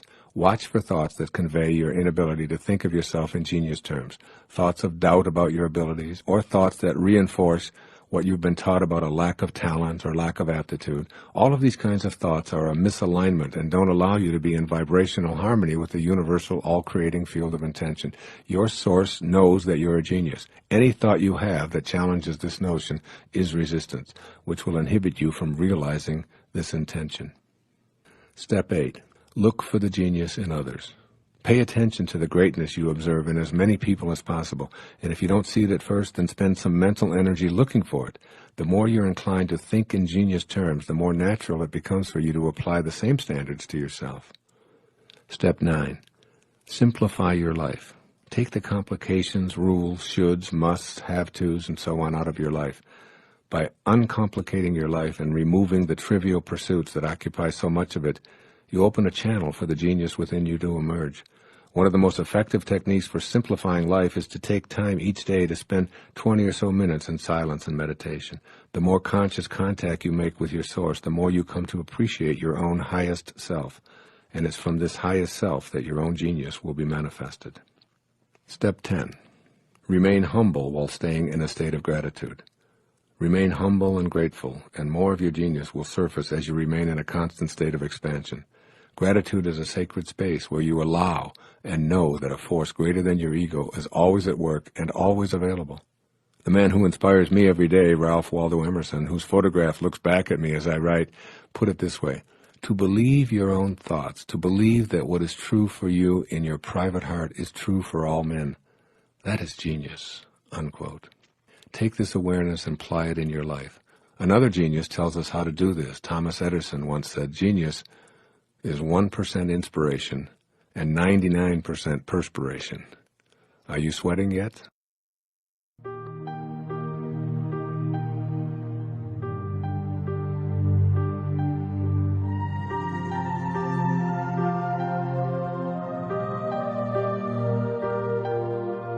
Part 3. The Connection. Chapter 15. A Portrait of a Person Connected to the Field of Intention. A person who lives in a state of unity with the source of all life doesn't look any different from ordinary folks. These people don't wear a halo or dress in special garments that announce their godlike qualities.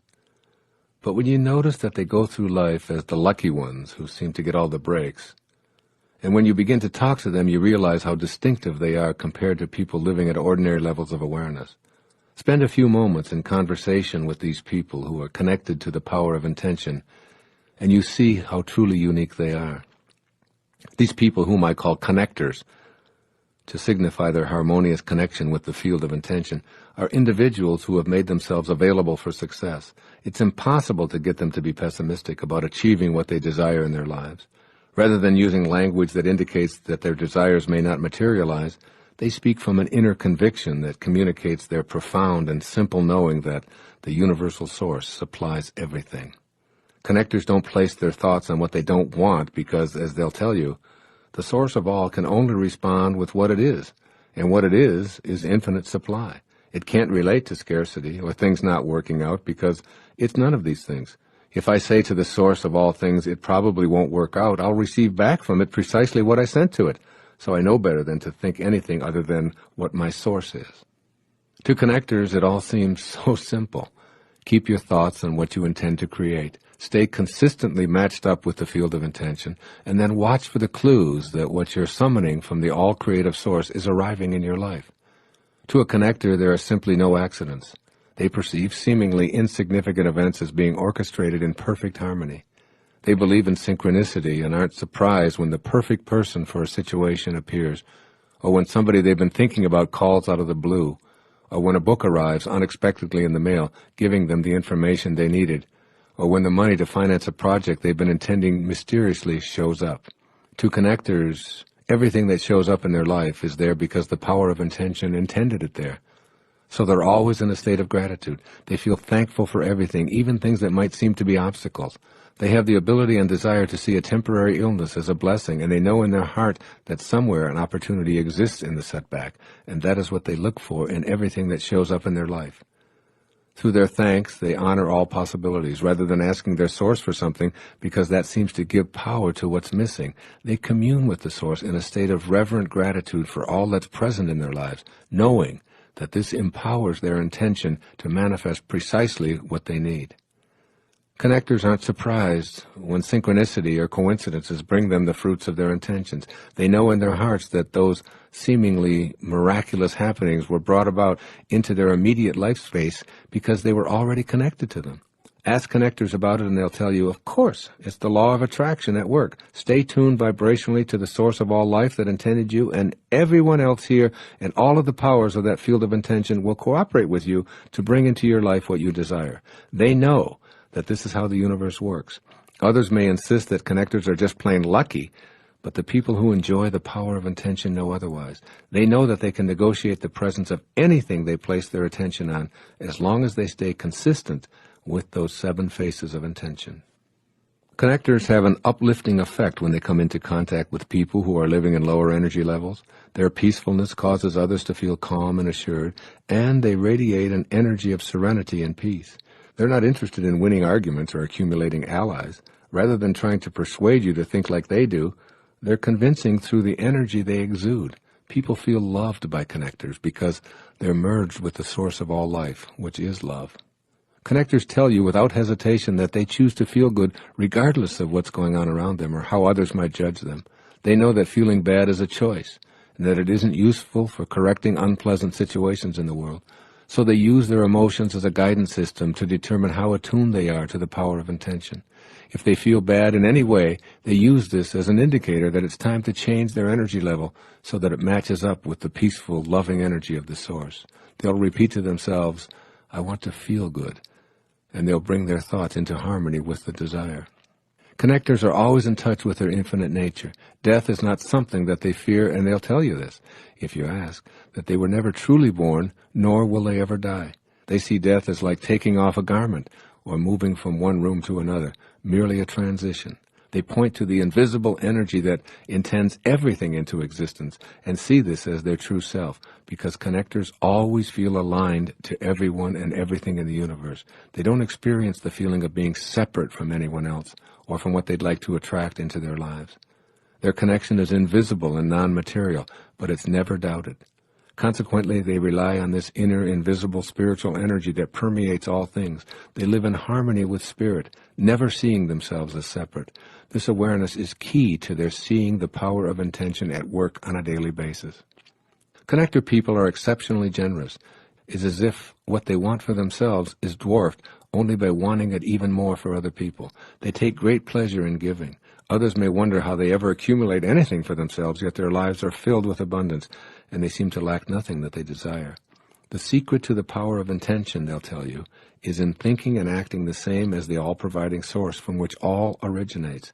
It's always providing, and I choose to be a provider too. The more I give of myself and all that flows to me, the more I see flowing back to me. Connectors are highly inspired people. They live more in spirit than in form. Consequently, they're inspired and inspiring, as opposed to informed and filled with information. These are people who have a strong sense of their own destiny. They know why they're here, and they know that they're more than an encapsulated collection of bones, blood, and organs in a skin and hair-covered body. They're all about living this purpose and choosing to avoid being distracted by the demands of the ego. They have great reverence for the world of spirit, and by communing with this source, they stay inspired. Connectors will encourage you to stay in vibrational harmony with Source out of a sense of responsibility to the entire planet, and they regard this as a vital function to emulate. This isn't something they think about and discuss from a purely intellectual perspective. It's what they feel deeply within themselves and live passionately every day.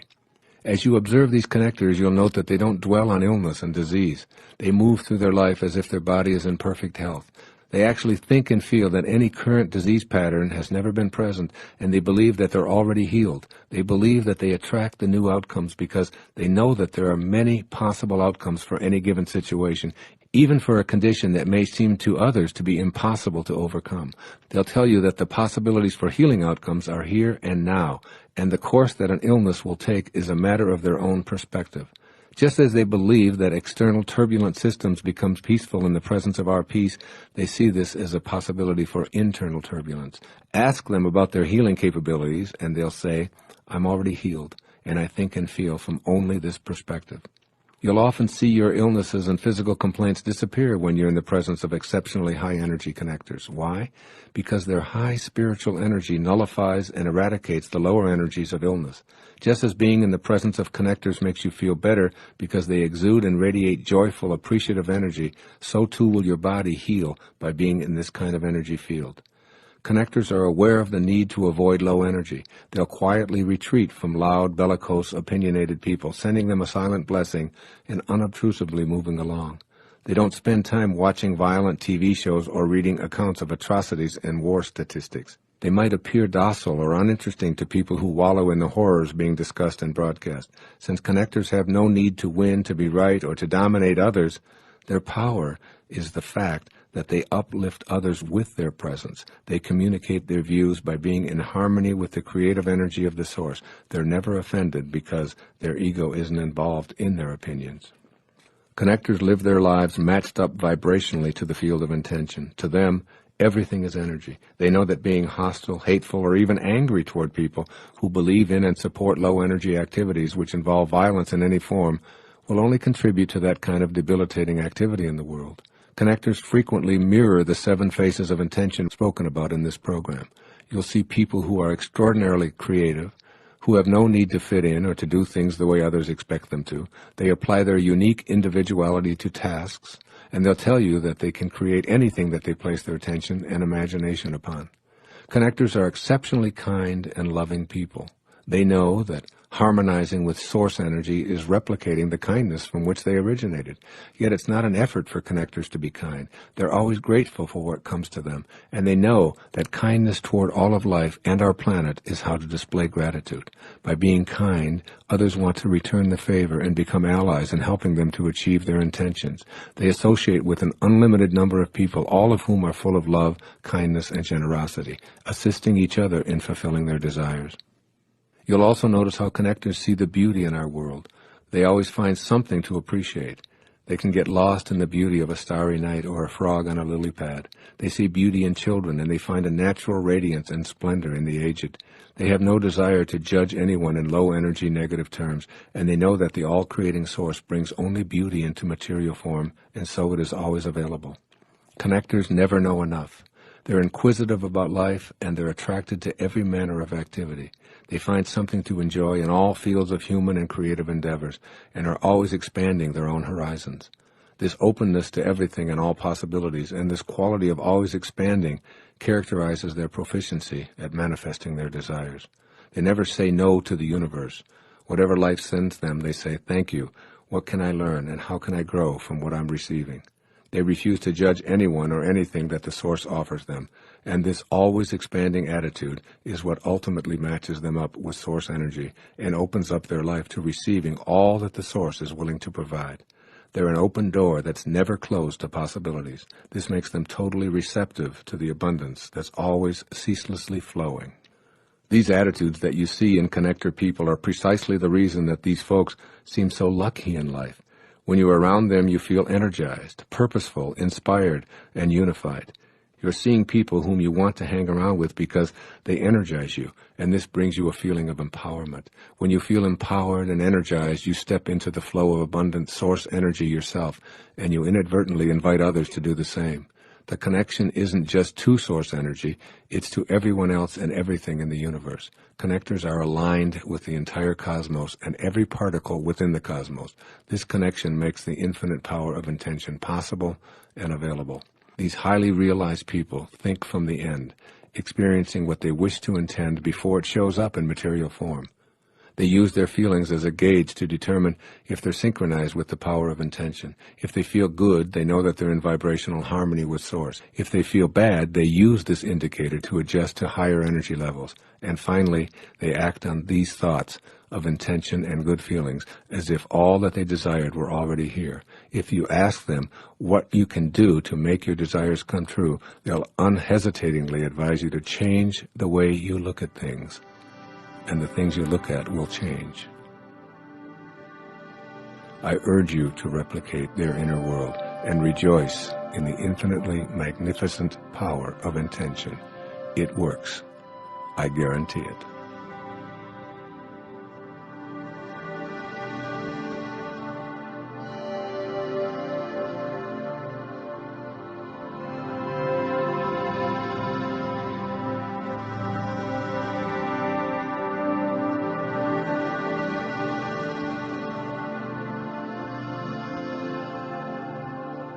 This has been a Hay House Audiobook production.